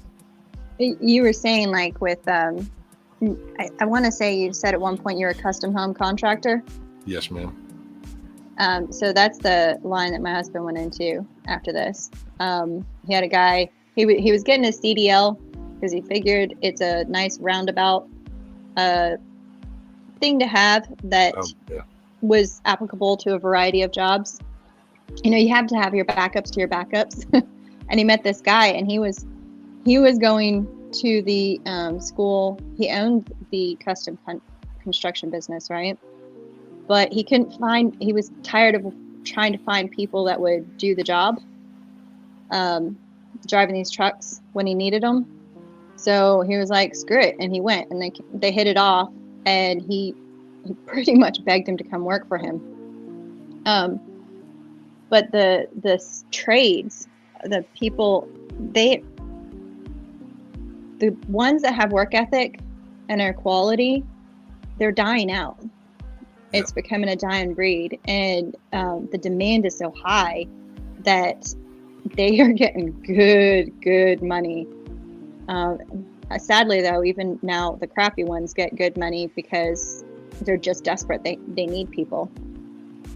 But the frustration is huge there when the quality of work goes down. But the point being, trades, good money. Oh, yeah. Well, it's becoming an eye opener. Everybody's noticing all the crookedness in the politics, and oh yeah, man. This is also showing what keeps this country, what keeps it going, and it's going to be the actual trade skills that produce the stuff here is actually what keeps the lights on, as they say. And it's like people are starting to notice the trucking, and it's like, oh, the truckers, and it's like, because personally, my son has a CDL. My daughter didn't get one, but she knows how to drive one. She just didn't want to do that, but I personally recommend it. If you get a driver's license, go ahead and get a CDL.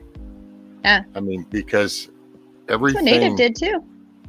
Everything large, I mean, and it also, if you get a full blown CDL, then you're covered with everything from school buses to, a Greyhound bus to pulling a tanker, a flatbed. You can haul a piece of equipment for a friend. If you get a bigger truck, you can you can hot shot. It just. Dump trucks. Those three huge letters. Demand and good pay. Fertilizer, we talk about the prepping. Well, you can't just up and haul 15 tons of fertilizer to your location without a bigger truck. So, there's hauling farm equipment. So there's a payoff. I recommend it. Cattle. And it's learning to weld. Even if you just learn the basic stick weld and how to do it, just to create a tack, if nothing else, but just understanding the concept. Because I also think that encourages people to want to learn, and that's the thing. I don't know. My mother just raised me that way, and my dad too, in a way. He was just more mechanical, so his was more narrow. My mother exposed me to so much more, but that was the whole thing I was taught as a kid. You can never learn too much, so just always explore stuff. But nowadays, people, they type in Google and then they figure, okay, I explored. Well, no, it's like if you're interested in welding, look it up, watch videos, that's fine. But then try to go find a welder, or pick up a used one and then try it. Go get a job becoming a welder's helper or something. But do something besides just a YouTube video. And then you put your hands on something that connects you, I think, to your soul. That helps ground it or anchor it. There you go, anchor. It solidifies that mind. Just not a whole lot of those hours. It's a catch, but it's sweet while it lasts. Well, that's it. Yeah, most of your high-paying jobs an hour, Carl, they aren't long-lasting, but you make good bank during those hours. Well, there's the time versus money thing, because really what you're being paid for is your time and your efforts. So, well, and depending on the trade, your knowledge. True. It's like fiber splicing. Well, I mean, I pretty much made what I made because I knew how to do what I did. You know what I'm saying? So it's your knowledge that's, because other than that, you're just a warm body. But it's like, but can you do this and can you do it right? And since that's one of those things, fiber splicing, since it's one of those precise type things, then it pays to be exceptionally good at that specific thing. Exactly. Sorry, I need to go grab some chapstick. Oh, Lord. Here comes a bug out comment, I know. That almost sounded... Well, yeah, Milkmaid's going to go get chapstick. You don't think that was like ammo for bug out? You know there's got to be some kind of comeback saying for that. Just say I get shit on my boots and that'd be ammo. Ooh, boots. Ooh, boots. Where's Corn Pop? It'd be about the knees. Oh, that's a running joke with us. Milkmaid's knees. All you gotta do is watch Big Chap's video.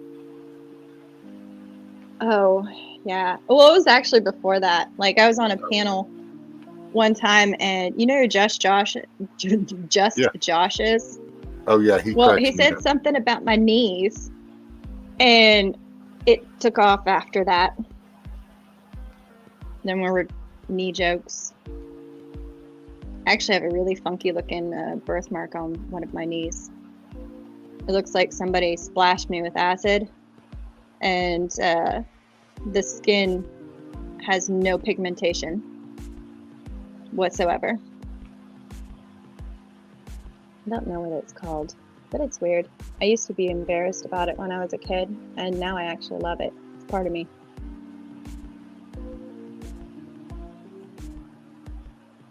I mean, the skin's not jacked up, it just doesn't have any color. Why not? I was born that way. Like, it won't even sunburn. Oh, wow. Yeah, like if I get a sunburn, it looks like I have white splotches across my knee. Huh. I have no idea what it's called. I just call it my birthmark. Be the milkmaid discovery. And then from here, for 100 years from now, it'll be like, oh, that's the milkmaid mark. Right? I was looking, apparently Auntie misread Carl's description on catch. Guess he thought it was open water or coves. And Carl was talking about a job. Oh, gotcha. Oh, that's right. Carl does a bunch of Stitching cool and all stuff. that. Yeah. I want to learn how to work with leather. I think that would be a good skill to have. There's this guy, I think he's called Skill Cult, with maybe like a K. I think that's his name. Anyhow, he does the homesteading thing too, but he talks about how to process leather because he likes working with leather. But then I love how he gets nerdy about it, and he breaks it all down to the chemical process and the different ways you can do it. He's got some really cool stuff on his channel. Oh, And I left a comment one time, and I think he subbed to me. But it's kind of like a bigger channel. I don't know. I just found it interesting. Because, you know, we might need to learn how to work with leather. oh, How to this is cure true. it. Well, Carl, he told me one time he knows some. He doesn't have like a lot of the big leather working tools, but he's worked with some leather, Mm-hmm. so he's got that down. Carl, I'm all full of surprises.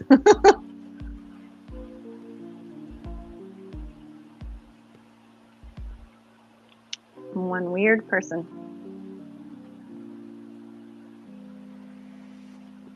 I even like working on engines. I don't love it, but I like the satisfaction of figuring stuff out. See, there you go.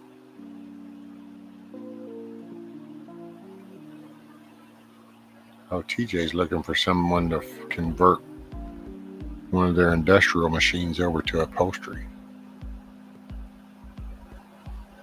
The sewing machine. Yeah. You know, what's sad is that I have very minimal knowledge in sewing.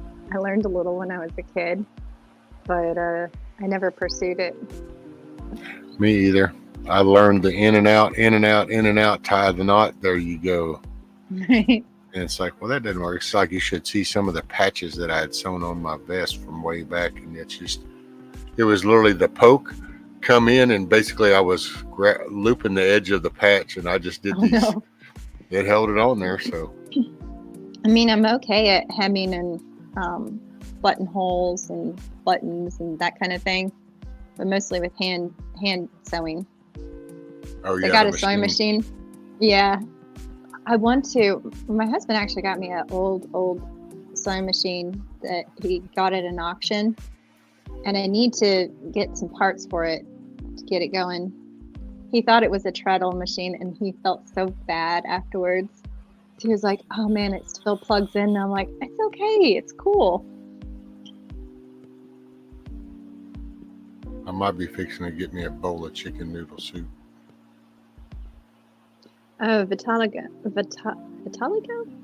I wonder. I don't think it's very common on people with white skin. Vitiligo. I actually have to look that up because that might be it. What's up, Mr. Carl? How you all doing now? Good, and you? Doing pretty good, sir. I am surviving myself. How's your teeth? You know, thankfully, it has gotten better. I think I might be on the way to killing it. I got it so loose, it's almost ready to go. I missed what happened. You got a bad tooth. Oh, you gotta be careful with that, Carl. Well, I've got some experience pulling my own teeth, so I'll be all right. It hasn't worked out so well so far either. He's kept trying, and he's got it loose. Is about as bad as you get. Yeah, I'll get her. You got some clove oil or something that you can help with that, or something stronger? I've tried that in the past. It didn't work out so well for me. I understand it worked good for some people. It didn't work too good for me. I've acquired a weird way of dealing with that. I gargle with whiskey. I don't even drink it. I just use the whiskey for an antiseptic. Right. And then I use ice cold water to hold on that tooth until the pain is so extreme it kills it. Yeah, I've actually felt a nerve die this way, and it's excruciating pain. But when you go through that, it becomes a relief at some point. Yeah, I can see that. I've had an abscess in a tooth once, and it was on a weekend, and I couldn't get to a dentist or anything else like that, and I felt like somebody had just poured acid and somebody was just clawing my whole face off. I mean, to the point where I'm sitting there making bargains with God. It was almost as bad as childbirth. Almost blackout pain, People don't get that. It's wired directly to those nerves closest to your brain, so it's quite an experience. Have you ever felt one die? Have you ever felt that electric jolt when the nerve finally dies? No. That sounds really bad. That's a good thing. If you feel that, it's over. The pain's going to be over after that. Well, that's useful to know. Hope I don't have to do it. Right. I hope nobody here has to. And by the way, Carl, TJ said no, but I need it changed so I can do outdoor furniture. It's a different thread. So that's what she's talking about, the foot. Okay. All right. You're going to want to get a different sewing machine head, TJ, because you probably have a tailoring head, which is a heavier duty machine, but still only it'll take a 69 thread.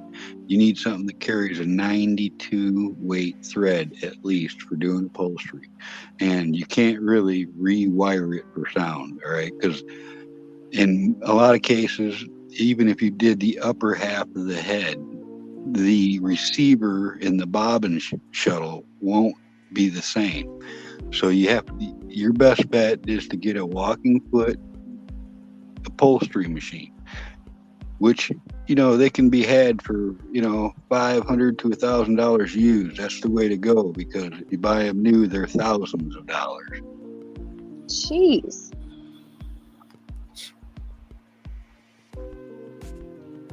So go figure, I'm the girl here sitting going, wow, I have no idea what you're talking about. Oh. There's trouble. Hey, BB. Bug out. What's up, man? What's going on, Carl? I didn't know you were in here. What's Yeah, up, man. Bug Out? Just got here. They were talking about sewing and stuff. Did y'all check out my latest community post? I posted another tent that I designed and made. Yeah. Oh, I didn't see I did that. see that. Morning, South. How are you, Like sir? 5 photos. Yep. I got more of them to come. I've got some smaller tents I've made and designed and pictures of that. I got a lot of them, man. I've designed hundreds of items in my time. You know, not stuff all gear related. You know, I've done stuff for other people too. But when I lived up north here in Michigan, you know, I couldn't find any work.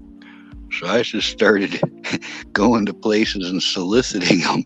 I went into restaurants for upholstery work. I went into a ski resort up in northern Michigan called Crystal Mountain once. And I was like, you know, you guys got anything that you could imagine that needs to be redone? And they're like, well, that's funny you ask, because we've been talking about doing this kids course on the hills. And I'm like, really? You know, hey, I could make, you know, some flags or something. And you know what? Come with me. Next thing you know, I'm talking to these executives and they're going, yeah, we were thinking about some kind of like a tunnel that the kids could ski through. And I was like, all right, I'll tell you what, I think I can do that. I don't think it's ever been done before. I'll go draw some stuff up. And when I came back, they had all kinds of ideas. And I just made up all their ideas. And man, I got paid, man. And when you do stuff like that One sec, on your Carl. own, and it pays off, man, you're going to do more of it. Night, Cindy. Have a blessed day. Wake up with a smile. Appreciate you hanging out. All right, go ahead, Carl. Sorry. Well, you know, anyways, I just there's these jobs, like I was talking about, high-paying jobs.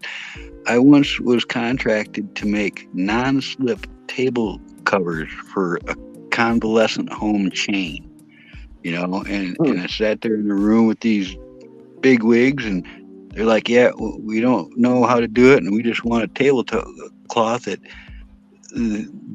our people can lean on or use it for like to stand up where it won't ever slip. And I'm like, I think I can do that. And, you know, and I came up with an idea and made one and took it down there and I demonstrated it to them. Next thing you know, I had orders for thousands of those things.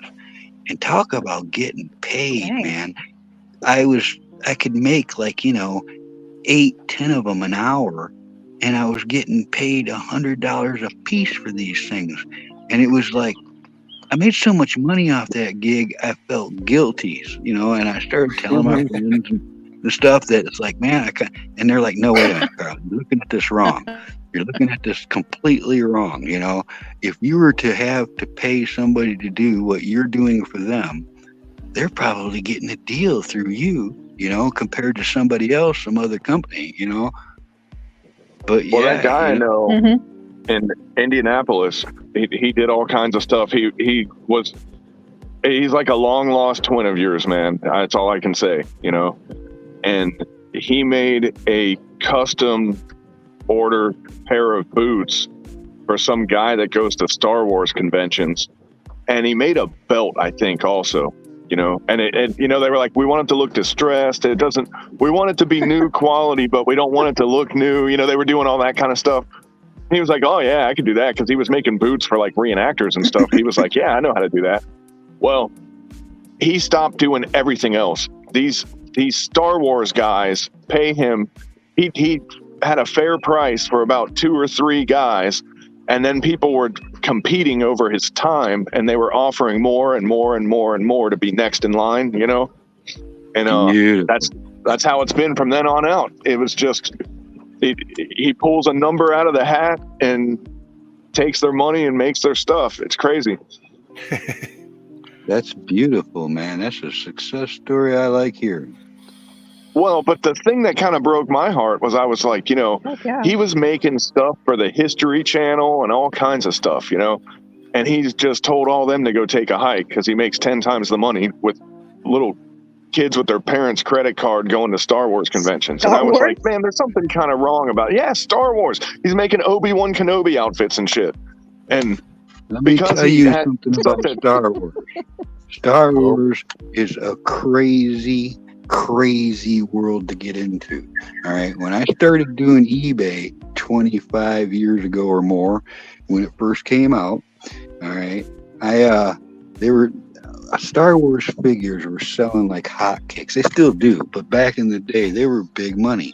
Vintage ones, dude, there's pieces of plastic the size of a toothpick that's worth $2,000. All right, but they made all these action figures with lightsabers that didn't light up. And I thought, I could just make light up lightsabers, they would sell like hotcakes on eBay. So what I did, and I've got lots of pictures of this stuff because it worked great, but I was taking, you know, those orange pops that you push up, the little ice cream orange push up pops.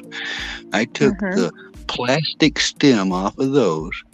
I sanded them to a tapered edge, which the sanding of them projected light better.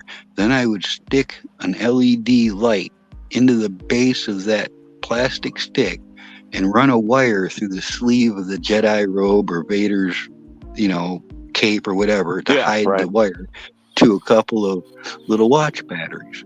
And that cost me maybe $3.50 at the time, something like that for the batteries and the light. You know, you buy a package of them. I worked it out. It was like $3.50. They were selling for up to $75 a piece. Bug out. Now that's a profit margin. The pictures I had sold them. All right, I have lots of pictures to show, but they were impressive. Well, he showed me, and he did not do this part, but he was like, "Man, you think this is bad?" Because I was like, "Dude, you know, you were actually." While y'all are talking, so I'll be right back. But you know, I was like, "You're making a positive impact on history, doing what you were doing," and he was like, "Well, man, there's so much money in this," and then he said, "Let me show you something." And then he goes and he brings up a website and he's like, this is where they get their lightsabers. Well, it says, what kind of handle do you want? And there's like 8 different choices. And then it's like, what kind of motherboard do you want in the handle? And there's a couple of choices there. And then they're like, what kind of sound card do you want? Because light just isn't enough. That you can get sound cards so when you swing it, it sounds like a lightsaber. You know what I mean? And some of them will even play background music. It'll play like the Star Wars songs when you turn it on and shit, you know? And I'm like, man, this is crazy. And he's like, yeah, dude. He's like, you know, these guys will be like $600 into a lightsaber. And I'm like, you can get a real gun for $600. He's like, I know, dude. I know. And he's like, these guys will throw $600 into a lightsaber. They'll pay $400 for a pair of boots. You know, he's like, they've never kissed a girl in their life, but they'll throw $400 into a pair of boots like there was nothing going on. It's compensating. I know it's true, man. It's crazy, but it's true. Star Wars is a hot selling thing. I sold a whole lot of Star Wars stuff on the internet. Hey, Song. Hi, Song. But you know, man, I'll just say that like people have picked their Kanan. You know, like it used to be Star Wars versus Star Trek back in our day, you know, and it was a good, healthy debate, but like I never took it so seriously to the point where like I got that into it. Like I don't know, man. Except you. I do respect people. yeah. You know, I mean, I'm not saying I was unaware of these genres, you know, like I was into it. I was really into like Robert E. Howard Conan, to be honest, you know, like from the original author, you know, not the guys that wrote books after that, but, and got all the Pulp Fiction stuff. I was into all that shit, you know, but yeah, there were, you know, there was real life and there was all, you know, I had a balance. I do respect people that really get into these little disciplines though, and master it and peg it out and all that stuff. Those are the guys that they're kind of creating new like subcultures and subgenres, and I think it's kind of neat because without those guys, like The Mandalorian would have never happened. And the first season was good until I found out that they were complete libtards and got rid of Gina Carano, who by the way is hot as hell. Really, I didn't even know who Gina Carano was because I really don't watch any kind of sports to include UFC, and I don't know, man. I think if I know who she is, I'm pretty sure I do. This is the way. She when I first saw her on the show, I was like, yeah, whatever. Maybe it was her character, or maybe it's her. I don't know. But she was a right winger, and they basically kicked her off of the show, which made her even hotter yet again. You know? Oh, I know who you're talking about now. Mm-hmm. I've heard she's coming back. I chain Thanks, watched. Bullfrog. I appreciate that, man. Oh, hey, Bullfrog. Man, I haven't seen him in forever. Hey, But I Bullfrog. chain watched freaking The Mandalorian in Alaska when I was working that weird, secret squirrel job. And Hey, Bullfrog. I went there never hearing of Gina Carano. And then when I got home from there, I went home and I was like, you got to see a picture of this girl to my wife. I was like, this girl's beautiful. And my wife was going, she's actually not, but okay. I was like, no, it's beautiful. And then, a month later, I forgot about her and it was over, but I was infatuated with her for a solid month after I got home. Dude, that was crazy how they just erased her out of that whole movie. Yeah. Well, and then who said they were going to give her a job? I forget. Somebody said, well, Daily Wire. Yeah, what's his name? Little Shapiro dude. Yep. Yeah, that never happened. So wait, no, I thought they did. It did? They did. She did some kind of movie that's supposed to either be coming out or it did. Okay, Bug Out. She's okay, but she's not prettier than Milkmaid. All right. Oh, Cameron Kyle is kissing up. There's all different kinds of beautiful, though. And that's, I've always questioned guys go, well, me, I like them like this. And they give this like profile. For me, I look at a girl and I say, what do you got? That's how I am. I'm an opportunist. Wait a minute, though. Hold on, though. So, wait, if we're actually, you're comparing the two, then, the Gina lady is an attractive looking lady. But I got to say, Milkmaid's kind of got her beat, if you got to put them side by side. Yeah. I'm going to have to get off panel now. One, whatever. Milkmaid has a more lithe form, and she clearly has the prettier face. And, she has the gait and the posture. She has the blue blood bone structure, But Gina Carano, you can tell that you could crash into her with a Metro bus and she would not die, No, she'll beat your ass. Like she could probably have a kid while she was splitting firewood. She's that kind of chick, What do you guys think when we're on this subject? What do you think about, muck boots, an apron, and a bonnet with like a neck choker for the pinup I do of Milkmaid? Oh, Lord God. Oh, can you make stickers of it?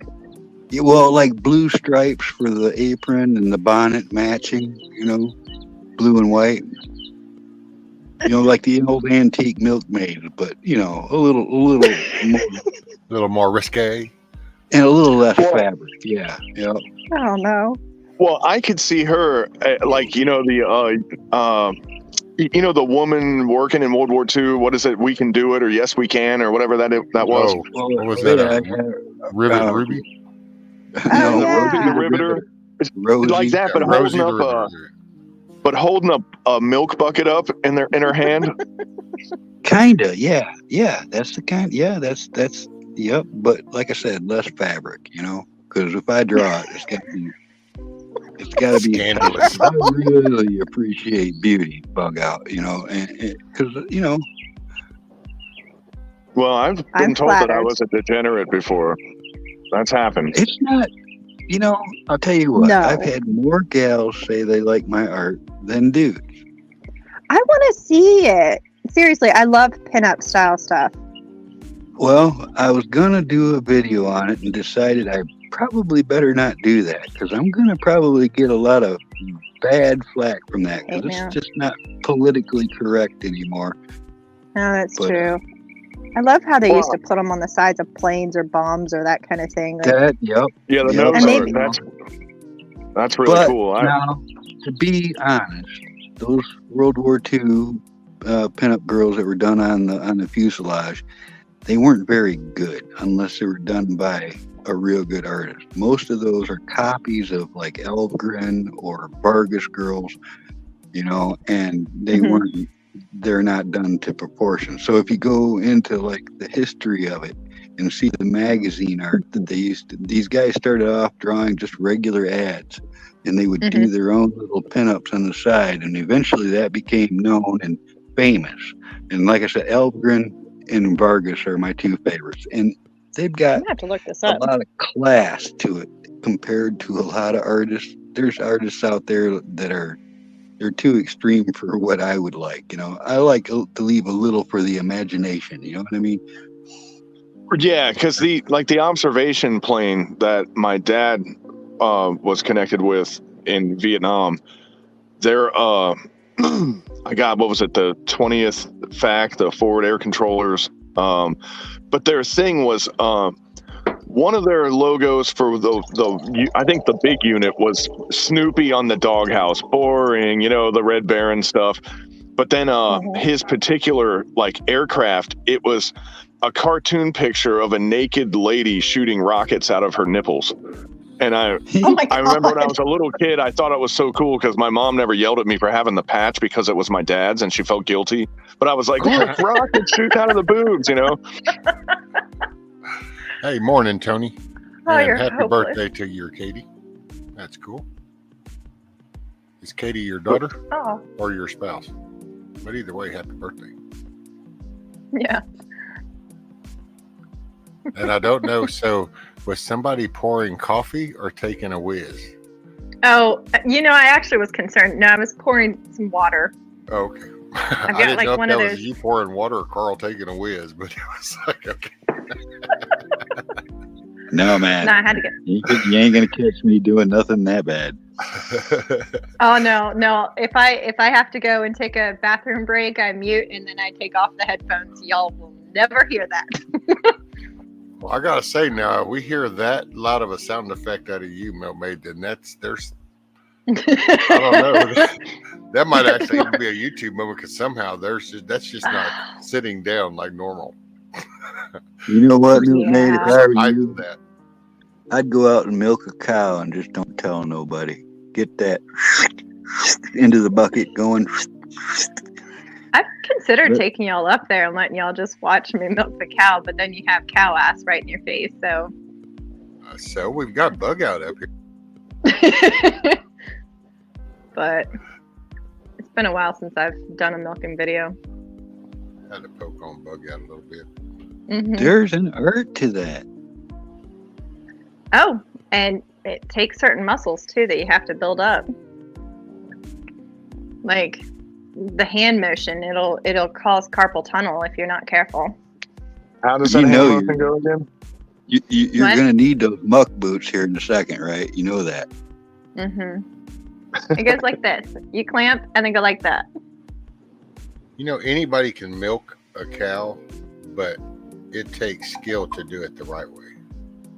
Holy cow, Emir, you're right.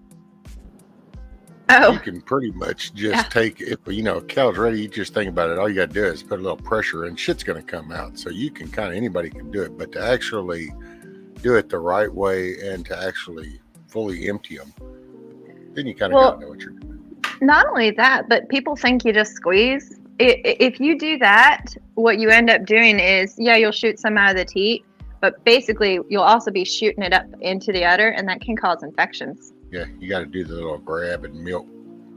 And don't I do have a serious question though, and this is something that I've thought about before. Okay. Is it like one reservoir of milk with like multiple openings, or are they all? Is it like a cluster of separate enclosed mammary units? I'm so glad you brought that up because nobody ever asked that. They just assume it's just a big tank with 4 nipples, but no, it's actually quarters. Like she has compartmentalized. Yeah. Which is why, like, she can get mastitis in one quarter and not in the others. And you can have cows that, like, they'll get a bad enough infection or an injury, and that one quarter won't produce milk, while others are, others will work. So, yeah, you have to empty out each one. Okay, Benjamin, get you some rest. Wake up with a smile. Goats have 2. Why udders work? Yeah, 2. Is that what you said? Why udders work? When? Well, like, there's 4. You said there's 4. You said one might not work, but others will. I was joking. Oh, udders. You said udders. Okay, I see what you did there.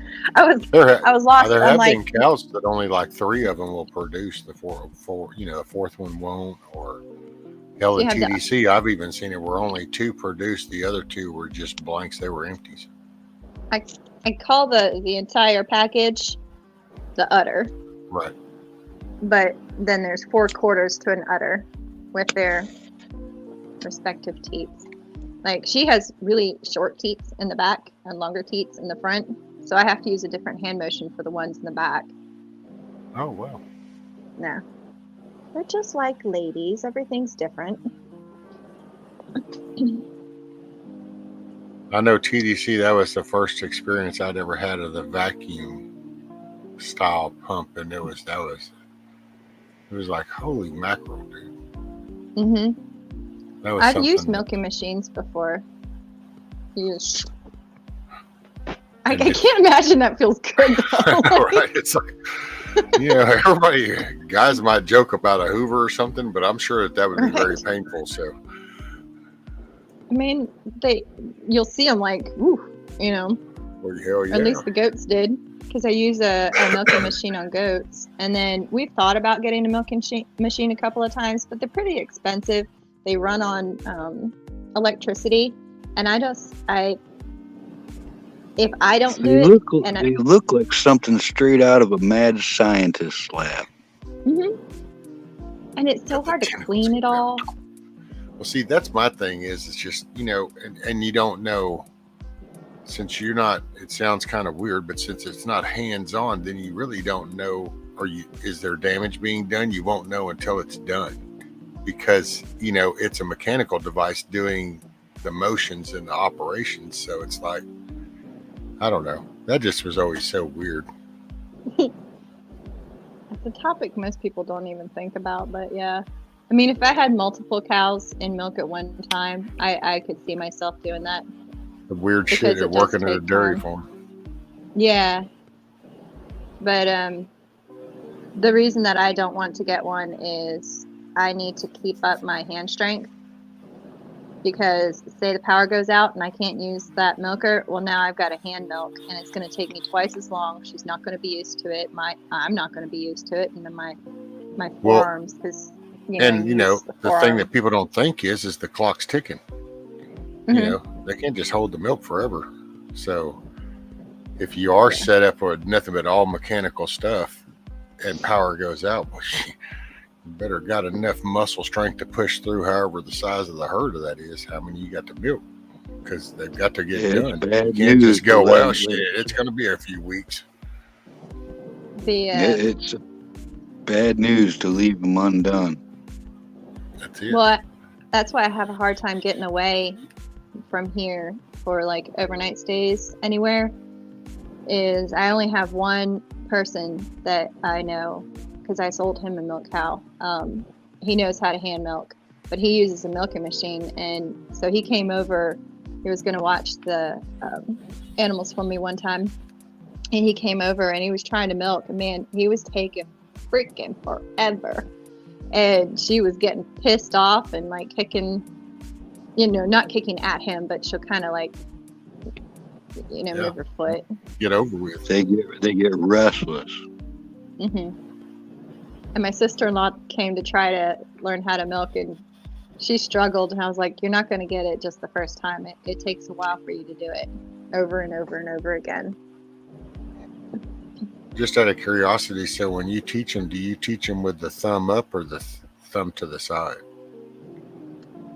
Do you do thumb up? Like this.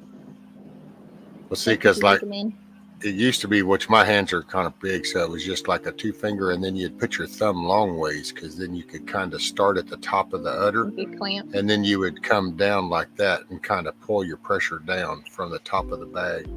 Oh, you slid? Yeah. See, I do a little bit of sliding, but like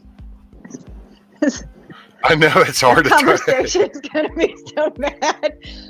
Like, no, I clamp and try to keep it in place, because the more I'm pulling, I know that can't be. I mean, you watch a calf nurse, and man, they're vicious.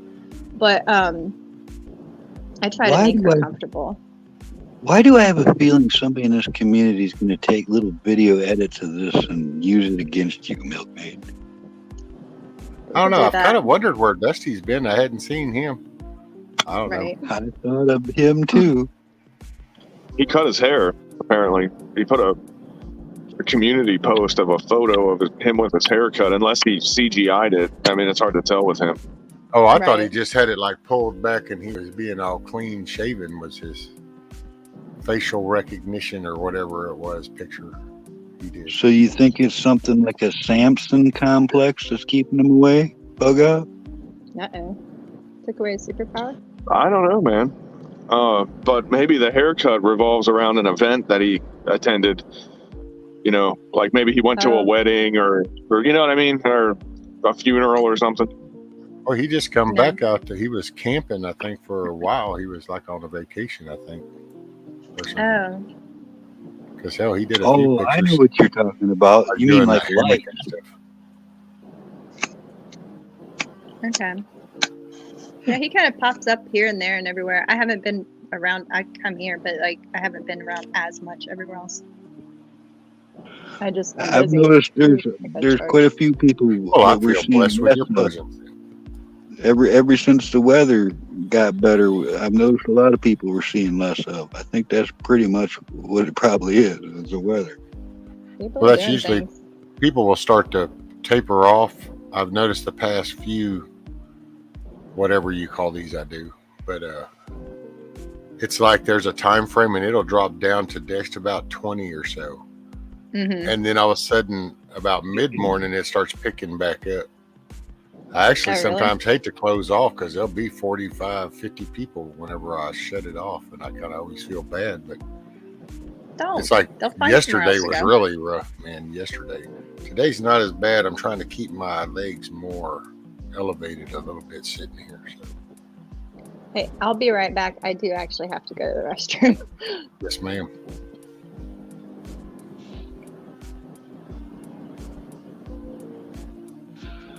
Got to get out of the You there, box. Bug Out?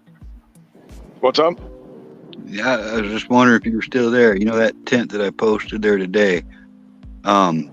It's I measured the length, exactly the length of 2 U.S. issue ponchos snapped together, so I can endlessly build poncho shelters right off the side of that tent, on all directions, all 4 directions. I can just keep building with ponchos.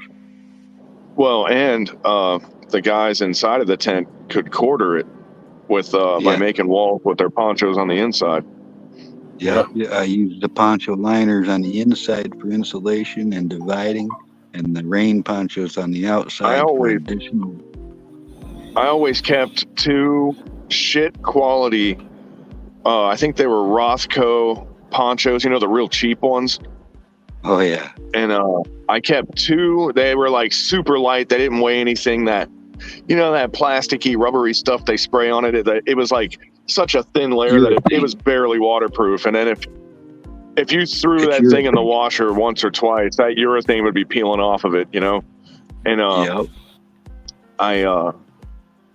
but I kept those not for a poncho, but I always kept them for walls, because if you ever ended up in a Alaska tent or a like a structure or something, you had all this space and you had all this room, and there was just this big wide open area with like 12 guys sleeping in it. So you get the 550 cord out and you take your little crap ponchos and start making walls, you know.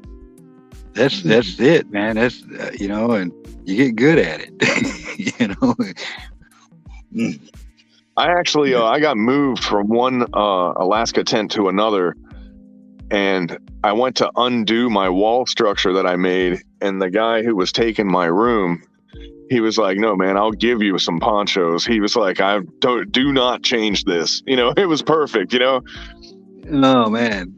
Well, they make Me and, good like- shower curtains when you don't have one of those too. Yeah, and shower curtains make great walls because, you know, they have rings on them. So if you have a wall that you want to be able to double as a door or whatever, that's the way to go there.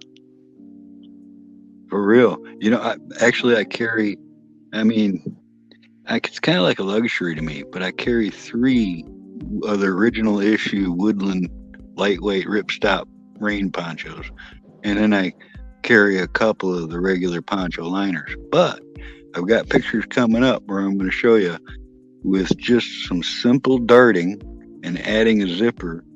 A poncho liner is the exact size needed to make a mountain bag pattern sleeping bag, super lightweight sleeping bag. That it really is. It's the same size as a mountain bag when it's completed, and it's a real cool trick. I think it was the Army that started issuing that, but they have whoobies, the poncho liners with zippers on them now. Yeah, but they still retain the rectangular shape, so you can, use them for everything else they're originally used for. Because for anybody who doesn't know, it's their issue. It is the poncho liner, but it has a zipper. Yep. So and they even have it now cool where they have a just slit for you can put your head through, and that'll zip close. See, what I always wanted them to do was just to put the, the snapback buttons. Like, that's really all you need, especially if you're going to use it as a liner for a bag, which is what I always used.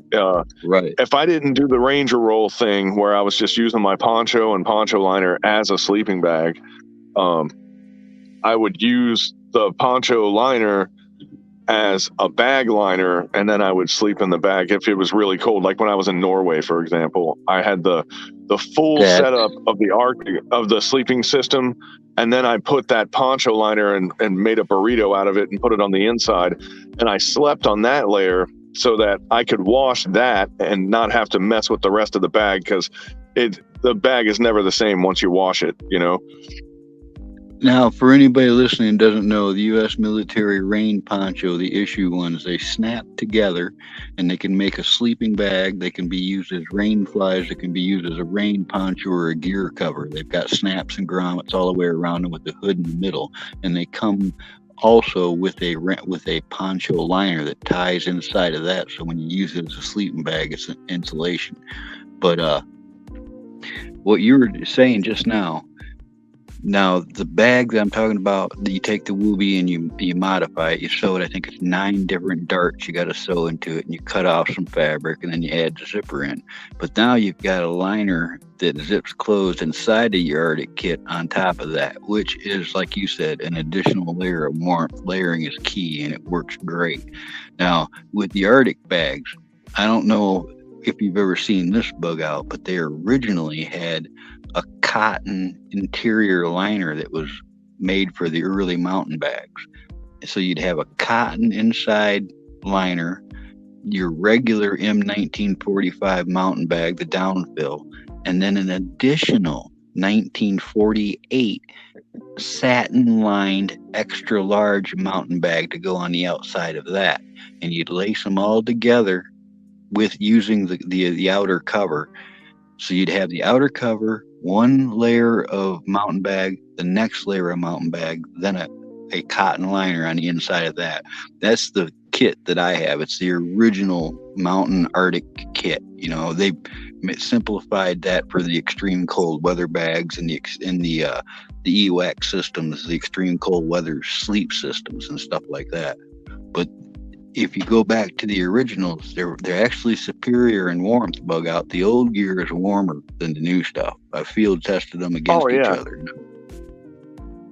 Well, the one problem I have, because I have the 45 bags, the like oh,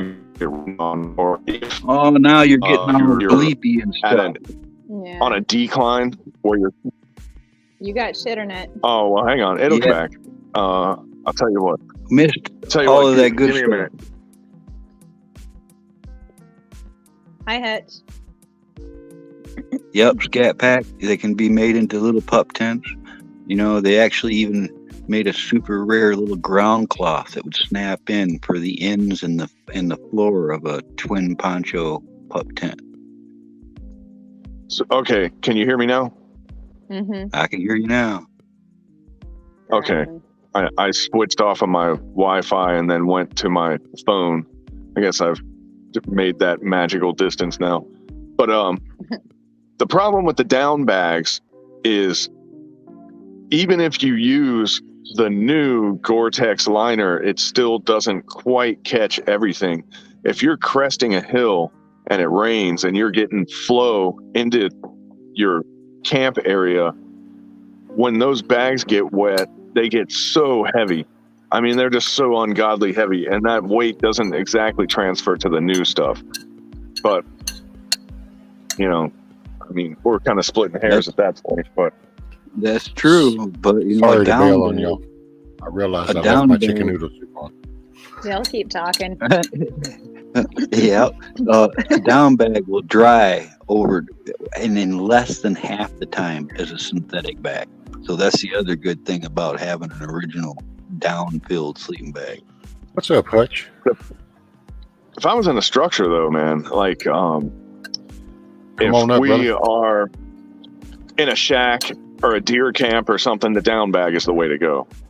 But if I was moving and I didn't know where I was sleeping at night when I was pushing out, I'd rather have the synthetic, probably. You know, That's the when whole I'm just going to setup, go for with sure. a couple poncho liners, brother. That's when I'm just going to go with the poncho liners and a couple ponchos. And I got a little one-man bivvy that I made. I'll post that next. I've got 2 versions of it, but it's basically a pocket-sized baby shelter, you know. And I made it to match the size of the mountain bag, so it's actually a bathtub floor with no seams in it, folded to the shape of a mummy bag with a mosquito net, little A-frame style mosquito, all woodland, you know, so you can see 360 degrees around you, and all you need is one poncho to shelter you. Because, I mean, they make stuff so small now that there's no reason not to have a tent when you go anywhere. Because I have a tent that's literally the size of a freaking softball, you know? Yes, this thing's not much bigger. And of course, it doesn't have any poles or anything because if you can improvise at all, you don't need no poles or something like that. And I just made it to where I could tie it up to a bicycle if I had to, you know. But have you ever seen the cot tents? They have like the windscreens they put in windshields. You know those round like kind of plastic things, and they fold them up and stick them in a bag, and they take them out and they go poof, and they like. Just blow up and they fit the cots. I had to replace the clear vinyl on those. Yeah, now they don't look like they would age well, but man, those tent cots or cot tents, those things. What a great idea, though. You know, it's a little mini tent that goes on top of a cot. I was like, that's genius right there. You know. Huh. It works too. I mean, they're good for their application. You know, of course, you don't want to have to hump that, but you got alternatives for that type of thing. That's, you know, in the bivvy I just told you that I made, I designed another one that was a 2-person A-frame style, which is basically the same size and weight, but I can fit a mattress pad in there and have a gal in there with me if I wanted, you know. Carl. Leave it to Carl. Actually, you do bring up a fine point, though. If there was an insert that you could put on top of 2 cots to turn it into like what would that be, like a queen size almost, maybe? They do make, it's called an extra wide, and they do make that as well. But it's still called the player's bivouac. It's gonna still be a tight fit, you know. I've actually done that before, where I put 2 cots next to each other when we went camping. And then you got that ridge, you know. If you're gonna, I always ended up on the ridge too. Sucks. Yeah, you gotta have a flat piece of plywood or luan over that. Then you're set. You must not be talking about the old wooden pole canvas cots, because I don't see how you can get in the middle of that, because you're either going to be rolled over into that canvas or you're really uncomfortable laying on a piece of board. Well, rescue, I've got both the aluminum versions and the old 1950s version of the army cots. And if you set 2 of those side by side, you have to kind of move one an inch up, because the bars at the end will keep too big of a gap between the 2. So if you move one a little bit, an inch north, you'll still have this ridge. You can put an air mattress, a king or a queen size mattress on those two cots. It'll fit perfect on size wise, but you will still feel the center of those cots. So Especially they if the actually air have mattress sucks. they have aluminum frame cots now. Yes, yeah. they have an upgraded. They started making those in the 80s. They're way nicer to carry than them old wood ones. Well, not nicer to carry, but one of the cots I have is steel. It's like you could kill somebody with it. It's heavy as hell. You would Right. never put that thing in a backpack and walk anywhere with it. I mean, the thing by itself is it's heavier than a feed bag by itself, you know. Sure. But it's when you set it up, that thing ain't going nowhere. I mean, it feels No. like a Cadillac cot. Now you guys want a perfect queen size bed setup. They make these U.S. Army issue field hospital beds that you can get now. And they are adjustable backs where you can sit up, they ratchet up both at the foot and at the head.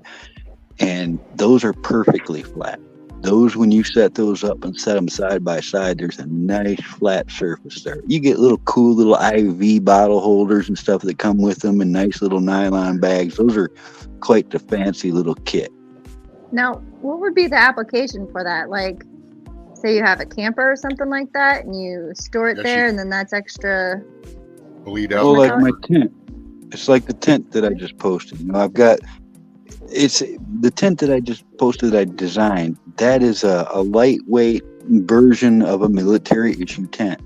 The big army tents, they came with wood stoves and screens, and you put your cots and field desk and everything in there. They're basically a home away from home if you set them up right. Okay. Because I was thinking the cots we have, there's no way somebody could hump that or anything. They're just big. Yeah, they're Well, you do it in pieces, all right? It's like, Oh, they come apart? if I wanted to move my kit far off the beaten path, for instance, I've got my Alice pack comes off the frame, and I've got a little shelf under there that I could strap my water can to, take that for a trip, come back, get my wood stove, take that in one trip, come back, get the roof of my tent, take that, come back, get the walls of my tent, take that, and back and forth. You could move something deep into a wooded area in separate trips like that. Okay. So I was trying to figure out, I've been trying to visualize everything that you guys have been talking about. I do get a little lost though. I'm sure I've seen some of this because we got a bunch of gear and stuff, but I never really dug into it. Well, if you're going with the large Alice pack, which is really the way to go, to be honest, that's really the best pack I think overall that's been made. But the Ranger That's pack what I keep cool. hearing. The Ranger pack is nice. It's got some features about it. I prefer the medium. Have you ever seen the small? Have you ever actually seen the original Alice pack? They're what a waste of time that is, though. It's too No, small. I'm not talking about the little novelty one that they made. The original Alice pack only had 2 pockets. The Vietnam original, before the medium came out. They're quite rare. Okay. Yeah, I probably haven't, but I own a medium, and it's a radio pack with the Velcro flap on the Velcro slit on the flap for the antenna to come out. Right, those were issued mainly to Rangers. That was known as the Ranger pack. Yeah, it's got the radio pouch inside of the backpack, so it's so it won't flop around inside. It has its own little like canvas bag in the back of the pack, so that it keeps it in place. Too, bug out. Let me clarify. An Alice pack. Let me throw this in there for Corn Pop, because Corn Pop says you just need to sleep on the ground, be a man. I'll get back to that. All right, but I want to say this so we don't lose everybody. Alice Pack stands for all-purpose, lightweight, individual carrying equipment. It's a modular pack system to where everything is able to hook to your pack and your web gear equally in the same fashion. Neanderthal move. And now back to Corn Pop. If I'm going to sleep on the ground, I'm going to do something that it seems to be forgotten, that back in the day, pioneers, cowboys, Indians, they all knew how to do one thing when they slept on the ground. Dig the ground up where your shoulder and hips are with your knife. Dig it up soft before you sleep on that ground. You'll have a much better night. I was gonna say, like, Get you some pine needles. I mean, that's cool because I never thought of that. But like, when my friend who lives in Alaska, when they go camping and stuff like that, they actually cut branches and boughs of pines and stack them because the ground will suck the heat out of your body. So they create an insulative barrier. Yep. And then they'll put whatever else on top, which, I mean, doesn't sound very comfortable, but at the same time, It's For you your lose urban most of the heat that survival, way. Absolutely cardboard. right, Milkmaid. cardboard works really good for that, by the way. This is true. I have the oh yeah, U.S. Army issue what's called a Cardboard or Thinsulate. It's Thinsulate? a thermarest pad.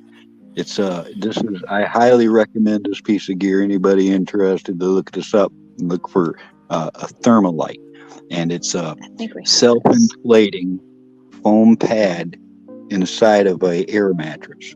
And as you open the valve, the foam will expand and self-inflate the pad. It's only 3/4 of an inch thick, but it is enough to save your butt. It's comfortable and it will keep you from losing heat to the ground. And you wanna can put it say right that beside we- your sleeping bag. have something like that. Well, the poor man version is you can stuff some newspaper in between your coat and your shirt, insulate paper to insulate. There's a bunch of those. There's a bunch of pour away methods. But I like my gear, man. I've had that Thermarest for 25 years. I wouldn't leave home without it. Well, I have an inflatable that's similar to that, and I still use the old isomat. I put that down first before I do anything. And I have the Sturm, the real thin German one that folds up like a rectangle. Oh yeah. Oh yeah. I keep that because it fits right in the back of an Alice pack in between the frame and the bag, and it's like a pad for your back. So I just keep that. I use it mainly as a pad for the pack, but you fold that out and use it too. I got like 3 pads that I use because the older I get, man, the more pads I add. It's crazy. It's weird, but Funny how that Step works. Well, backs. that's true. Capac said a yoga mat will work too. It Yeah. will. But it's this Thermarest I'm talking about rolls up to about the size of a 2-liter pop. All right, and it's super lightweight. It's shorter than a 2-liter actually, so it'll fit inside your pack. Most of the other foam pads, they have to be carried on the outside of the pack, and they will catch on everything at that length. Oh, cool, Hawkeye. So Hawkeye said, I bought a Kodiak canvas truck bed tent with my 8-foot truck bed. I have all kinds of sleeping room. Wife and I can set it up in about 15 minutes at the campsite. Cool. Those are cool. And then bullfrogs, yep, you can get hyperthermia in 40-degree weather. I've heard the ground will pull the heat out of you. I'm a newbie, though. Yes, no, it will. It'll drain the heat right out of your body. I'm gonna have to post that picture too. I got a picture back early 90s, over 40 below zero, and I'm sleeping on the ground in my Arctic bag setup, and it was so cold that the moisture from my body escaped to the outside of the bag and encrusted it in ice. Are you Yeah. serious? Well, yeah, 40 Yeah. below is insta-freeze almost. That's a hell of a And bugger you for have to. You But we can't were breathe in living the bag. outside. You we were can't living even breathe outside in the the. bag. Go ahead. Sorry. No, I got a delay I was just going. going to tell her, you can't breathe your breath inside the bag at that temperature because it can freeze you in there. To You have have like to a little sleep hole. with- Yep. What you do instead is you put a piece of cloth over your face or like a sniper's veil or something you can breathe through, and you do it separate like that so you don't collect the moisture in your bag. Or you rip up an old earplug, put it in your nose so you don't breathe that cold ass air. It'll wake you up in the middle of the night. It will, and it hurts. Wait, so you okay, I'm trying to mentally envision plug your Envision nose this. so you breathe through your mouth. Why would you want to breathe through your mouth versus your nose? Does it hurt? Because it's so cold that it goes right to your brain stem. Or your Okay. teeth. It's like Or Yeah. your it's like nasal passage runs. getting brain freeze while you're asleep. Yeah, we were in Narvik, Norway, man, 200 miles above the Arctic Circle, and we were sleeping outside and doing all that snowshoe crap, doing patrols and stuff. And I was like, if anybody wants to attack us out here, they can have it, dude. You know, like, shit. But, Take Here it. Let he me is go home. hating on it. Snowshoeing is one of my favorite things, man, and here he's hating on it. Hey, No, Auntie well, I'm Jack a wants to little, know, Carl, do you know what a Wiggy's bag are? I remember those. I mean, I haven't owned one, but I know they're for lighter, temperate climate. Okay. I have no idea what it is. I got one of those little super high-speed secret squirrel SAS bags that I got from the Brits, and that thing's pretty cool, man. It's not for super cold weather, but in Florida, you know, I mean, how cold weather does it have to be, you know? That would be considered an intermediate. But I'll tell you what, in Florida, it's the variation of temperature. So if it's 50 degrees here, people are like, oh, it's 50 degrees, that's nothing. But it was 100 just 4 or 5 hours ago. So it feels like it's 20 or 10 degrees out, you know? The perceived cold, you know, going off of the difference in temperature is like really drastic sometimes. The desert's even worse. Isn't that weird? Oh yeah. Well, I mean, you get acclimated to a certain temperature, and it's harder for you to adjust. Well, from the deserts that I've been to, which I think is all of them at this point almost, but you know, your deserts like Kuwait and the stumps, they have a lot of rocks, and it gets colder way faster. The desert in Afghanistan wasn't as bad, but man, it's there's no features to hold heat, you know, so it just radiates the heat right off. They're supposed to, but they lie. They lie. Hey, Bullfrog says you can have all that cold. I'll sleep in my Eno jungle nest hammock in my boxers here in South Carolina. I got a couple jungle hammocks. I got a 1943 U.S. Army issued jungle hammock in mint condition. I'm talking museum quality. I'm afraid to use it. I got a newer version too. So when you die, Carl, some college kid's gonna get a hold of that and make a Bernie Sanders sign out of it and hang it on their window in their dorm. I know that. He'll roll over in his grave. I know that's so right. You know, you're not off base there, man. That's for real stuff right there. They're gonna be like, what was that? I don't know. I just needed some material, so I took this thing from that old guy. You know, like that's terrible. Well, I think of the stuff that my brother and I did to my father's, like, you know, that ERDL blurred edge Vietnam camo that they were giving all the tough guys back then, you know, and making shorts out of them and all kinds of stuff. And I was like, what the hell was I thinking, man? Sleeveless shirts and stuff, because I thought that was cool at the time, because you know the first time the Dunning-Kruger effect, man. The first time you ever lift weights, you think you're the toughest dude on earth for about 6 months until you realize that you're still a little pipsqueak, you know. And Andy Jack, I wouldn't trade my sleeping bag system for one of those for nothing. I do know about those bags. I just checked that link you said. That's what those are to me. Those are intermediate bags. They're not for extreme cold weather, even when they say they are. All right, and I've tested some of that stuff. There ain't no way I'm going to rely on a synthetic material when you go drop below zero. Just won't do it. Well, and here's another thing: the numbers, once again, they lie, because what they're telling you, like the guy from The Hangover, it's like, this bag is rated to negative 20 degrees, and when you wake up, you were shivering and suffering the whole night, and you're like, this bag is not rated to negative 20. And then they look at you and go, but did you die? You know, that's what like, what they're saying is you won't die in this bag. They're not saying you're going to be like, it's not like the Holiday Inn or nothing, you know. Your ass is going to be suffering.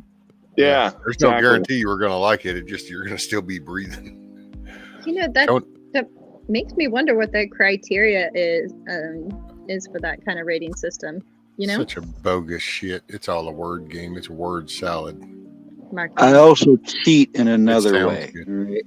And I have a couple of these too, Bug Out, and everybody listening.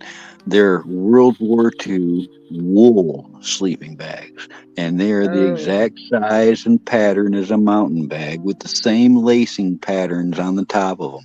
And I like those to have in between that whoopee that I told you about and the sleeping bag, because I can add one or two of those. And you know how wool is. It's like wrapping up in a wool blanket inside your mountain bag. So I could probably go 60 below zero with my kit and be okay. Yeah. I asked you this, I think, Carl, and I'm changing the subject, and I apologize. You're gonna hate me for this. No, I'm kidding. But as long as you're not insulting somebody's wife. But going off of, so what I wanted to say about your mom, Carl, was, but no, I'm kidding. But my dad, he had, it wasn't his camo stuff. It was a sateen top, but he had, I think he probably had it tailored, because if he did it himself, he did a really good job. The back and there's another part of it was taken off, and it was wool blanket, like from the issued wool blankets. He had the back, and I want to say the sides taken off, and it was replaced with the wool material from the blankets. Well, have you ever heard of people doing that? Yeah, and you know who did them? The riggers. The riggers did that, man. But why did they do that? It's an upgrade big time. All right, so like the M1951 fishtail parka, they have nylon liners in them now, but the original were a pile wool liner, which is far superior, far warmer in dry, cold conditions. If you're getting wet, cold conditions, you want the nylon. But in that extreme cold weather, wool was superior. Yeah, it was superior, but I mean, I'm not talking a jacket, man. I'm talking, this was a sateen, like, BDU shirt, you know? Yeah, that's the fishtail, the herringbone twill 1950 style. Is that what you're talking about? Yeah. That would have been a rigger. If it wasn't a rigger, he had some young Asian gal with a sewing machine do that for him. It wasn't an issue item, but it was an upgrade. It's like the M65 field jacket liners. You ever seen the ones with the zippers and the pockets and stuff on them? I do these quite often, and I'll put a hood on them. I'll put pockets on the sides, put a zipper on them. They'll still button into your field jacket, but you can use them now as an outer coat. And that started in Vietnam. Morning, Michelle. Yeah, and that's why you got to get hooked up with Ivar Bergman, because that's what he's doing now. He makes all these custom, where his load-bearing equipment is his jacket, and it's really cool what he does, man. He's been at it for years. Been doing it forever, man. When you two get together, it's going to be like people will just put it on mute and walk away, and come back an hour later, and they're like, "Oh, they're still talking about that." Okay, never mind. Then they'll walk away. That's why we got to start our own stream for that. Tony said my great uncle Maurice was with the 8th Army in Egypt, Tunisia. Damn, I can never say Tunisia. Oh, yeah, British 8th Army. Yeah. Wow. And he hated the desert nights with just a thin blanket.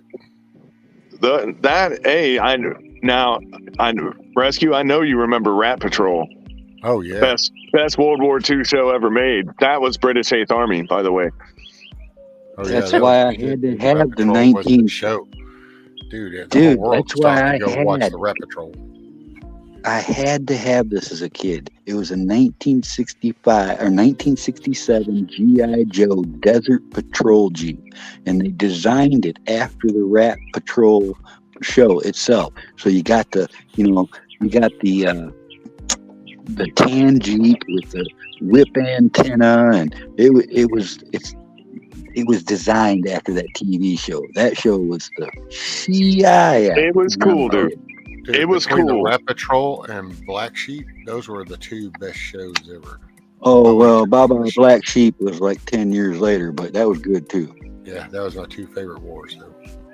But the Rat Patrol Jeep was cool. I can't take that away from you. But the Pink Panther that came later, that was a bad MFer right there. And I would rather have the Pink Panther, because a desert vehicle that's freaking pink, like, who does that, you know?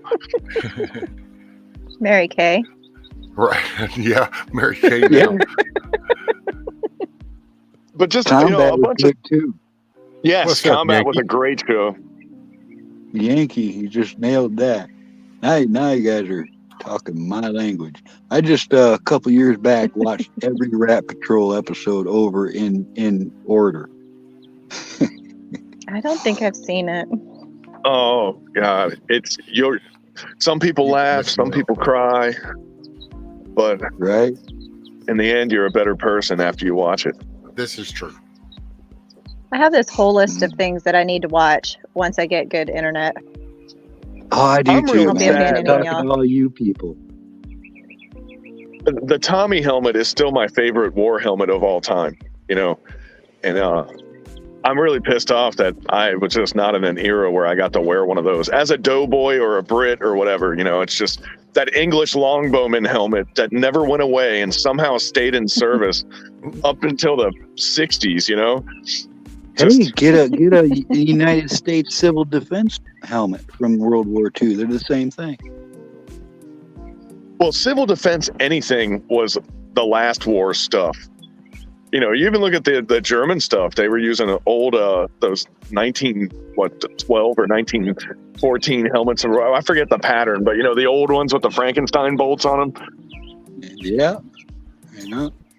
They were like, yeah, we're using these 35s now. So here, you take this crap, old air defense, civil service. Morning, Hoodell. I got to go back. Somebody called me Camel Carl again. I got to see who did that. Okay, what is that from? Because your name says Camel Carl. Well, Camel Joe. So I guess he went to Camel Coral. Corn Pop down here were back in my day, Sonny. I got this meme that shows a single hump camel, and it looks like he's made out of polar fleece or something, but it's fully camouflage, and it says camouflage. Camouflage? Wait, rescue. So I'm not full of shit. Milkmaid, can you verify that Corn Pop does have an epic tale of what's happened to him recently? Even though he's not telling it. All right. He's all shy. I say stuff and people think Since I'm like... When did Corn Pop get shy? I don't know.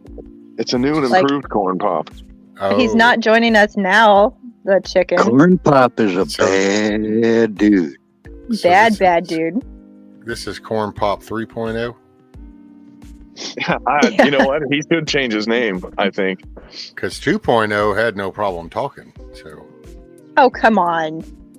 Come on, Corn Pop. He's Corn Pop 2.0 Service Pack 2. For you IT guys. I got it, and I'm not even IT. Need a new service pack. Gotta hit them updates.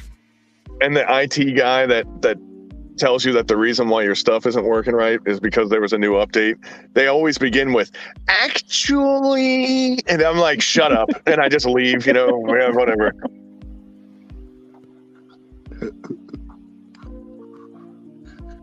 Locked up, still walking funny, doesn't want to talk about it. Oh, no. Now everybody's wondering. Oh, Lord. He's going to get mad at you, BB. I guess he already is. So I might as well keep talking about it because he's already mad at me, right? Calling you an old dude. Hey, what's up, Jewish Pepper? Shalom, sir. How something totally off the wall can be fabricated in a chat or on a panel, and it'll just go on for days. Travel all across the whole community. I think Bug Out said there's a name for that nowadays. Something about the telephone, something. The telephone game? There you go. What's the name? I missed it. Apparently, the telephone game. That's the one where you tell one person something, and then he tells the next person something a little different, and by the time it gets back to you, it's a completely different story. The kinky grapevine. What was the name? Yeah. I missed it. No, that is The the name. That's what telephone we were game. talking about. When shit spreads across the internet through chats and stuff. Yeah. Carl was saying how sometimes up on the chat in the panel and how then it'll trickle all across. And I said, yeah, I said Bug Out had a name for that the other day. Hence the telephone game. Oh yeah. It is. See the what telephone happens game. when they don't have their purple crayons in the morning. Mm-hmm. Oh no, my phone cut out like right as you said there's a name for that, and then suddenly all I heard was the song, and I went, wait a minute. That never happens. But when I lose Yeah, connection, why does Bug it Out. keep the song? I'd like to I've noticed turn that. on the music. Okay. Sit back. Hold on. This is so Corn Pop says just a little case of the sniffles, but here's the follow-up. And then some new parts added. Okay. See, man, I'm not even sure where to go with that. So you got a case of the sniffles, but you've had some new parts added. Well, I know that there's a whole wave of wanting to snip shit off, but I didn't know there was a wave coming of sewing it on. Oh, you can get added buns if you want them nowadays. Morning hoot. Hey, Hoodow. Yeah. I'm ignoring You can get- anti. You can Right. get ovaries put in you now, remember? Well, it's just a little case of the sniffles and then some new parts added. So he got sad that he wasn't a girl anymore. Or he wasn't a girl. So he decided So he wanted to be a lady. Oh, It's well, isn't epic. that isn't that a removal process? What are you doing? Well, you'd have to add stuff too, I guess. I mean, And I come just on, want to boobs. say, I want to say hello to Hawkeye. I don't get to see him very often. How you doing, Hawkeye? Added knees. Look, Anti-Adjack rescues password is how I found out Milkmaid loves Reese's cups. I was ignoring what? that. Bug Out, I'd like to sit down for about a few days with you and my sewing machine and just have you start throwing ideas at me. Oh, dude. There's so many. No. I took a man, I picture could of put Milkmaid and told pockets the and doctor made me patches look just on- like her.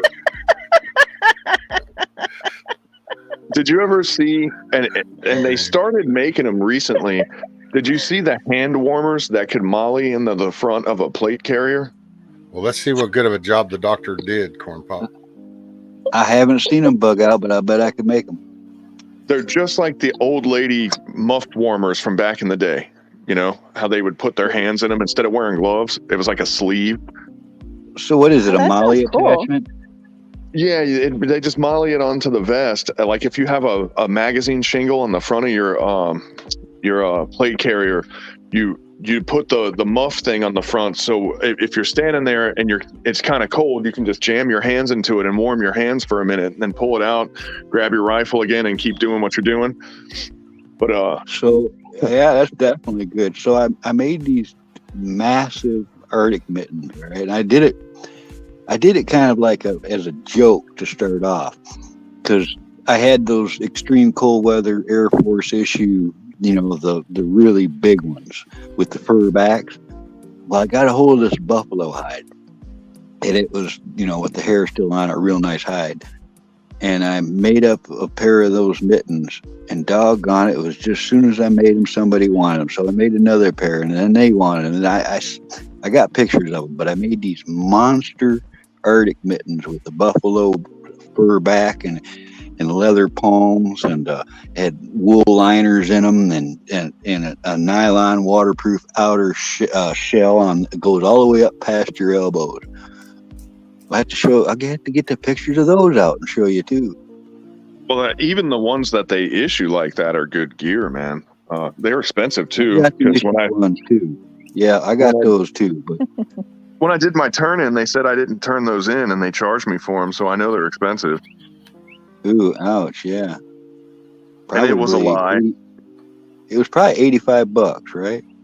I don't remember. It was in the 90s, so, you know. But it was a lot. I remember going, they cost that much? You know. Did you ever see the white? Did you ever see the white over covers? Song of the South says with the hand warmers attached to your armor plate carrier, you can cook breakfast too. Yeah. Well, the funny part about that story that I was telling, though, was the cat that eventually I sent home that actually lives in this house with me.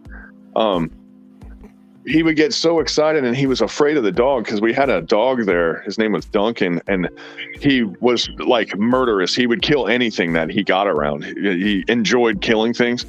So the cat was afraid of him. He would climb into the little muff hand warmer thing, and that's how he would go to the room with me. He would climb into that. So I didn't never put my hands in it. And when the winter ended, I didn't have the heart to take it off because that was his transportation unit. It was like a taxi cab, you know, like I was a kangaroo or something. Don't take my ride away. Yeah. That's funny. I got some pictures of him like running through concertina wire and stuff. It's pretty wild. You'd never guess he came from a place like that when you saw him. He's such a spoiled little lady man. Entitled. When Louise was a kitten and I'd be milking, she would actually crawl into my sweatshirt pocket and be sitting there while I was milking after she got her treat. It was kind of cute. After she got the treat. Well, this new cat I got, she'd do something like that, but I like to call her a custom model. She's got a twin cuddle tank and an extra engine upgrade. You know, she's got the 600cc engine instead of the regular 200, if you know what I'm saying. Mm-hmm. Is she purr real loud? She's just kind of big. She's pretty round. Yeah. Oh, Michelle's in chat. She's a crafty one. Create crash with leather using my Cricut maker. Oh, cool. My wife's got one of those Cricut things. I think she threw in the towel and said to hell with it. What, she doesn't want to do stuff anymore? Well, yes. Well, she does this whole leather type setup where she's making like the flower. She makes the whole 3-dimensional kind of looking stuff. But somehow the cutting out, she wants to get back into it. She tried to dump that off on me, and I said, well, I'll look at it. Well, apparently she had the wrong shit for some mat or something. And man, I put that paper on that mat to test out the little cut depth. And then that paper didn't want to come off that mat. And I said, okay, well, I don't jack with this shit. I mess with computers, so I don't give a shit. I go pay for somebody to cut out vinyl if I need it. Well, yeah. And so, yeah. Anyway, it's sitting over there. I might end up pulling it out, but it just looks like something else to spend money on. You ever mess with kayaks? Anybody? Kayaks? High decks? High decks. I don't even know what that is. You're talking about kydex with a K. Yeah. Yeah, right. Yeah, that's right. That's the moldable plastic that they use for holsters and knife sheaths. I think, right? I've heard kydex used multiple times, but I'd never asked what it was. Yeah, it's mostly for sheaths and stuff, but you can use it to make plating. Like, you know, if you want to make a stiff section for a pack or whatever, people will add kydex sections, and usually it's the cutoffs. They'll make a knife sheath or a pistol holster for a hybrid with a leather and kydex, and then there's always like kind of big chunks of the sheet left over. Well, you can sew it into your pack or any gear, really. A map case would be a great thing for it, you know, and it keeps it from like folding and getting all weird looking, you know. Yep, kydex is good, but so is nylon paneling. You can buy, you know, different gauges of nylon sheets like they'd use in a notebook or something, and that's pretty durable stuff too, and you can sew through it. It's not rhinestone cowboy huckleberry, it's rhinestone corn pop. By the way, Corn Pop wants to know if you can make him some rhinestone covered leather chaps. Carl. Poor friend, of course. You know, I think I'm just gonna pass on that one. Are you sure? He just wants some rine-covered leather chaps. You can You get know, Carl, you got to what get they- all the money while you can before they make it worthless by giving it all to Pakistan and Ukraine. what was that? I would recommend a bedazzle kit. Is what you need. Ooh, I remember that. you'll be I've bedazzled that with the bedazzler. I've used the word bedazzle in personal insults given to people for probably a solid 30-something years now. And people still don't know what it is. And now they have no idea what it is, but when you say it in the tone of your voice, they get mad anyway, you know? They can He's probably get gonna the get mad implied at me. sarcasm. Yeah, I always tell people, like, yeah, when you're older, you're going to be out there in Key West with a bedazzled leather colostomy bag, you know, out there in Fantasy Fest. It is a No. great Oh my word. gosh. You know, Fantasy it fest. is a great word. Well, apparently not a colostomy bag, but maybe some chaps. It sounds like from Corn Pop's perspective. You just want Yeah, some, he wants some chaps. chaps. Assless chaps.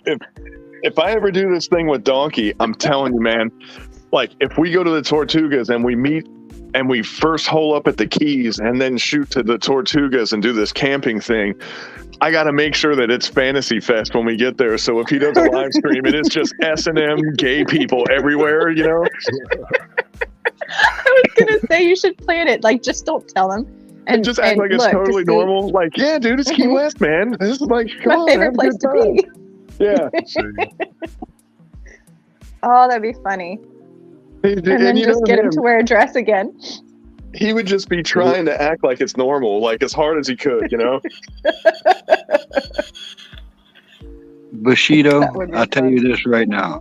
If you ever find yourself in a lesbian gay bar, do not use the bathroom.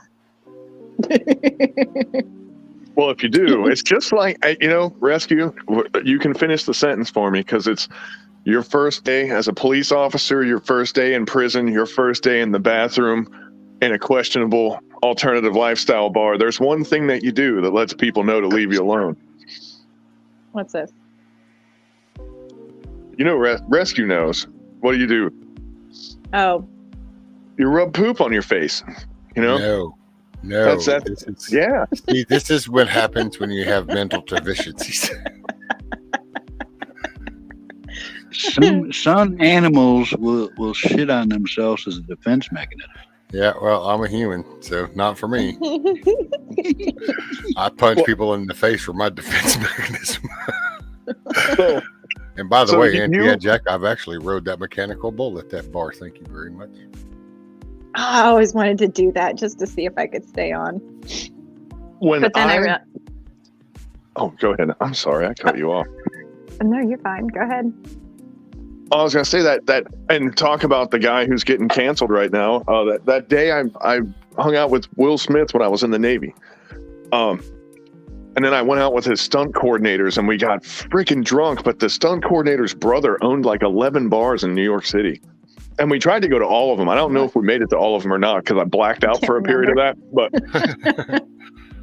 But I was announcing one of the bars the guy owned was like a honky tonk country bar in New York City. I was like, get the fuck out of here. He's like, no, man, it's a country bar. It's got a mechanical bull and everything. And I was like, no way. He sure did.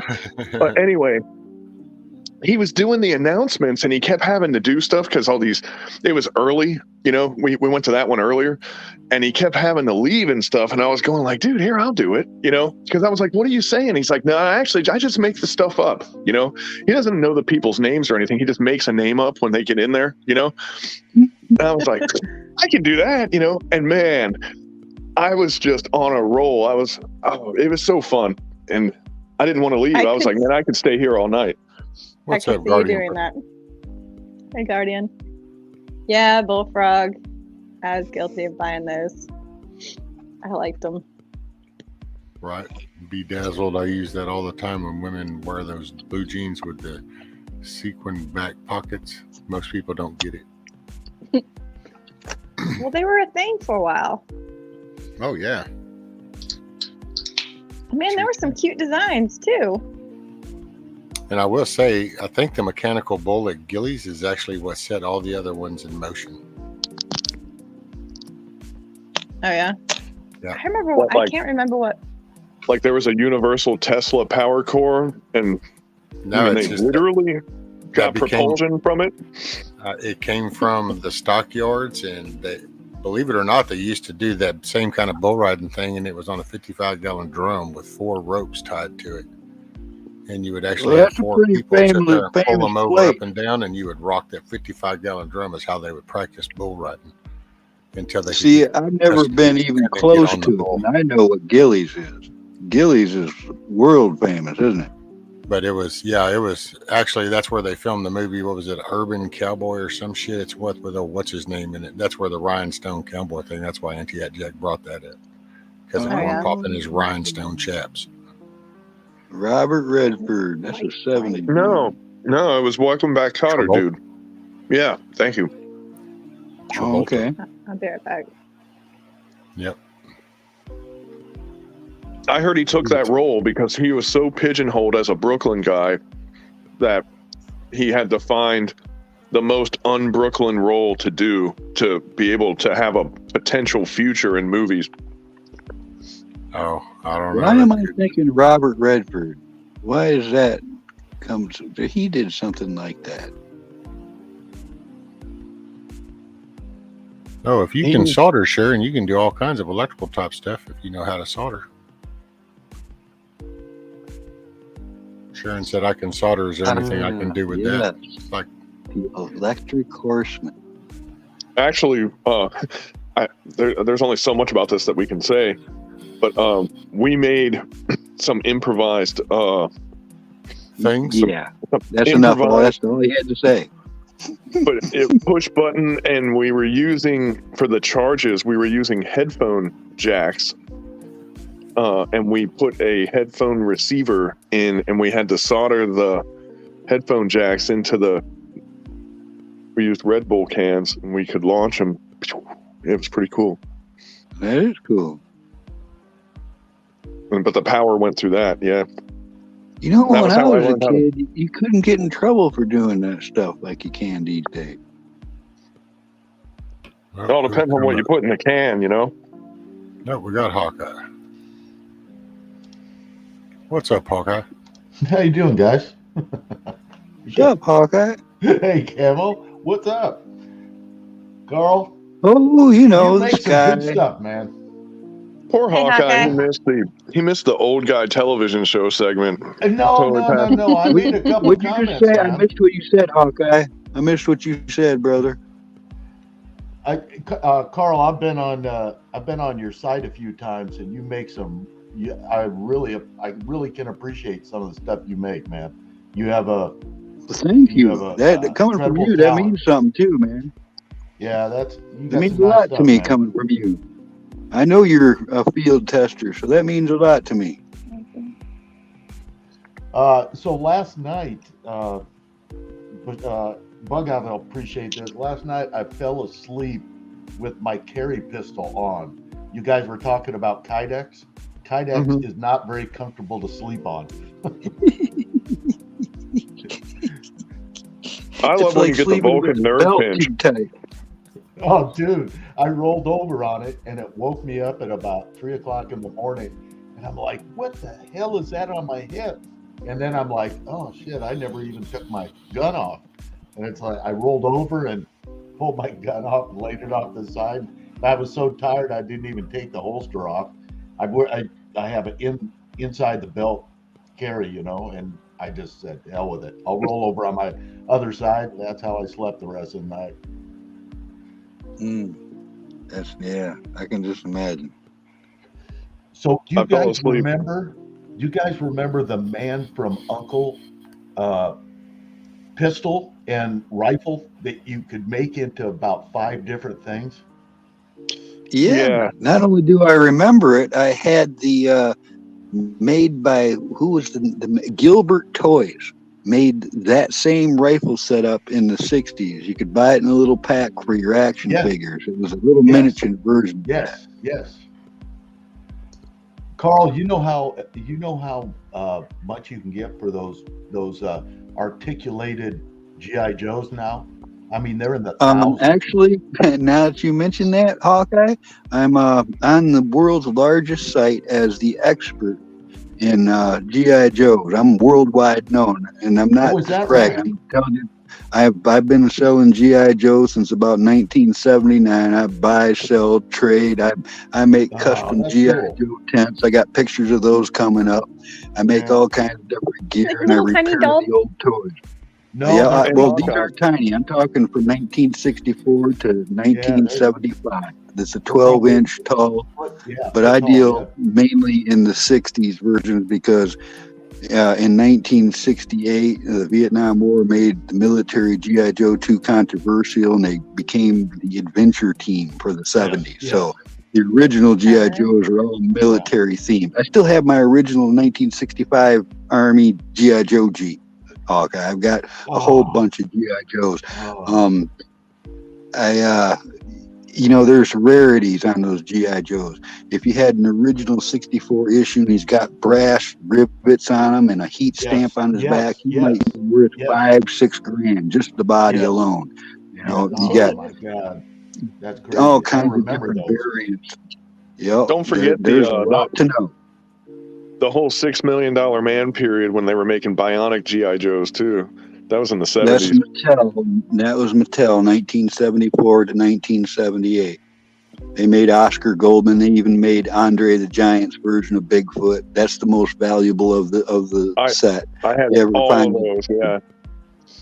Yeah, you had all the $6 million. I know that stuff was after my time, but I learned it from the market. You know, that's yeah. Well, it's funny because I was gonna say to Hawkeye, and then I didn't find an entry, you know. But to Hawkeye, I was like, man, if he would only tell us a little bit about it, and I wanted to get that in before you started talking about it. But I'm gonna have to get out my GI Joes and show them off too. You know, I had some original prototype stuff that I'd saved for decades. Thanks to my mother, actually, because in like 1972 or 73, she put all of my GI Joes in these big trunks and saved them for me.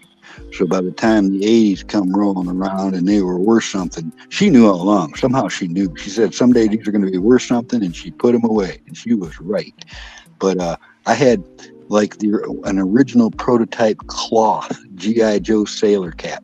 I got $1,900 for that. All right, just a little hat, one little GI Joe hat, because they only made, maybe a few hundred of those, and then the rest of them were that rubber plastic, you know. And there's just so many rarities in that as collectors, that it's a whole world. So my cousin's father was a doctor. My dad ended up being a doctor, but at the time he was just a poor med student.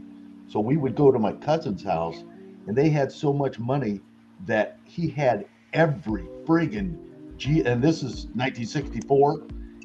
He had every friggin' GI Joe and anything, and it was all cloth. Everything was cloth. There's a lot to it. It had the little tiny push buttons for the little push buttons for the buttons on the coat or on the shirt and on the coat, and everything. The wrists were all articulated. Everything was articulated. Those were the days. Well, now Jack, the original first parachute set was from the 1967-1968 fighter pilot. It was first debuted in a window box. There were multiple later runs of G.I. Joe that came with a working parachute. One of the worst ideas in the world for kids, man, because then you get all your kids throwing these toys up in the air and breaking them. Yep. It was a great marketing strategy. Yeah.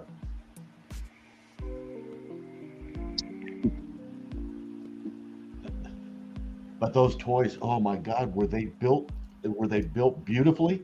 I mean, you couldn't have had 21 points of articulation compared to Ken's 7. That's why Barbie left Ken for G.I. Joe. Oh, is that yeah. It's funny you should say that. See, my only experience with G.I. Joe was I'd steal my brother's, and he was Barbie's boyfriend, not Ken.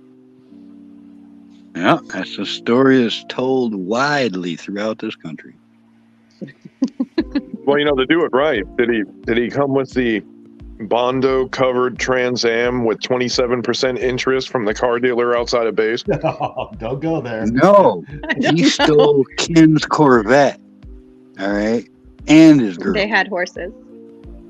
And yeah, they had horses, but they had Corvettes, and they had all kinds of Barbie cars and Ken cars and stuff. I had some of them. I mostly designed barns for the horses, and then looking back, like, so much of what I played with makes sense now. Michelle, I'm not sure if it would depend on whose side. It's just the fact that you shit in the bed. That's kind of what would get me. Isn't this America, though? Excuse me, I thought this was America. If you can't shit in the bed here, where can you do it? I don't know. Try Afghanistan. With those Barbies, Milkmaid, it's the same thing with like all the toy lines. The first ones are the ones that are worth the most. They got the 1959 ponytails and stuff. Those are big money. You got a few other ones like the Francine and Midge dolls. Certain versions of them are worth more than others. But when you get into even the late 60s, early 70s, the value is drastically different. They're not worth as much.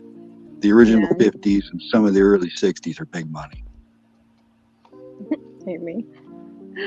I know, Amy. See, he was a mooch right out the gate, wasn't he? Ken didn't have a job. He lived off Barbie. He was too pretty boy. He had a trust fund. What else do you need? Oh, how about the little trolls? Do you remember the trolls? I got a couple of those still. I still got a couple of six. Yeah, I still got a couple of those too. Then the locket, the little dolls in the locket that had my sister had those that had a scent to them. So they were like a strawberry something or other. Oh. And they were little some of those are dolls. super rare too, Hawkeye. There's sites to identify those. You want to check on some of them because some of them are way valuable. I got to address something. I need to do some venting. All right, Mr. Tony Lee, I know all about that. And doggone it, they turned everything. This is what pissed me off. From 1968 all the way to 75, they turned everything here yellow, orange. It was all hunting tigers and all this crap. And here you guys over there, you had Action Man. You made the Scorpion tanks. You had the Land Rover. You guys stayed on the military theme all the way up into the 80s with your Action Man. Man, I didn't know about it when I was a kid, but when I got older and learned that, I was bent. All right. But Carl, so they had Action Man, big deal. They had these tough guys running around. But when they came across a tiger, who did they call? They called us, So they weren't all that. Or what they needed somebody like, we really need somebody to scuba dive with a camera down here. We had that. We It was just wrong, man. The Action Man had so much military themed stuff that I didn't even know about, man. That's just so wrong. They're like, we need a G.I. Joe with a moped and 3 bird cages. Like, we need them stat right now. We're losing the war. That's exactly the kind of crap they gave us while they were over there with their mobile artilleries and stuff. They had a freaking bridge bug out. They had a truly butthurt about this. But Carl, think about it, man. It's exactly what it was like right before the revolution. It was like they had the largest army in the world, and here we are over here, like making farms and trying to build violins and shit, like getting everything wrong, and more of the same, right? I mean, they did it in freaking secret, man. They didn't let any of us American kids see what was going on over there. Well, what about Ultraman in Japan? Like, they had death robots at the same time, and here we are. You mentioned that. There is a Japanese G.I. Joe Takara Ultraman suit, and that son of a gun is worth thousands and thousands of dollars.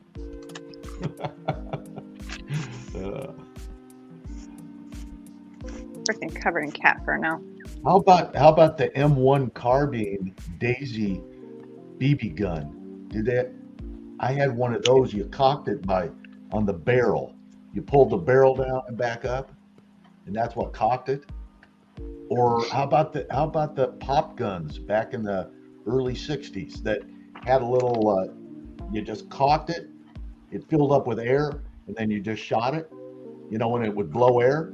But if you were a smart kid, you filled it up with mud, and then you blew the mud out. I about put kid's eye out. My dad took that pop gun away from me. I wonder why. Yeah.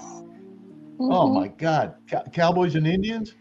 How many times did you play Cowboys and Indians? That was I the don't know game. how many times if I could count that, but yeah.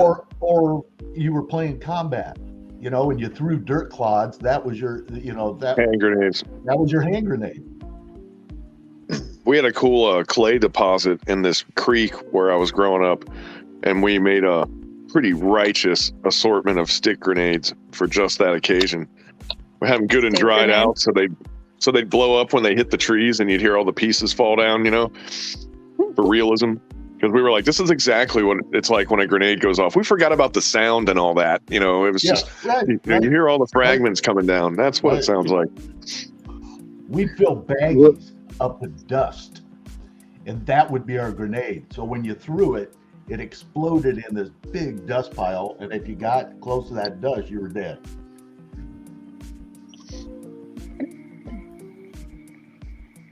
Well, we did things. What we did is we'd take a pipe, cut a side hole, and make a breech-loading bottle rocket rifle. And if you timed it just right, when you hit your adversary, it would blow up at the exact time that it hit them at the right range. We did the same thing, and it's funny you would say that because we used the wooden and steel-barreled flintlock rifles that you could get, like the Davy Crockett rifles. We would bust off the cap part that you could put the red caps on and shoot. We would bust that off and put a nail in there, and then we would put the red caps from the red cap guns, like the plastic ones. Oh, and when you pull one of them off and stick it on there, you can put the wick of a firecracker in there, and if you put like 5-10 grains of powder in the metal part before the barrel, when the fuse went down, it would shoot a firecracker, and then it would blow up, just like what you were talking about. And we would use them as like actual guns. It was pretty cool. Yeah.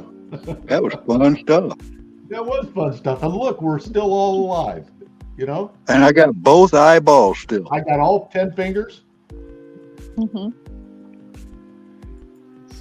How many times did you take a firecracker and put it in a mud ball and then time it so that it blew off when it went through the air? Okay. All right, Hawkeye, I got one for you. All right, I got one. In about 1974, I think it was, I'd saved up the $300 I needed to buy a 3.5 foot long model called the Blue Devil Destroyer. It was the biggest plastic model I know you could exactly buy. what it is. Yeah. All right. Now I get this thing and I loved it. All right. And at the same time that I got this ship, we moved on to a lake. So it was, I was starting to mature, getting into girls. Things didn't have the same value as they normally would have. So I got this great idea.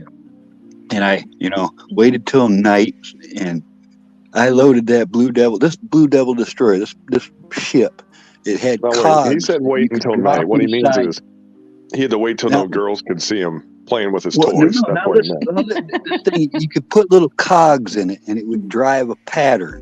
So it would self-navigate in a figure 8 or a square or a circle by putting a different cog in. It ran on like 12 D-cell batteries, and it was a big ship. But as it moved, the turrets would also rotate. So it had an actuating movement to it, and I added lights to it stuff. But what I did is I put lady fingers inside the barrels of the big guns. I put gasoline inside the hull. I put M80s underneath the hoods of everything, and I loaded this thing up. I spent maybe maybe a good 4 hours just decking it out with explosives, right? So I send this thing off on its last, I didn't have no videotape, nothing fancy like that in the 70s. So it was like a visual that me and my buddy got to appreciate, right? So it goes out there and it started going off, crack, boom, boom, kaboom, kaboom. And sure enough, it sank, nose first, went down in a blaze of glory with gasoline burning on the surface of the water still. It was just like a movie scene, all right, which was cool on its own. But then get this, like 2 years later, I get a hold of the scuba diving equipment. And I remember this was golden because I'm like 30 feet down and I didn't even think about that thing. And I parted the seaweed in front of me, and there lies this ship laying on the bottom of Lake Real Lake with a little bit of algae growing on the side of it, and it was all battle damaged. And that visual has stuck with me ever since. That was worth every penny of it, just to have that memory of finding it on the bottom of the lake. It's still down there, I'm sure. What's up, Donkey? Morning. Good morning. Morning, Hawkeye. Good morning, Donkey. What's up, Donkey? Morning, Donkey. Camo Carl. Milkmaid. Rescue. Bug out. How y'all doing? Good. Carl, in my little car display that I got over my shoulder here, when you see the '67 Camaro pop up, that's what I was playing with in 1974. I actually bought it. I was already out of it too. I bought it in 1973. In 1974, I was driving a big old set of boobies. I was I was a year old. I was a junior in high school. You know what I was playing with in 1974? Better than your silly Camaro. I was playing with my mama's bladder.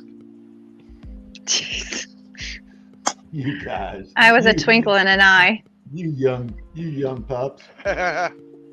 Hey, Yeah, Hawkeye, born in I 74. got terrible news for you, man, but we're not young. Yeah, I know. Isn't that crazy? Yeah, no, I totally get it, man. I totally get it. I remember when I turned 45 and it's like, God, I'm just older than dirt. What time is it? Aren't you guys supposed to go back to the museum? Yeah, Damn. Horrible. Carl, I love I'm you, man. telling you. Gee. We had some toys though, didn't we, Carl? Oh, you guys Yeah, had the best man. toys Mustache. ever. And Carl, I grew up. I remember my 5th birthday, and I got one of those red fire trucks that had the actual wooden ladders on the side of them, and they had a ringing bell in the front, and you pedaled it, and the son of a bitch would move fast, and it had ball bearings on the wheels, and oh my God. Those were the days. See, when I grew up, all your toys were still in circulation, but all the new toys were all the hippie toys, And Yep. The hippie toys Yep. or the yep, hip toys? Yep. all the kinder, gentler toys were coming out, Oh, gotcha. Well, All and the some of the peace and fun things love about and that, happiness. some of the fun things about that was they hadn't figured out plastic yet. So you got some toys that were made out of, plastic that would break all the time, or plastic that wasn't, you had nylons that were coming out, and a lot of these petro plastics and uniforms and that type of stuff. Nothing had been figured out yet, so they. Some things would It stretch was a like constant crazy, experiment. and they were You're just right, Hawkeye. experimenting. Yeah, that's exactly It right. was they were changing the formulas and plastics at all All the times. time. That's what makes some of the toys so rare, is because they just disintegrated. That is a big problem with toys. If they were exposed to ultraviolet light or any type of heat or anything, they would melt together. They would leach out the oils out of the plastic and become brittle. Yeah. There was all kinds of messing up with that stuff. I used to love the Civil War, and they used to make little tiny blue and gray plastic men that you could set up in Civil War battles, and made by Marx. And you could get like lichen, get yourself some lichen and a little bit of dirt, and you could make Bull Run with you had guys on the ground, you had guys on kneeling, you had guys standing up, you had all the cannons and everything, man. I would set up Civil War battles like nobody's business. And actually, Marx did make a Rat Patrol Jeep set. They were 8-inch figures that came with the Jeep, and it was made with the brand name Rat Patrol. Excuse me for a second. Okay, weren't you the one that started the Civil War? I was on the north, man. So no. Oh, you don't think those taxes had anything to do with it? Yeah, no. Yankee Watchdog, yep. The orange Hot Wheels tracks are cool. But man, if you got any 60s red line wheels, original Hot Wheels, those are big money now too. I've seen some that sell for $5,000 used cars. You know, there's some super rare ones out there. I trashed all my toys I had when I was a kid. Right? I'm sitting here thinking, man. Do you know how many G.I. Joes and Star Wars figures and Matchbox cars and stuff I blew up, trashed? Anybody here, let me tell you right now, get this out here. Anybody here in chat or on this panel, you ever find old toys like that, I give free appraisals all the time just so people don't get burned. Because the stuff, that's what happens. People find this stuff and they get talked out of it for the fraction of the value. And I do a lot of appraisals. Anytime, let me know. All I need is some pictures, and I'll direct you from there. Carl, I was going to ask you anyhow, do you have your email on your About page?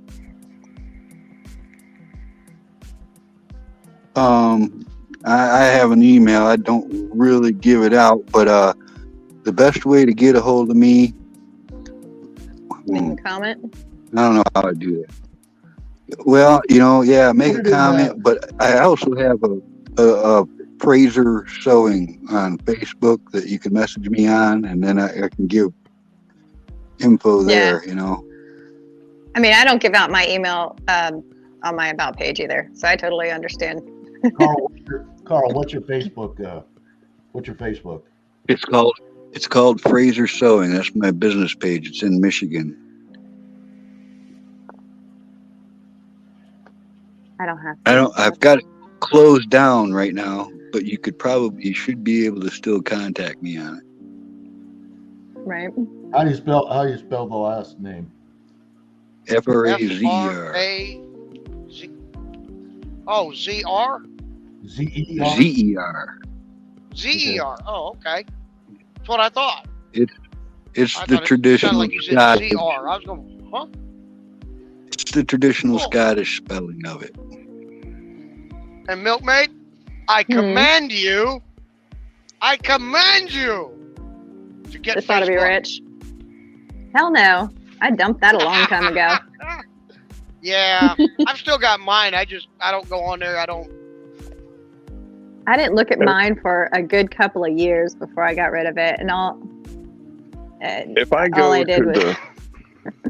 to the splash page of Facebook, a red light goes off at the headquarters. Like that's where I'm at with those guys right now.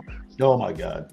I know, that's where I don't even. I've got it, but I don't use it right now. Bug out. I've had so many strikes and stuff on there. It's ridiculous. I never had a single warning. Never. I never had a warning. They're digging stuff they're digging stuff off my page from 3-4 years ago, man. Oh, crazy. But they disconnected my Instagram and my Facebook at the same time, and it was right around the election, if that makes you wonder, And I think, Yeah. man, I'm telling you, I can't prove it, but I think I kept talking about that laptop. I kept bringing up the Hunter Biden laptop, and I think that's what got me killed on Facebook. I have a feeling. I can't prove it. No, that'll I'm do just it. sad you Bug out. lost all your You're pictures. not allowed to talk about the fucking Bidens. They're untouchable, man.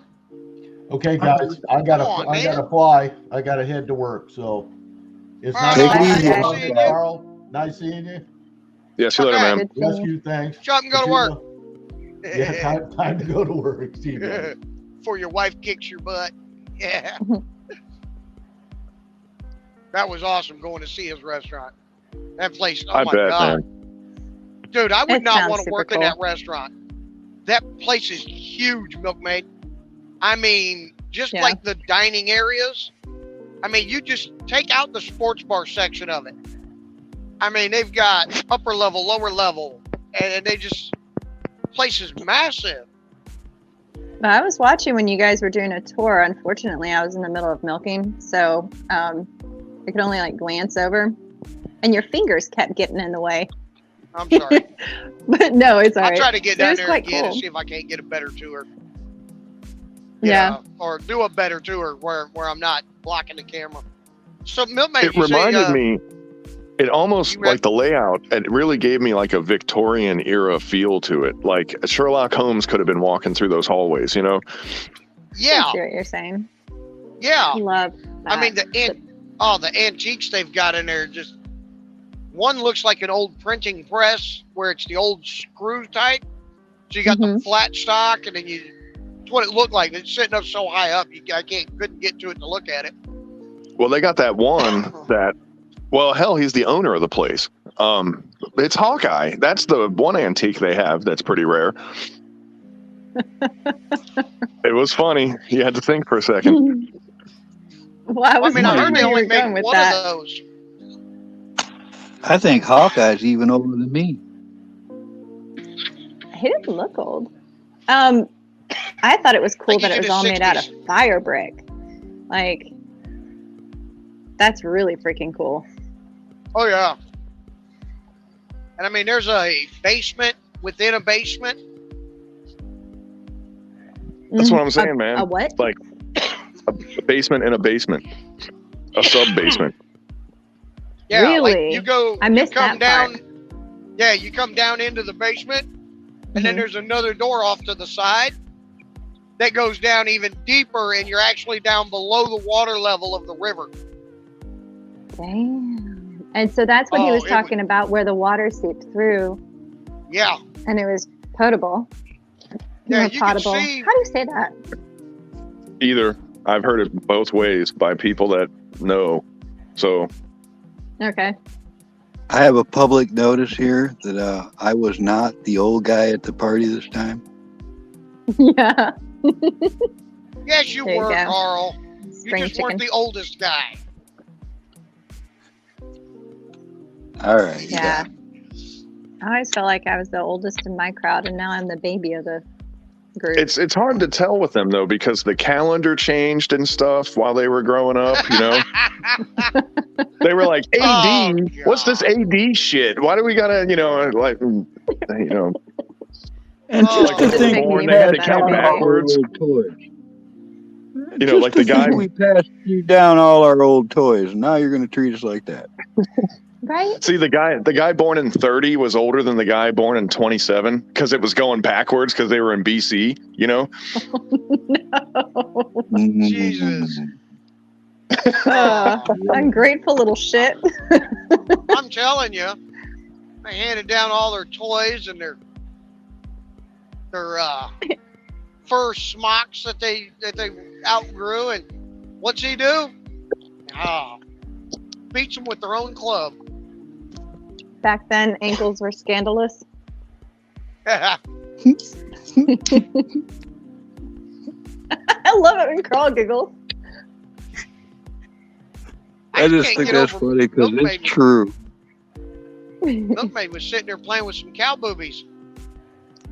I joke about that, but I'm dead serious. When I would go out in Adams County with this guy, I'd stay there for days, you know. and I'd be there for like a week, and the stores were all full of the Amish because the Amish community was right next to there. And by the time I left, I was looking at ankles. I really was. I mean, it's It's true though. it's the craziest thing. And then you're in the Middle East, and in Afghanistan, they all have burqas, right? And like, So you can see his eyes. I'd be looking at the Afghans in my truck, and I'd be like, "Did you see the eyelashes on that one?" Like, like it doesn't matter. It doesn't matter what you do. You can't cure that. I mean, it's.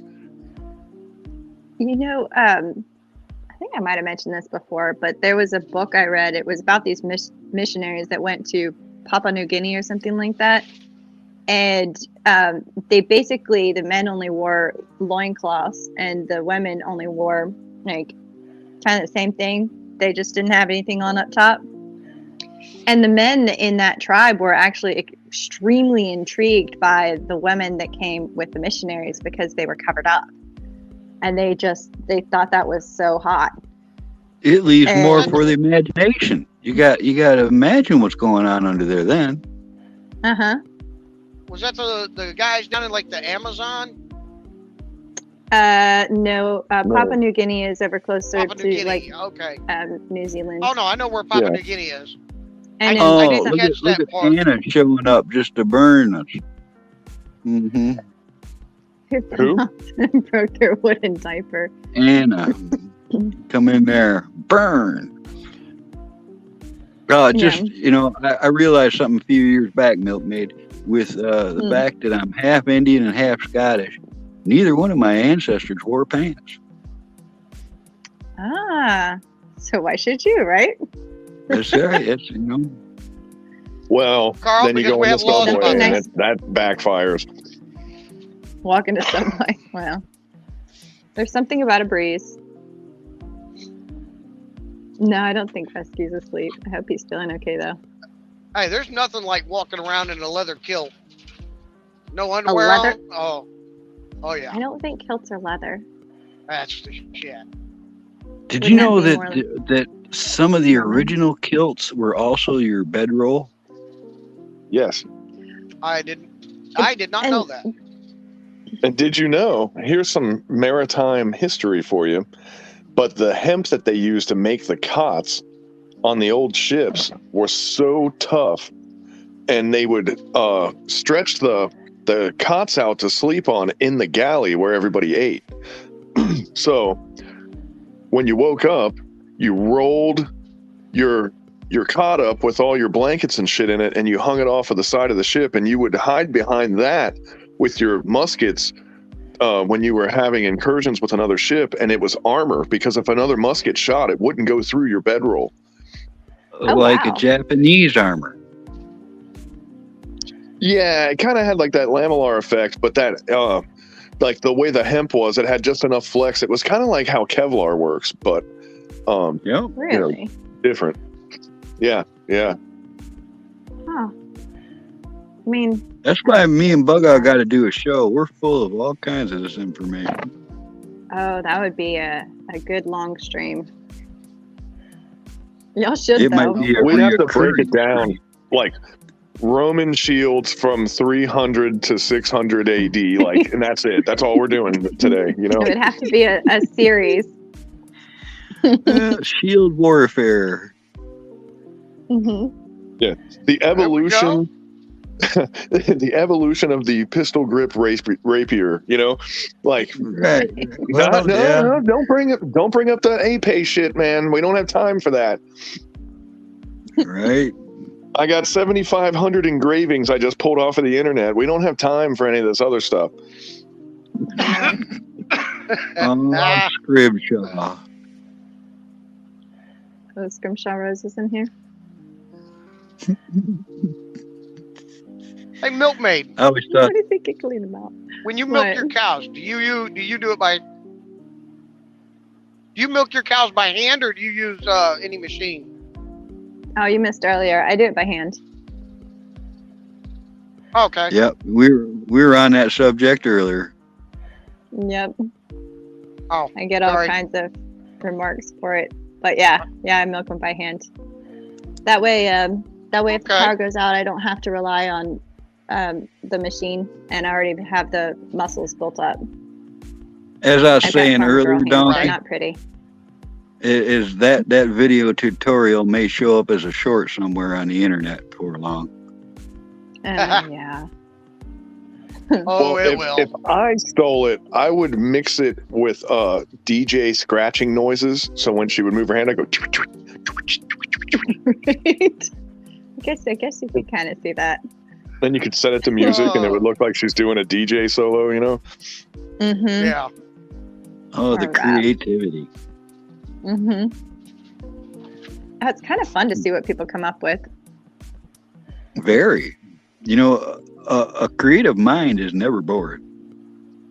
I try to be a little artistic with my videos, but I think like camera Rescue angles and took stuff. a nap. I think he took the opportunity while he had me and Bug out up here just to go and take a nap. Well, you Sitting back in that chair.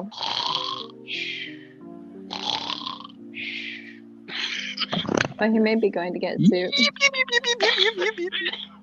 I hope he's okay. Rescue, you're alive? The And he's- transition of claymores. Sorry? I mean, we can just. He's keep talking going. about the Claymore Scottish sword, not the. Oh, the other kind. Yeah. That's right. I mean, I you- remember reading a book and they were talking about that. That and what's that little pouch on the front? I forget what it's called. The original fanny pack. That's the sack. I mean, we've had it for a long time. No, Been you with know us our what I whole mean. life. Shoot. I'm sorry, I couldn't resist. It's like something erg. Just It has erg in it. The way you said that little pouch in the front. I don't know the name of it, but I know what you're talking about. Oh, somebody's gonna put it I've in always chat. called it a satchel. No, not nut sack. And then they had the Satchel. dirk. The dirk was their dagger. And Well, the that's DIRK, right? There it is. dirge, Tony got the it. dirge Spiron. is the shield. Yes. The buckler with the spike is the dirge, and the dirk is the knife. Okay. But I forget the name of. Scottish wasn't really my thing. That wasn't my area. The pouch was a sporon or spiron, however you say it.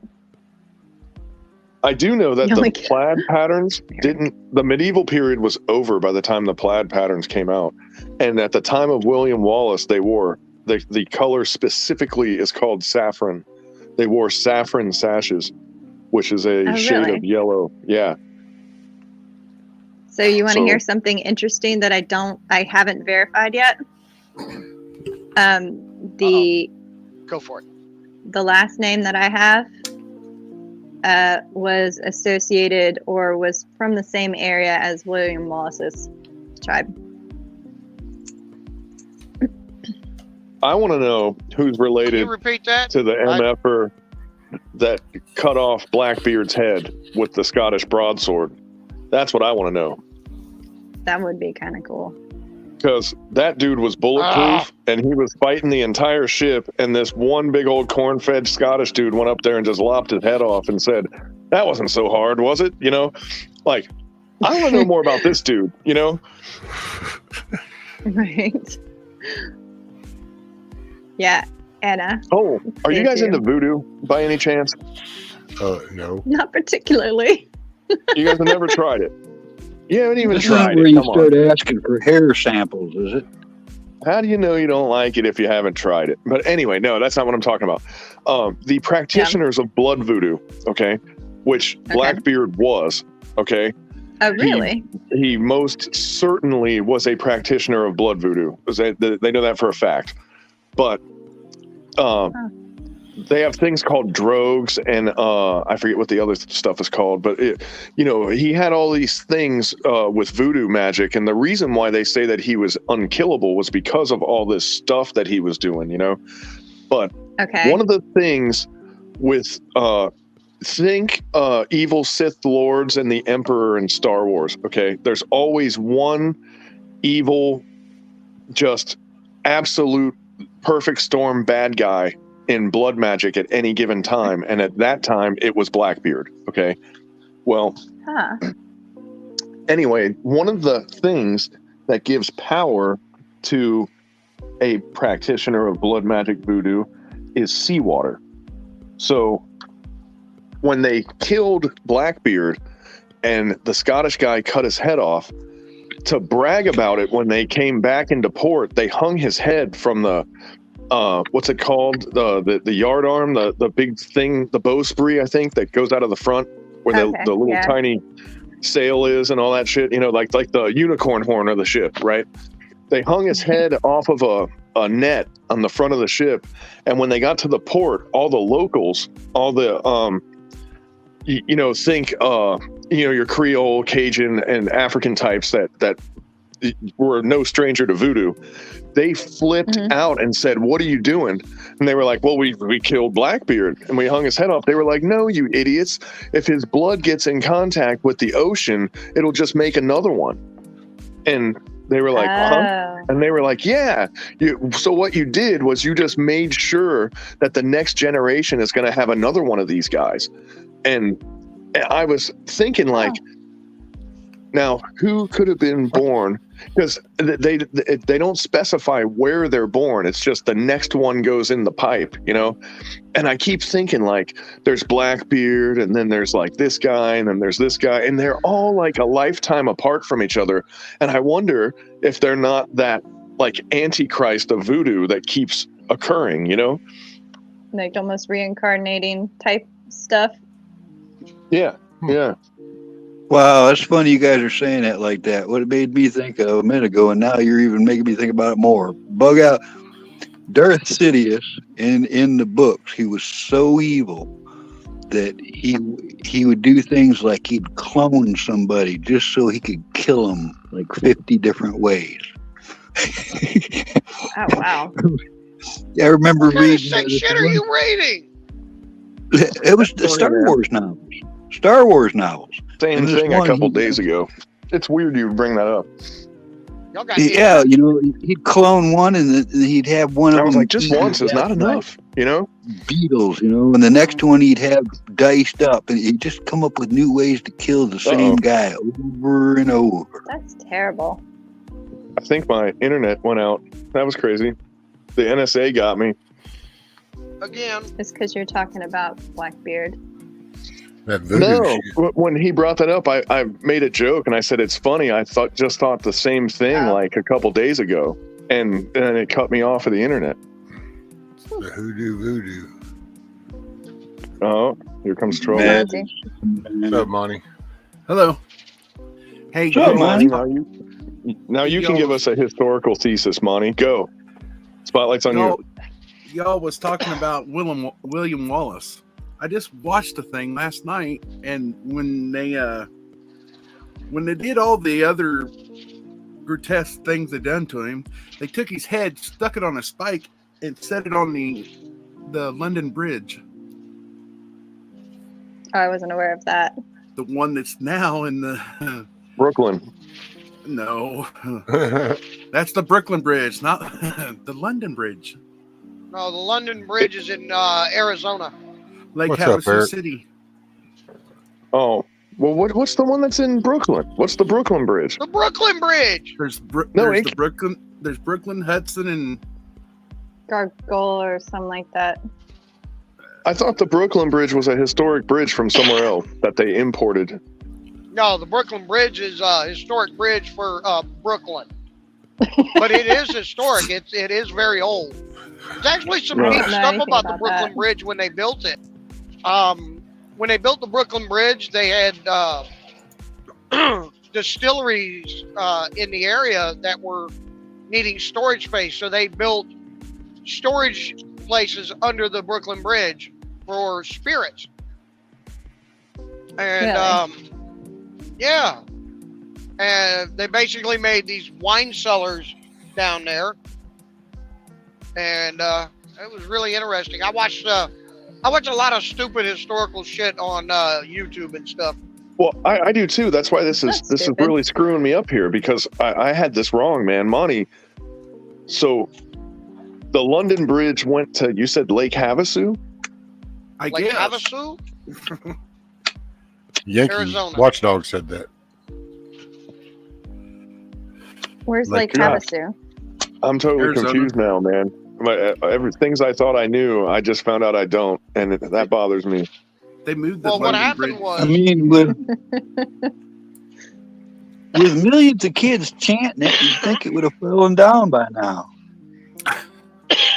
actually, that's what where the song came from. When they were taking it down, they took it down piece by piece, and that's where the I didn't song know came that. from. London Bridge is falling down, but it was reassembled in Lake Havasu, Arizona. Well, So I'll who's be the fair damned. lady? Pocahontas. That was the queen. John Smith and Pocahontas. No. That's a funny joke, Might have but there was a Pocahontas had went to England, and one of the contemporary writers of the time said, "A fair lady she is not." That was his comment about her. So when you said who's the remember fair hearing lady, and I about said her this. name, it was Ugly. A joke. Hey, Yeah.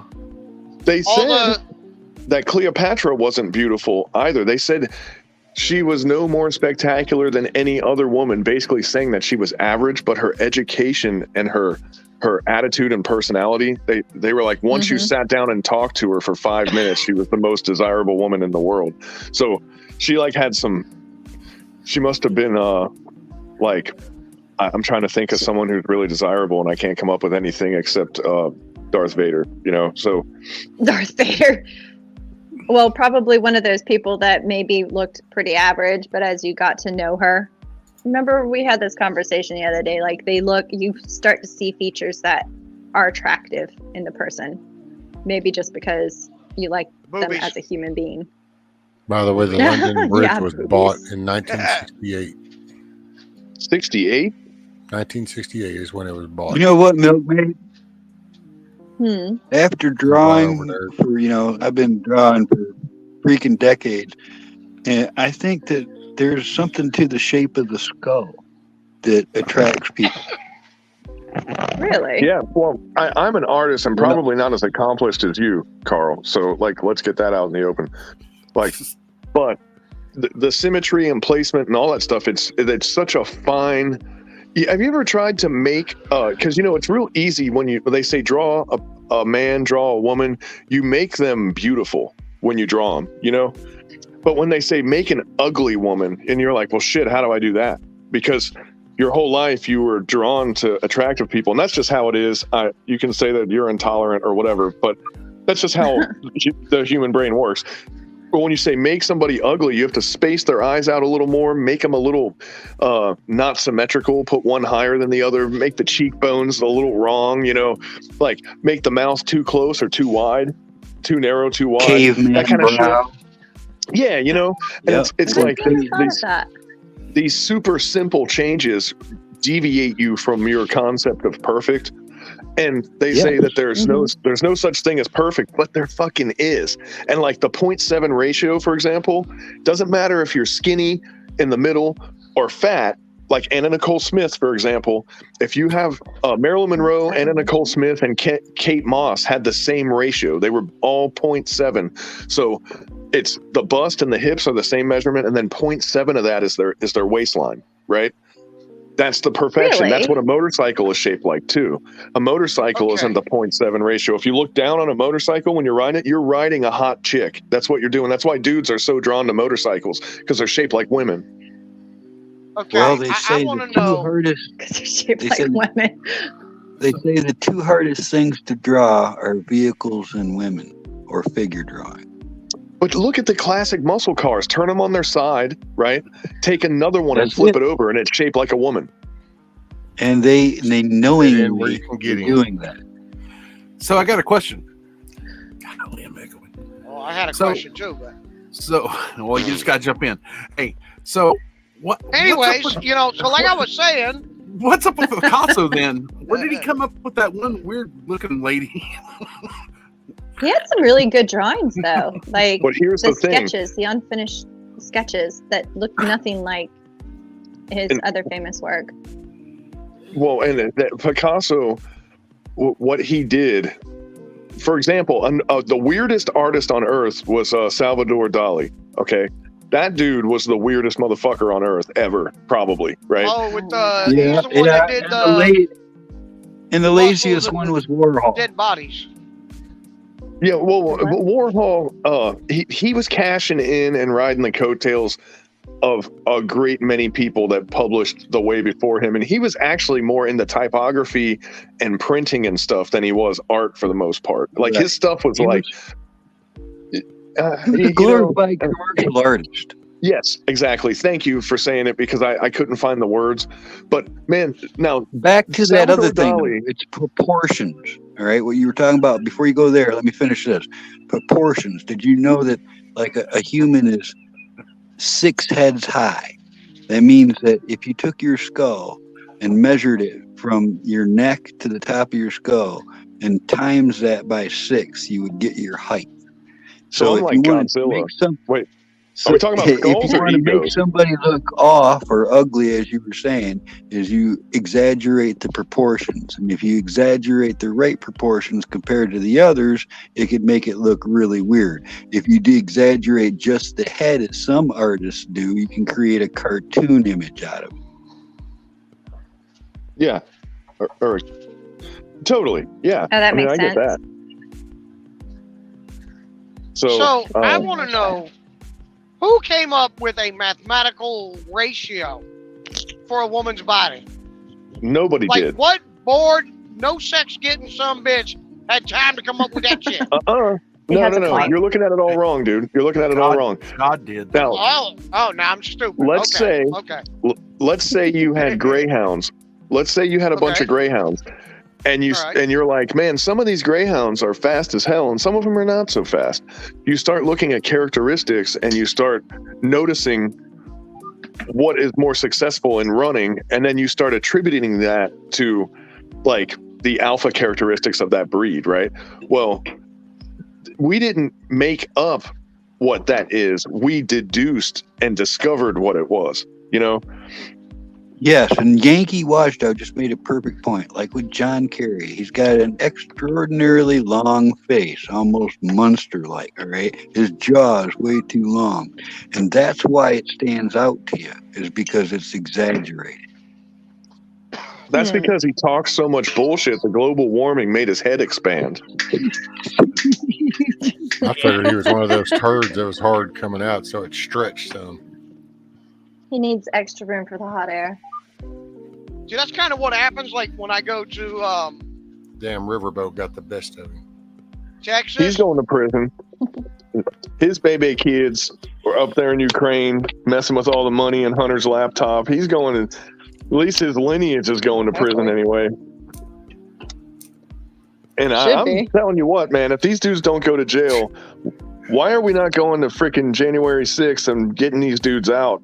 And I'll tell you what, man, I hate myself right now. I really do. Just sitting here while that's happening. I can't believe I'm letting that happen, you know? I feel that, man. I do. I feel that. And it's more disturbing to know that somebody in a higher place isn't doing something about that. The only thing keeping me hanging on right now is that I heard that Carl was going to do a skimpy picture of Milkmaid. That's the only thing that's like really got me hanging on right now. Like, Oh, I thought you were gonna say for the game show or whatever, where you win $10 million. That's way more interesting. Are you talking about like I'm on in the a game movie show? Titanic? On the movie Titanic, where Leonardo DiCaprio draws that one picture. Try me of like her? one of the French girls. yeah. Yeah, Oh, God. kind of. That's sort of what it's like. Oh God. Woo-hoo! I'm getting more coffee. It's not lust. It's the appreciation of the female form. All right. Actually, I have appreciation for, a lot of that as well. Like, I have no problem. looking Better at not somebody say and it's a saying, dude Read at up and Tractor slow down, Supply. stupid.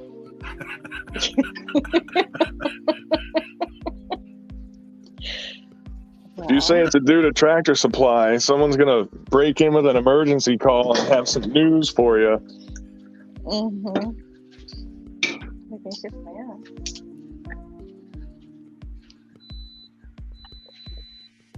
Mm-hmm. Plus, I love it. a milkmaid. I have I'll never not drawn a comment. milkmaid. A milkmaid is a new concept for a pen. I don't even think I've even seen a A new milkmaid. concept? Yep. Son of a bitch. There's like 4 chickens on my porch. Yeah.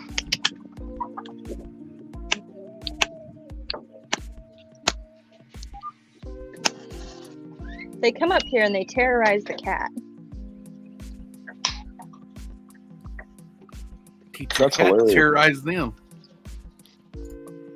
Well, they gang up on her.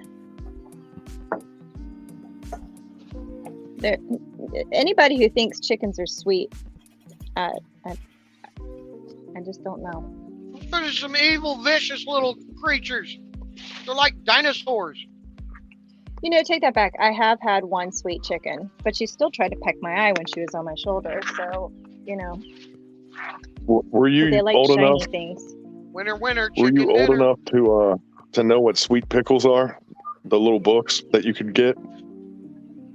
Mm, No. No. What about you, Donkey? You didn't have sweet pickles. Maybe it was like an urban inner city poor kid thing. I don't know.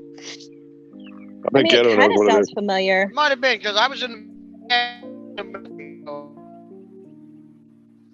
You're going all Uh-oh, we got him bleepy on us, already. Donkey. You're bleeping out on us. It was like a bread truck Oh, full of well. shitty books, and they would drive it in, and like you'd have to get money from your parents like the day before to go like buy some of these crappy books. But because it only happened like Oh, once a the year, book you got truck. real excited about it. Okay, now Yeah, like the little book I truck. don't remember that. Oh, Scholastic. Scat Pack. Scat Pack. I remember when I was a kid, Oh. I learned how to draw what they called the heroic male figure, Yes. which is where I said that it was a 6 scale for the skull length. They added another one, so you would make a man at a 7 skull height to get the heroic build. But drawing the girls was way much fun, so I just kind of stuck to that. Well, You I know learned what's how to funny draw is- from comic books, believe it or not. And Yep. the hardest thing for me to learn, because every superhero, at least in my day, they all wore tights. So I knew how to draw the human form like perfectly, and I struggled with adding clothes to it, you know? They have Well, there is my- some things, shading and shadowing and stuff for drawing clothing can be more difficult than anything. Well, no, for me, it was the Right. pocketing and the billowing, like in the knees and the elbows and stuff.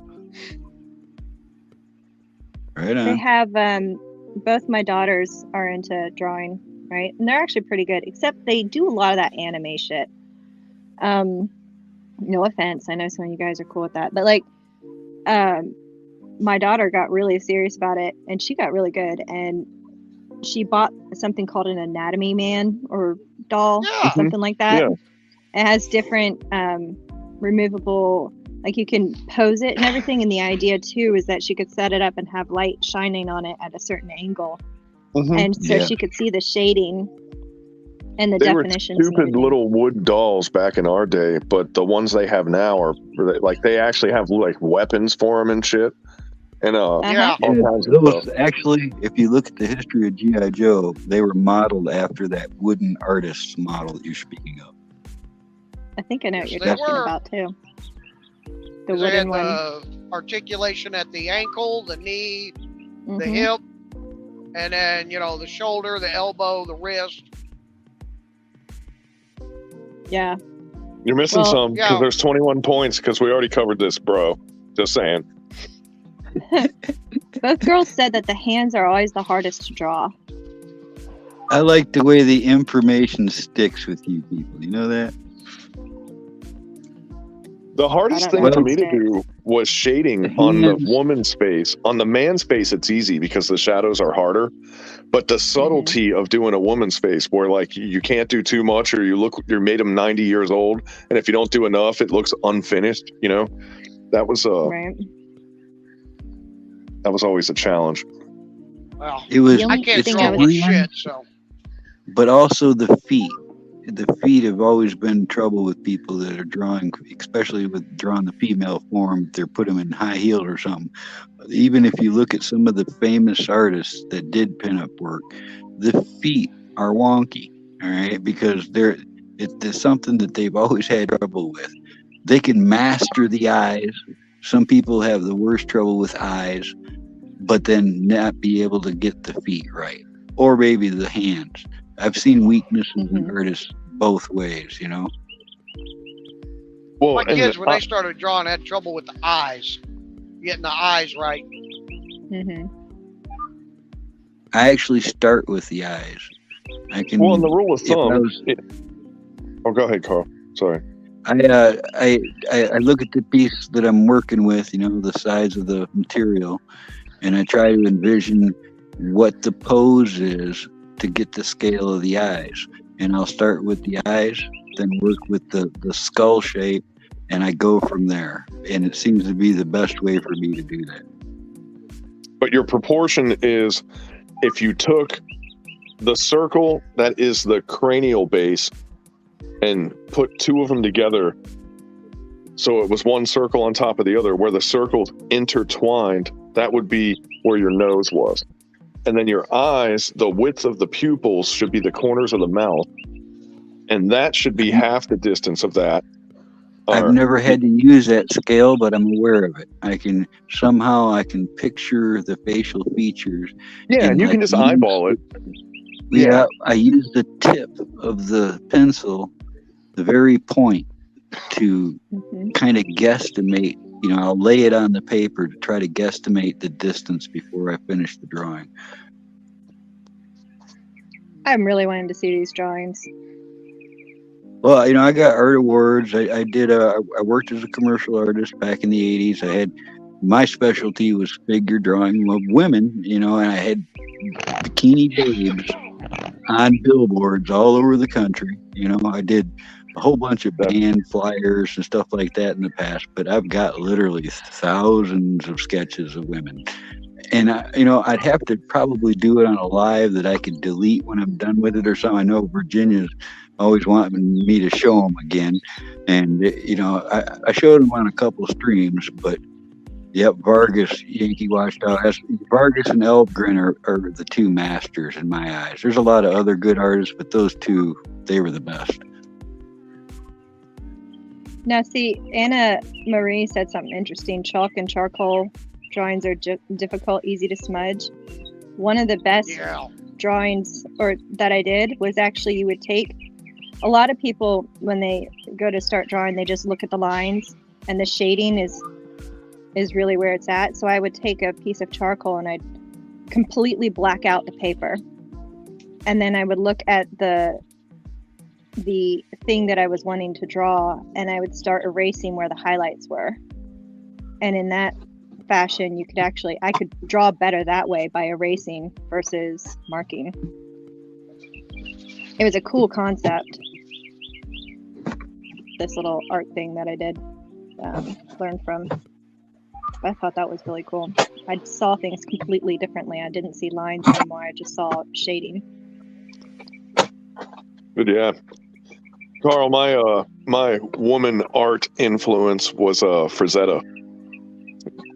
That was that was the be all end all for me, man.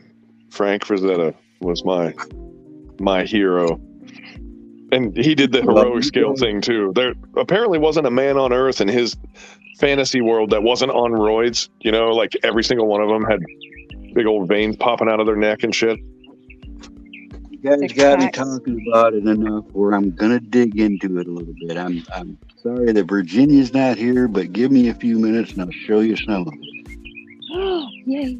You know what? We just won't tell her. How about that? We'll just keep it quiet.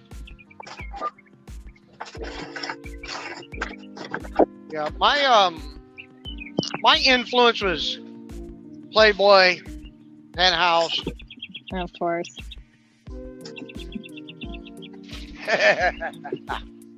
That's always. Oh, I haven't done that, Anna Marie. I've never been able to draw to save my life. I have no artistic talent whatsoever. I can't draw. I can't sing. I can't play instruments. I can't do any of that stuff. Like my wife can play the violin. She can draw. She can do like sculpting, pastels, charcoal, all that stuff. She loves it. Did you ever try mechanical drafting? Mechanical drafting? No. What I was always into was like firearms, automotive, motorcycles, knowing how they worked, how they run, rebuilding them, tearing them down, fixing them. That's a skill, though, man. That's a skill. I know. I got skills. I have no talent. But you know, a dude that spends his whole life drawing, they're like, the shit hits the fan, and you're like, all right, you do some gardening. You know, you go shoot a bear. You I don't know, like, dude, that's how crop circles and all this cave art started. There was a dude who like couldn't do anything but draw pictures. They were like, just draw a fucking buffalo or something. We're gonna go like get shit done, you know. He was you know, the one who like, captured history. Yeah, we're marveling over these cave paintings, but that was the one like weird guy that nobody liked, you know. And they were just like, just stay in the cave and draw the pictures, man. The one guy that they looked at is like, well, you're useless to us. But hey, you can draw pretty good. That looks just like that animal. So you stay here and you draw this. That one guy that did the cave painting of the Campbell soup can like Warhol. Yeah. Well, that's what I'm saying. If it happened today, 2,000 years from now, it's going to be safety briefs and OSHA requirements, like scrawled into a cave surface from after the nuclear war. You know, like don't go outside unless you have your orange vest on and your Tyvek suit, and don't forget the boosters. You know, and your reflective belt. Someone will have a picture of a PT Tide belt, Pod of course, with the Tide Pod with the red X through it on the cave wall. Do not eat this. Hey, Sister Marie. My wife bought Tide Pods, and I told her not to. But how's this? Like, is this a great wife or not a great wife? I don't know. You guys be the judge. I'm not saying nothing bad about your wife. No. When I was in Alaska, I know. Well, you can't do any worse than what's already been done. But when I was in Alaska, I would buy a thing of Tide Pods because, you know, you bring a bag over one time and it's like, you know, you're there for 6 weeks. So you use 6 of them at a time. And I forget how many are in a bag. It's like a bajillion or something. And so a bag lasts you like months and months and months. Well, it smells so good. The thing about Tide Pods, they smell delicious. Like you really want to eat one when you smell them. So I almost can't blame the kids for it because you open the bag and you smell it. It's like, you know, I'm in the company van coming back from Walmart and I'm smelling it. And I'm like, I literally want to eat one of these right now, you know, like, but whatever. And I was saying like, my God, it makes the clothes smell so good, but it destroys the washing machine. You know, it leaves that microplastic shit all over it. Well, she bought a bag of it. She was like, well, I heard you talking to your mom about Tide Pods. So I bought a bag of them. And I was like, no, I don't want to use them in our washer. Like, I don't want to screw our stuff up. I didn't realize that it destroyed them. Is it plastic that's on the outside? Like, I thought it maybe was some kind of gelatin. It's some kind of weird stuff, but like the washing machines that were at the place in Alaska where I was working, that's all anybody used because it's just so much easier to deal with than like regular shit. And you could see that there was stuff like lining the inside of those machines. You know, you could tell that. And I knew it was the Tide Pods, you know. You may have just solved my dishwasher problem. Not solved it, because now I need a new one. But like, we're using the little packet things like that. Yep. That's probably. Sure was. I don't want to say that's what it is, but I'm telling you, like, it leaves a film behind, and it's all weird, and that's why I was like, "Do not use these at our house." But I didn't want to sound like an asshole, and she probably uses them anyway because I don't pay attention. You know, like I wake up and shit's done. You know, so whatever. But I bet it's the plastic that those little Tide Pod type things are wrapped in. It's that supposedly dissolvable plastic, only it dissolves enough to become a goo. Right. Yeah. which is right back to voodoo. They put a voodoo curse on us. They can't get us with the jabby jabs. They can't get us with the food crisis. They're going to get They're going to get us with Tide Pods. You know. Well, no, but that's already proven ineffective. Shit, they even ate the damn things and they didn't die. So Tide Pod was a false flag. It was a failed experiment. And they were like, well, we got to go back to the drawing board. Notice how right after the Tide Pods failed, they came out with the Koofity Koof. Like, boom, boom, boom, like dominoes. Yep, cinnamon challenge didn't work. Oh, Yeah, they did you put ever try warning that labels one? on everything. No, shit, no. I don't Cinnamon? have to try this stupid shit. Hell, I already knew it was stupid. I've done it. The cinnamon challenge. Well, we weren't going to say anything, but since you brought it up. It wasn't that bad, y'all. It's bad. Bunch of pussies. No, it's not. Well, what kind of cinnamon, though? So did you take the tablespoon of cinnamon and put it in your mouth? It's the amount that gets you. Teaspoon. It's the amount. It's that, like, if you took a little sprinkle and put it on your tongue, it's not the same thing. You cannot breathe when it happens because it locks up your salivary glands, and I don't know how it does it, but your mouth just stops working the second you put that shit in your mouth. It's the weirdest thing, and you can't breathe because there's like a powder in there, so your body will not inhale. It's the creepiest thing, man. It's like waterboarding your mouth. And what do you do Maybe now? I didn't use enough. Put a tablespoon of cinnamon. Yeah, that's all you got to do, man. A You got some mouthful of cinnamon. Yep. You could do it right now, man. While you're driving, you'd be fine. No, don't. Go ahead. No, I'm thinking about doing it to my older kids. My 3 older kids. Like, hey, y'all heard about the cinnamon challenge? Come on, let's see if you can do it. Come on, tough guy. Gangster. Everybody spits it out, and I was included because it's you hit a point where you're like, I can't do anything. Like you're just at an impasse. So you mean to tell me you actually did that? Yeah, I did it before I even knew it was a challenge. We just did it because it was, Because why? I did a I'm waiting. teaspoon. I'm waiting. I didn't think it was that bad. So just how good did that Tide Pod taste? Yeah, was that the next challenge? I never ate. No, this challenge stuff happened after I was a adult, man. Like when the internet came out and shit. I'm talking like we did this cinnamon stuff back in the 80s. Oh. Well, I remember at my in-laws, my sister and my sister-in-law were friends because we got married young. So they were all teens at the time. The younger ones were. And they would take my younger brother-in-law and blindfold him and feed him all kinds of weird shit. I'll be right back. All kinds of spices, baby food if they could get their hands on it. He took it. I think he had a crush on my sister. I'm pretty sure that's why he let them do that stuff to him. Supposedly, if you take a packet of Kool-Aid and do the same thing, dump it in your mouth, that it does the same thing. In case you retards can't tell, that's blinky flash thing's called a fucking turn signal. Just a packet of Kool-Aid, the powder. I would believe it because it's like what's the fine enough that it could get in between those taste. It basically clogs your shit up, but with the cinnamon there's the added thing of like it actually kind of has a bit of a spice component to it too, which makes it adds to that sense of urgency. It's kind of crazy. Yeah. The worst is if you have a goodies powder and you accidentally inhale it. Have you ever snorted goodies powder? No, I don't generally snort things. What is goodies powder? It's aspirin, I believe. It's for headache. It's powder. Yeah, it's like you've never heard of goodies powder? He has. There's no way in hell he has it. No, I was cultured. I didn't know how you plebeians lived. This is new to me. I finally know something you don't know anything about.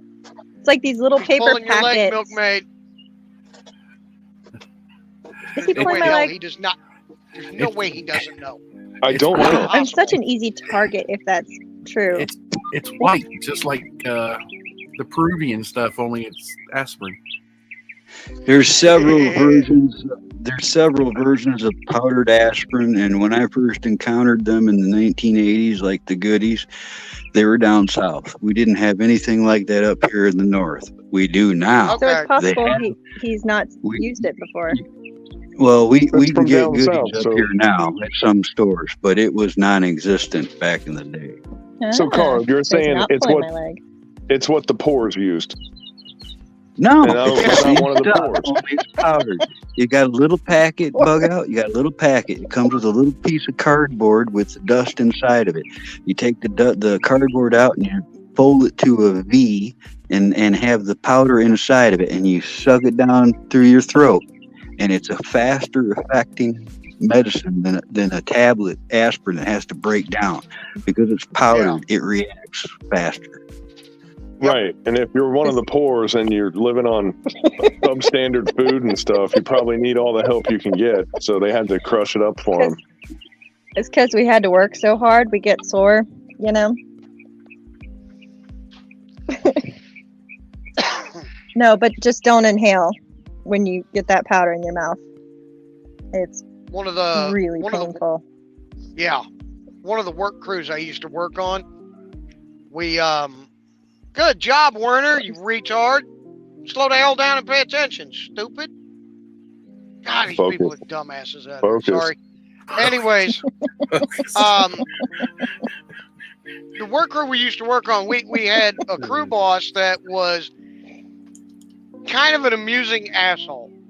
No, I was not the crew boss. But he...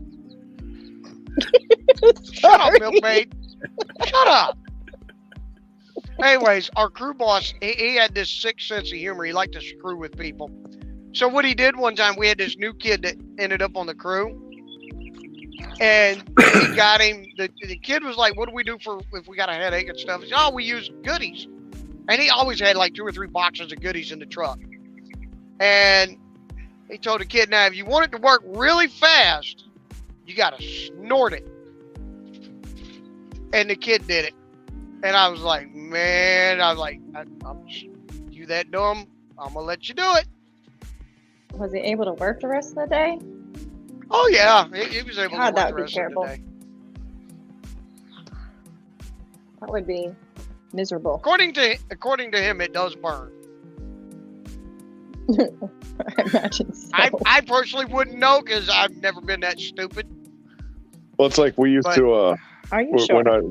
when the dudes that we had would go into the BAS and they'd be in there, like in the hospital pretty much, we would always made it a tradition that we would go in there while they were in the hospital and we would flip their fucking IV back and forth so it'd get air bubbles in it and it would shoot the air bubbles into their body and that's how we would wake them up because it feels like you're having a heart attack when it happens.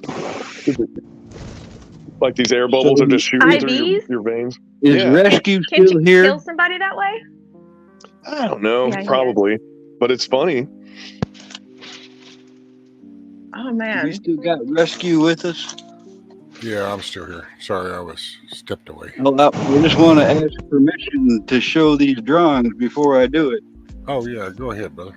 Sorry, I'll make you Make full them full I'll screen. be ready here in another minute or so. I Yeah. want to. Yeah, I can't last too much longer anyhow.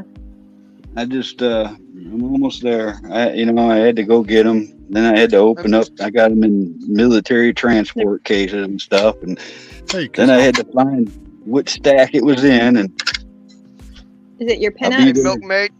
Yep, That's what he said. Now keep in mind that a lot of these drawings go way back. I'm talking, I drew some of them in the 70s and stuff. So there's going to be different degrees of, Carl, they better not suck, Carl. That's all we're saying. and, also that I'm they're like blowing up sketches the screen so I can see. in mostly unfinished pieces, because if I finish a piece of art, I usually give it away, or if it was for somebody else, or that kind of thing. I'll be Right. there in a sec. I wasn't quite ready yet. I just wanted to get permission Okay. and explain that, because there's going to be decades of worth in this But file. I'm sure. Carl, I have learned my favorite artist, for example, is Da Vinci. And The one reason why I love Da Vinci is because I can totally relate how he never really finished anything, and I've never finished an art piece ever in my life. To the point where I said it's done. I just got so sick of it that I was like, yeah, whatever, get it away from me, you know? And it's terrible, Bug Out. It's terrible. I'll draw something, and then 30 years later, I'll decide I'm going to redraw. It's a terrible affliction to have that. You are your Have a great day. own worst critic. Thank you, ma'am, for coming. But in the spirit of Da Vinci, though, Da Vinci's unfinished work shows you how good he was, because you're like, if this dude ever did finish this, this would be like the best sketch ever made, you know? I mean, like, he's really, I don't know. I almost prefer a little unfinished just to show the mechanics of what was going on, you know? Oh. This is the bag of an envelope. I think I did that in a bar. Let's see, here's a little larger one. I don't know if they're going to show up that good. We're going to get right up in there. Oh, look at her face. Oh, wow. Damn! Wow. Rescue, you still good? Hold on. Oh, yeah. Can I get a screenshot of that? 1980s. Let's see. Reminds me yeah. of heavy metal. She looked cross-eyed. Yeah, it sure does. Oh, wow. It's like I'm looking at the creation of heavy metal. These are all the preliminary drawings we're going to do for the show. Oh, okay. She looks Yeah, like she make her a stepped off badass. of a Kiss show. Are those fishnets?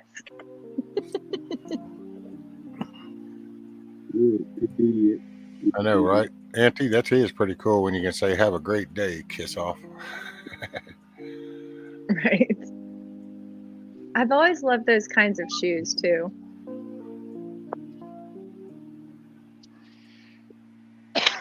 I You would did just some have pretty good proportions there. to take a wild guess, and I'm going to just have to kind of go with, I think Carl is a booty man, but I could have the wrong image here, but I'm assuming that he's partial to the buttocks. To I the don't know. butt. His boobs are pretty nice too. He definitely seems Dang, to Carl. favor the buttocks area of whatever. He's proportional.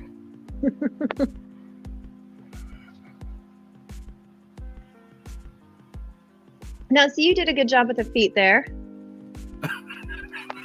Feet. Oh yeah, there was right. They had feet too. What the hell the- happened to her face? Shit. Is she like Joker's twin? You see that, Joker's little that sister. evil grimacing grin on her? Yeah, she's like, Is that Britney Spears on a bad day or some shit? Oh wow, Carl. All righty then. I can only imagine where that one's going. Oh, I'm glad she's got a suit on. Oh, I bet you it's hell when she has an itch. Looks like Freddy Krueger's sister. Only Better watch scratching that one.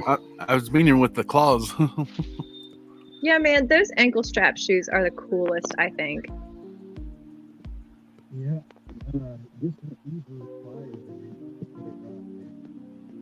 We can't hear you, Like a Carl. bunch It's of- muffled. I think you've got your.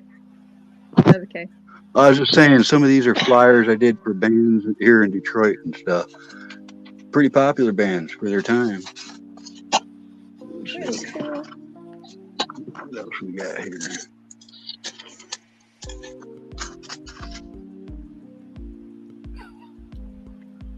No, is that the Booty. same one as before? Or it's different? Yeah, booty. He's into the booty. I'm sure I've got some here that I haven't showed. Damn. Dang.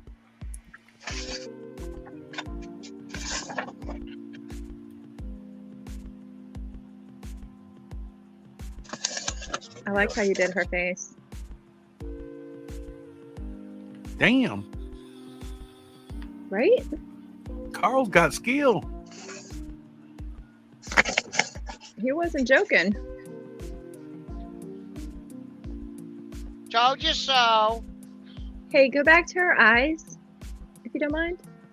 Well, once you show it all. I like how you shaped them.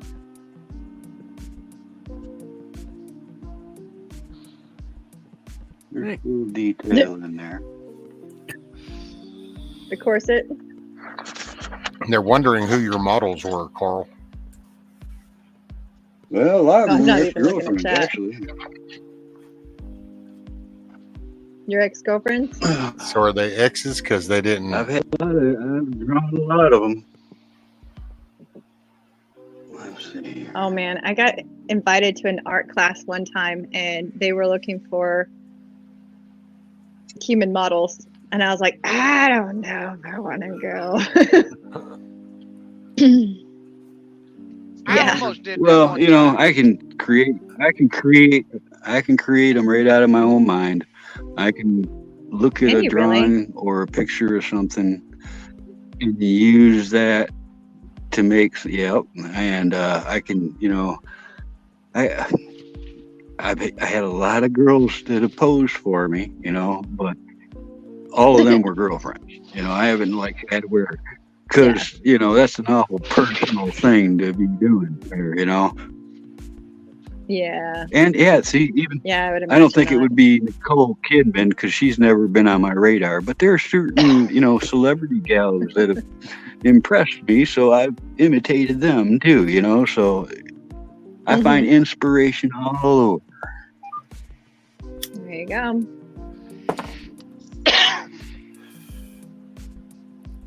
Well, you're quite talented because those were impressive. Thank you. Those, you know, some of those were inked, you know, done with just a ballpoint pen where there's no room for mistakes. Really? Yeah. Do you ever do kind of the scratchy lines when you're Sure. using ink? And shading. Like you kind of just Yeah. move it along. Yep, I do. I mean, do on that. your There's some outlines. shading. That was how I did Yeah. There's a That's how my daughter technique did that it. I use. It's like practicing an arc, where you train your Mm-hmm. hand to do a certain curve or an arc in your movement, and you can plant your Mm-hmm. hand on a surface. So when I'm working with a piece of fresh paper, yeah. I usually have another piece of paper underneath my hand to protect the piece I'm working on. Was that Michelangelo that drew the perfect circle? Did he really? Oh, I don't know. Somebody, it was Michelangelo or Da Vinci or one of those guys. They said what a great artist he was. He went to this kingdom and they said, yeah, they said you're really good, but that's what everybody says. And they were like, he was like, well, I mean, I guess I'm pretty good. And he was like, well, prove how good you are. And he took a piece of charcoal and he just moved his arm and he made a perfect circle and he walked away and they were like, well, what did you do? And he was like, well, that's a perfect circle. And they were like, and draw something. He was like, I just did. And all the artists that were there, he was like, well, have someone else do it. And nobody could make the perfect circle. So he proved that he was the better artist just by drawing a circle. Like that was all he had to do. That's a cool story. So he took his arm sitting here and did scrolling this. through all the chat that was going on while I was showing those, and I'm like half thankful and half disturbed. Blackwatch says that was Michelangelo. Wait till you come across Bug Okay. Dude. He says, draw me like one of your French girls. Oh, I bet. I'm seeing all kinds of it. Hey, Bug. And dang it, I don't have no foot fetish or nothing. I'm a leg man. I'm a gam man all the way. Oh, I figured you were a booty man. Well, his that legs helps. were I mean, it's perfect, not- though. You know, it's nice, but I like legs, man. Those are the things that always got my attention. Legs. Yeah. So it's like ZZ Top. She's got legs. Knows how to use them. No, but you could tell, like, the calves and the thighs and the knees. You did a great job with those. Thank They look you, so- everybody. You guys make me feel pretty good. You know, actually, there's been times where I've showed those and I could just see the disgust on somebody's face. You know, it's like it's too far out there for somebody to absorb sometimes, I guess. Yeah. It is its own it's weird because it only aged better in time, but there's always was that niche, like from the 1800s even, you know. But now it's become vintage and nostalgic and stuff, and it's really weird because like it's almost like for example, Ed Roth pictures of the rat sphinx and all that stuff, and it like at one time they were saying to kids like, why are you drawing that stuff, that's stupid, you know. And now it's like it's so iconic, you know. And I guess iconic is the word for that pinup style, you know. I mean, it's just there's something about it, you know. Makes me wonder if I should look up the definition of the word. I love it. I mean, I like old vintage clothing. I think that the women in the 1950s and 40s dressed so much better than, you know, the ones that followed. It's like I feel sometimes like I was in the wrong era, you know. Yeah. Well, how about the pinup models that they used to paint on the sides of the B-17s, bombers, and the bombers and stuff. Yeah, we were talking about that earlier, man.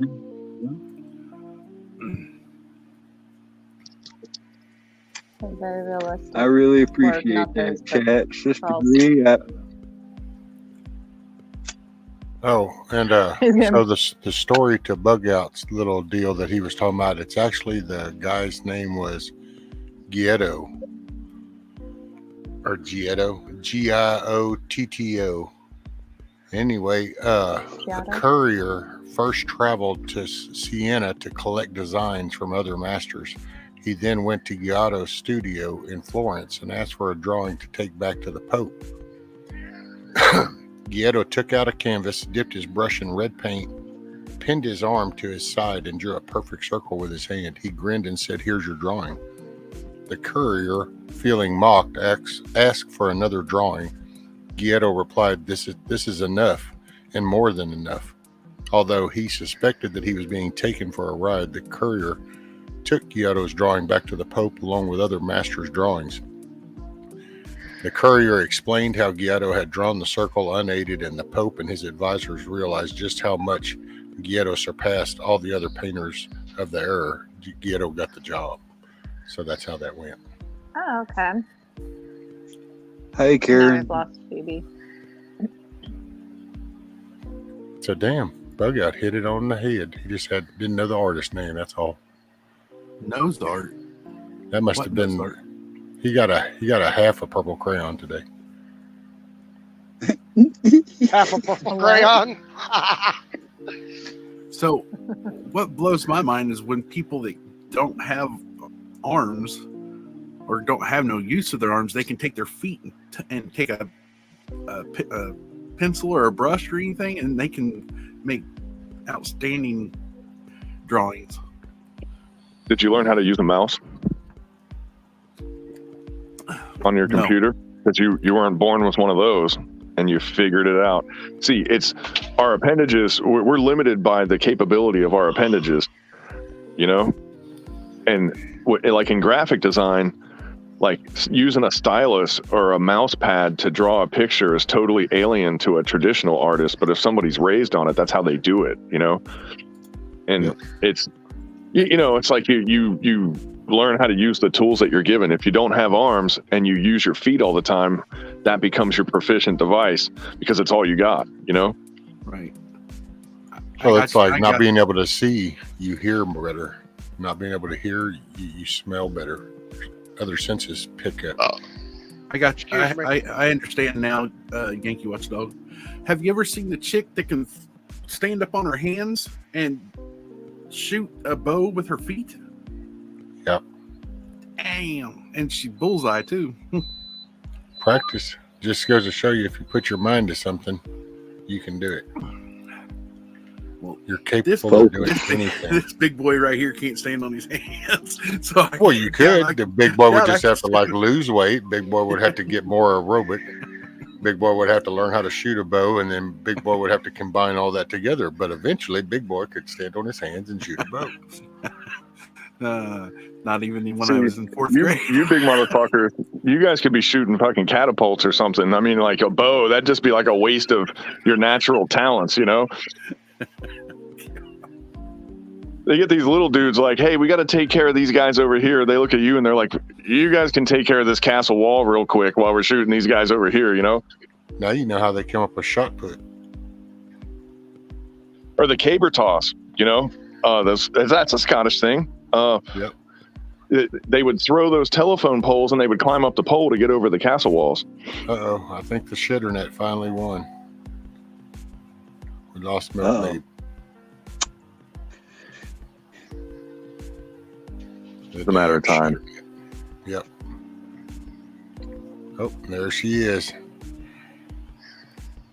I'm only going to be able to stay a little bit longer. I don't know what happened. It just died. Damn CIA, Right. FBI, DEA, ABC, whatever your other little initials. Well, there's so many to choose from now. That's the thing. They all want to get into the illegitimate agent market. There must be some kind of payout for it, you know? Oh, there's some good hidden money in that. Oh, I imagine. Her 3-letter agency's called the MOO. The MOO. MOO. The Ministry of Opulence. Mood. Ministry, I like that. Oh, I can't come up with any. You'd think with all this coffee. I think I'm gonna jump out too, man. It's almost my bedtime anyway. Roger, brother. Brush my teeth and hit the rack, I guess. Well, thanks for hanging out. You have a Well, good yeah. day there, buddy. Jeopardy ain't even come on yet, let alone go off. Oh, thank you, T-girl.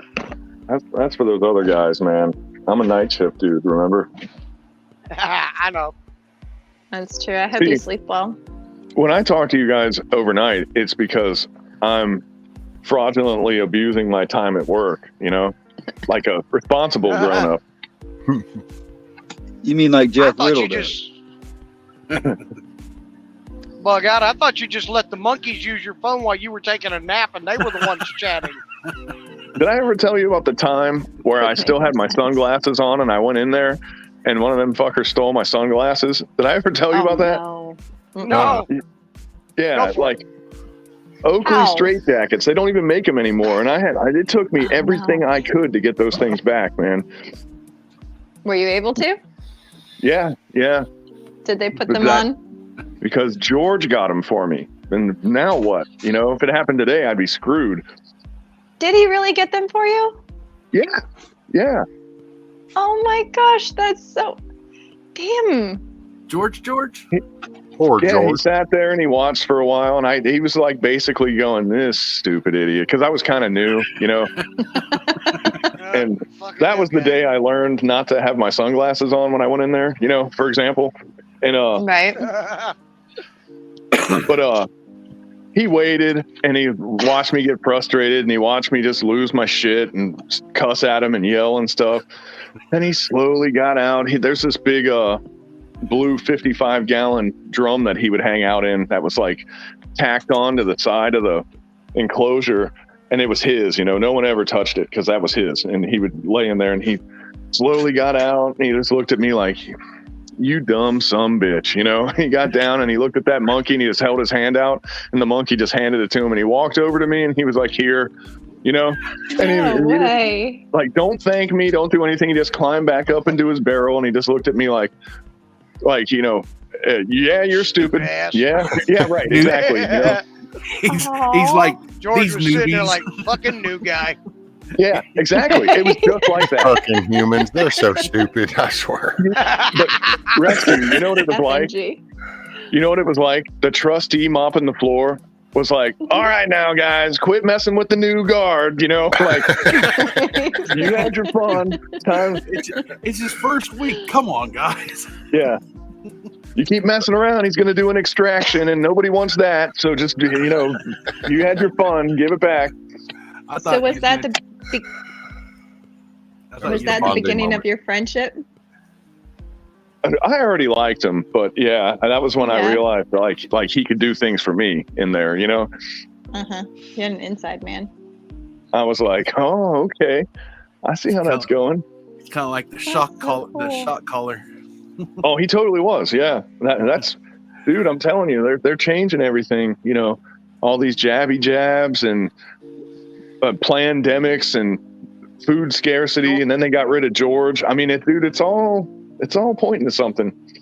Find a straw. I'm surprised. George. I'm surprised he was the one they in didn't there put that him knew how on. to get free cable. I'm surprised he didn't put him on. And was like, "Future so bright, you gotta wear shades." George, grab your shit. Let's go. No, not that shit, George. Put the poop down. Grab your bag. Come on, I'm sneaking you out of here, but you gonna come live at my house with me. I'll keep you safe, George. The first time I met him, actually, he looked at me and he was like studying me, kind of like how Carl would study one of his French girls, you know? And and then he looked down and like he looked at his own arms and then he looked at me and then he was just like, no, kid, you ain't got it, you know? He was just like, you want to arm wrestle? You know what bugged out? You know, I was just thinking too. I was sitting here while you guys are talking, looking back it up, putting these away, thinking to myself, I've been one fortunate man. I mean, I'm at an age now where I'm looking back, and I might not be married, you know, all that, but I didn't miss out on nothing. I've been fortunate. Carl, I'd appreciate if you don't rub that fucking fact in. All right? Some of us were stupid. We made mistakes. We got hitched. We had kids. Oh, that's not a don't mistake. rub that in. Hey, what's up, redneck prepper? No, when I got married, I was at the point where I was basically just swearing it all. I was like, I don't have the time, the money, the energy, or the patience for this shit anymore. I was just like, I'm not doing it anymore. I'm done. And then I made these stupid, like, you know, what they say, build a castle in the sky, you know, like that whole dream building. I was like, it's got to be like this and this and this and this and this, or I'm never doing it again. And I made these ridiculous conditions. And literally, there was a friend of mine going, dude, your unrealistic conditions, you're meeting all of them right now. And I was like, and, you know, but yeah, and then I was just like, all right, fine, whatever, one more time. And that was like 20 years ago, man, you know, so go figure. Look at you now. You got a year on me. I've got 19 years in with her. 19 years of hell and misery. I got about 32. Hey, Milkmaid, do you remember or do you know of those Victorian style neck brooches with the little medallion on the front of them? It's like a ribbon necklace that's tight. Yes, with I love those. I highly recommend you get one of those for yourself. I actually have had them. I like them. Especially back when chokers were a thing when I was a teen. That would fit you to the T. Well, thank you. Yeah, they're quite pretty. Are you talking about the ones with like the little Victorian lady? Yeah. Yep. Yeah. Mm-hmm. Or I assume Victorian. Yep, that's it. Yep. I happen to have a Civil War era one of those somewhere. Do you? Yeah, I do. Oh, that's cool. You have to take a picture if you ever find it. They're quite cool. Actually, it's not connected to the family or anything. It was just something I picked up. I was real into that time period. You know, the Civil War, everybody has a phase where they go through that Civil War phase. Mm-hmm. But that was one of the things I scored that I just thought was cool, you know? Oh, did you find it at like an antique shop or something? Yeah, somewhere along the way. I mean, it's... Oh, that's cool. Oh, Karen says she used to wear them. Oh, yeah? It's just they really look good on a certain gal, and I know you've got the build for it. You got the neck for it. You know, that's what I'm saying. It's like it would fit you like a velvet glove. You know. Mm-hmm. Yeah, I always like those. Milk. I actually had one. It wasn't a velvet I'll be right back. ribbon with a little thing. I'm gonna have to go here in a second, but it was like a chain that had, how to describe it, had like little pearls going down, but they were spaced, so it almost looked like maybe train tracks like that. But then they had other pearls that were going down. It was like pearls and then some little gemstone or whatever, but it would alternate and it would go in almost a V shape. It was so pretty, and I broke it by accident. That's funny, Wizard, because I was just getting ready to say that, you know, it's like I can see a gal, and just by her looks, I can tell what color would look best on her. I think Milkmaid's color would be like a light blue. Like I told Virginia Roots, I think her color would be yellow. You know, there's just certain colors really work well with a certain look, you know. That's funny. I was thinking earth tones for Milkmaid. I do earth tones, but blue is the one color that I wear the most. In fact, I kind of screwed myself over because I would buy blue t-shirts all the time, but then I'd wear jeans too, or blue shirts in general. And then I'd have two different color blues, and sometimes it would look a little funny. Sometimes it worked out well. But yeah. No, it didn't. Oh, shut up. I'm kidding. I'm just thinking on the brooch and everything. Oh, Milkmaid got such a sexy neck. Oh, y'all no, are so weird. Cameos. Next, y'all will be That's talking it. about elbows. That's what Anna just said. What it was, I couldn't think of the word. Cameos. And T-girl, I bet you do Thank look you. in black, but black is every girl's color. It really is. All girls look good in black. And not white. Well, that means you would they just think, got but rich. not white. Hmm? You see a girl wearing all black, she's either a goth or she just got rich.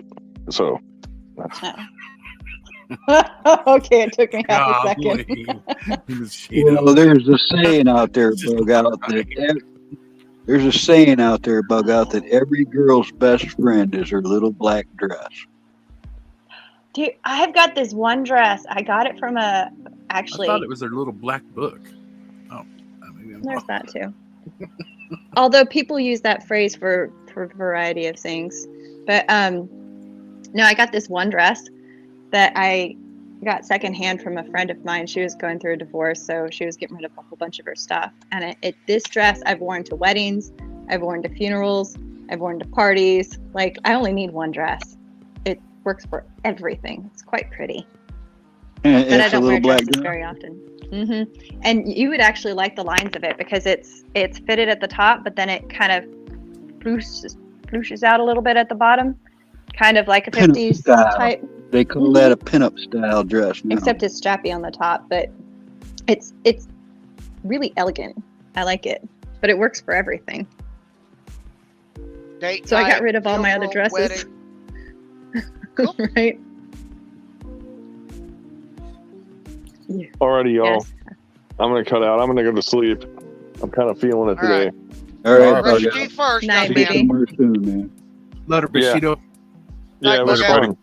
Thanks for hanging out. Kind Good of glad night. Carl showed up, man. Like whenever he shows up, we always talk about something fun, and you never quite know what it's going to be. You know? Right? Exactly. True. You guys are gonna Giggling. build me up so much. I'm gonna have to start trying to live up to it or something. Jeez. There you Well, go. you can't, Carl. You don't have enough time. You're old. Oh, damn. Dick. That's cold. Damn, Bug Oh Out. my God. Bug Out, It's go to like- bed. You're gonna have to do it like the YouTube video where you got to put it on 2x to catch up to everybody else. You know? Oh my gosh, you're so bad. Leave him I alone. know. I'm just being stupid. Anyway, yeah. I'll see y'all later. All right, later, brother. Right. Yeah. Thanks for the warning. Right, instead of just dropping. Yeah, and I do really have to get the animals fed. All righty, my I mate. waited. Thank you for letting me come up and hang out and Oh. everything. Thank you for hanging out. And Carl, I really enjoyed the show and tell. Thank you so much. Oh, you're welcome. Thank you. Later, I'm Milky. really excited I got to see him. See him Well, on you just TV. keep Good night. smiling. You keep smiling at the camera like that, you never know what might happen. Okay. I'll just smile at people. I like making Milkmaid will that be like- the next tawdry is that- little. Is that like a stalker kind of thing? Or what? No. I already done warned her. I already got it figured out, Monty. Imagine just like one of those cameo necklaces, her hair up with a bonnet, a striped light blue and white bonnet with a matching short apron and nothing underneath of it. All right, but She then she's already got knows now. She's fixing to have the nicest booty on paper right now. Oh, And then- hey. Maybe it'll be better than my own. I don't know, girl. I saw you carrying Be the like, oh, well, bags. thanks, Carl. I kind of like the little tush upgrade there. Oh, yeah, right? And I'll see you, Donkey. I'm going to hop off here before y'all make me Letters, blush. Riddick. Have a beautiful day. You already blushed. Look, Thanks, Milkmaid. face. She's already 2 more shades redder than she was. Hey, Billy, what's up? Hey, Billy. Oh, that coffee. Coming up on 8 hours. I don't know. I'm looking for what America was. She told me to scroll up. I think she's been having some kind of, her and Wizard, and I think somebody else has been working on her audio issues or something.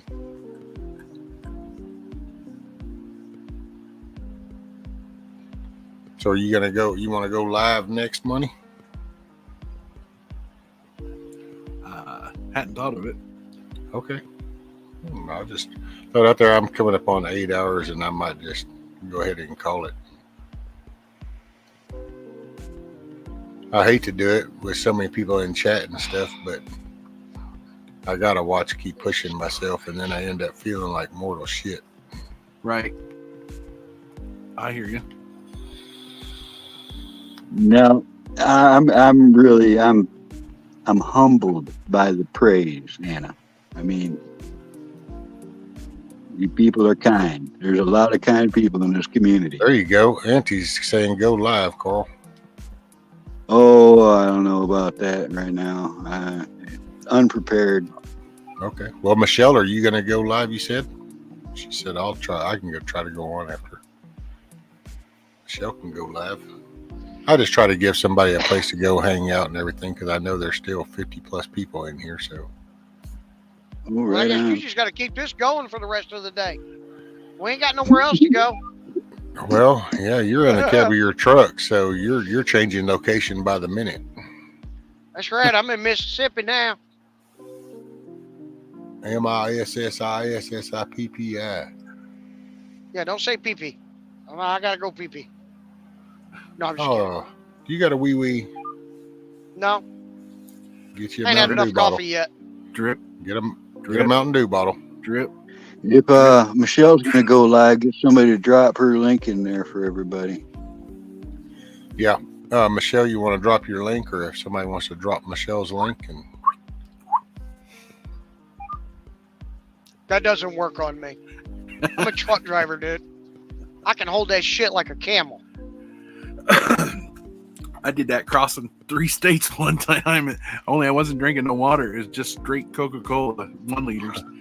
I ended up screwing my kidneys up from that. That's when I switched. Oh, Yeah. Auntie Jack said it's constitutional carry state in Mississippi. Yep. Okay, there's Michelle's. Thanks, Huckleberry. My There's wife won't let me. Michelle's. Oh, She's and afraid Billy. I'll start targeting stupid people. Cool. Thank y'all.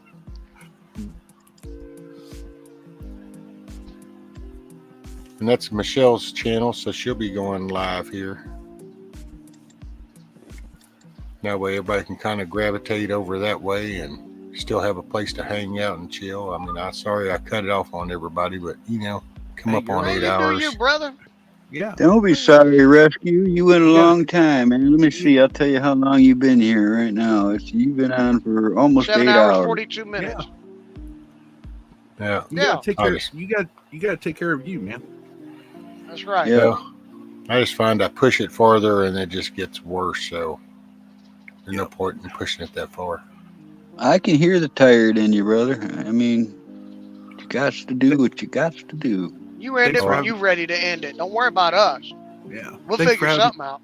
Thanks for having me up on panel, brother. Oh, you got it, You're bro. not welcome. I'll see you soon somewhere, Monty. I always do. Well, Hey, like I said, Camo. Go ahead. Go ahead. No, go ahead. I was just going to remind everybody Michelle will be going live, so everybody can kind of go hang out there and still keep the chat and stuff going. You guys done calling each other goat head? I might be doing a music one here next day or so. Oh, You all might be right. doing a musical? Boundaries. Yeah. Right on, man. You know how to contact me. And Truck Donkey, I'll see you somewhere soon too. You're on Always here, Michelle's brother. channel. You're on Michelle's link there too. You get up over there, couldn't you? I might. I got a buddy of mine called me while we were on the stream, so I'll probably call him back, harass him for a little bit, and then I might pop over there. Let her right on. Everybody a little bit. You're just afraid she's going to sell you something, right? No. Hey. No, my thing is I don't sit and chat very well because, I mean, I can listen, but I'm driving, so typing is not very good. Yeah, Black It's not Watch. recommended. Michelle is American Warrior. Michelle's good people. All right, Rescue. Thank you for having me up here, and it was a blast. And thanks for letting me show that. I'm kind of sad that Virginia wasn't here, but they got the replay. Right. They don't take yours down like they did mine, huh? No, so far I didn't violate nothing today. So yeah, right on. Yeah, I mean, I get the copyright thing because of my intro song that Breathe Underwater, but I don't care about all that. But I didn't play anything else that was going to be blocked in all countries. It's like I don't understand it. Why do you even have it on the platform if it's blocked in every country? Right, and that's a good intro song, by the way. I like that. I was jamming to that. Thank you. Yeah, I like that one. That's kind of got the right feel for me. I love you, chat. All of you. You're great. I'll see you soon Carl. somewhere, son. Everybody else saying Milkmaid, I'll see you in my imagination. Yeah. All right. Bye. Later, Carl. Later, Carl. Rescue, thanks for having me up, brother. I will. You got it, sir. Hopefully, if you go live tomorrow morning, I'll catch you tomorrow morning.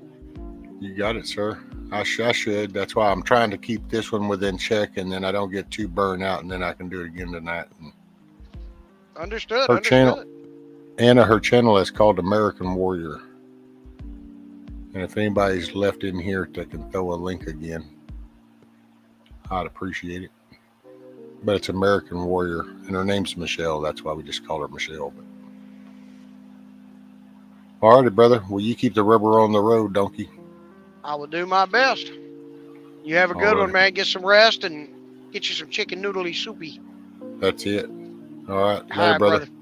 Later, man. Be safe.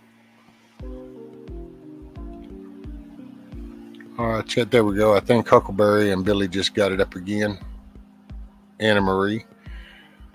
Yep, that's, I think, Michelle's American Warrior. Michelle. She was going to go live if y'all still want a place to kind of chill and hang out.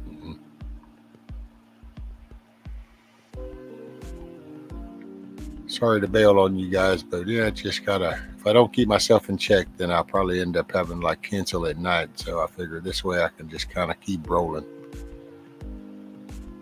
But much love, everybody. I hope y'all have a great day. Please be sure and smile or try to be the reason somebody else does. It's so important. We need the men to be men and women to be women again. We need to stand up and grow up. Much love, guys. See y'all later.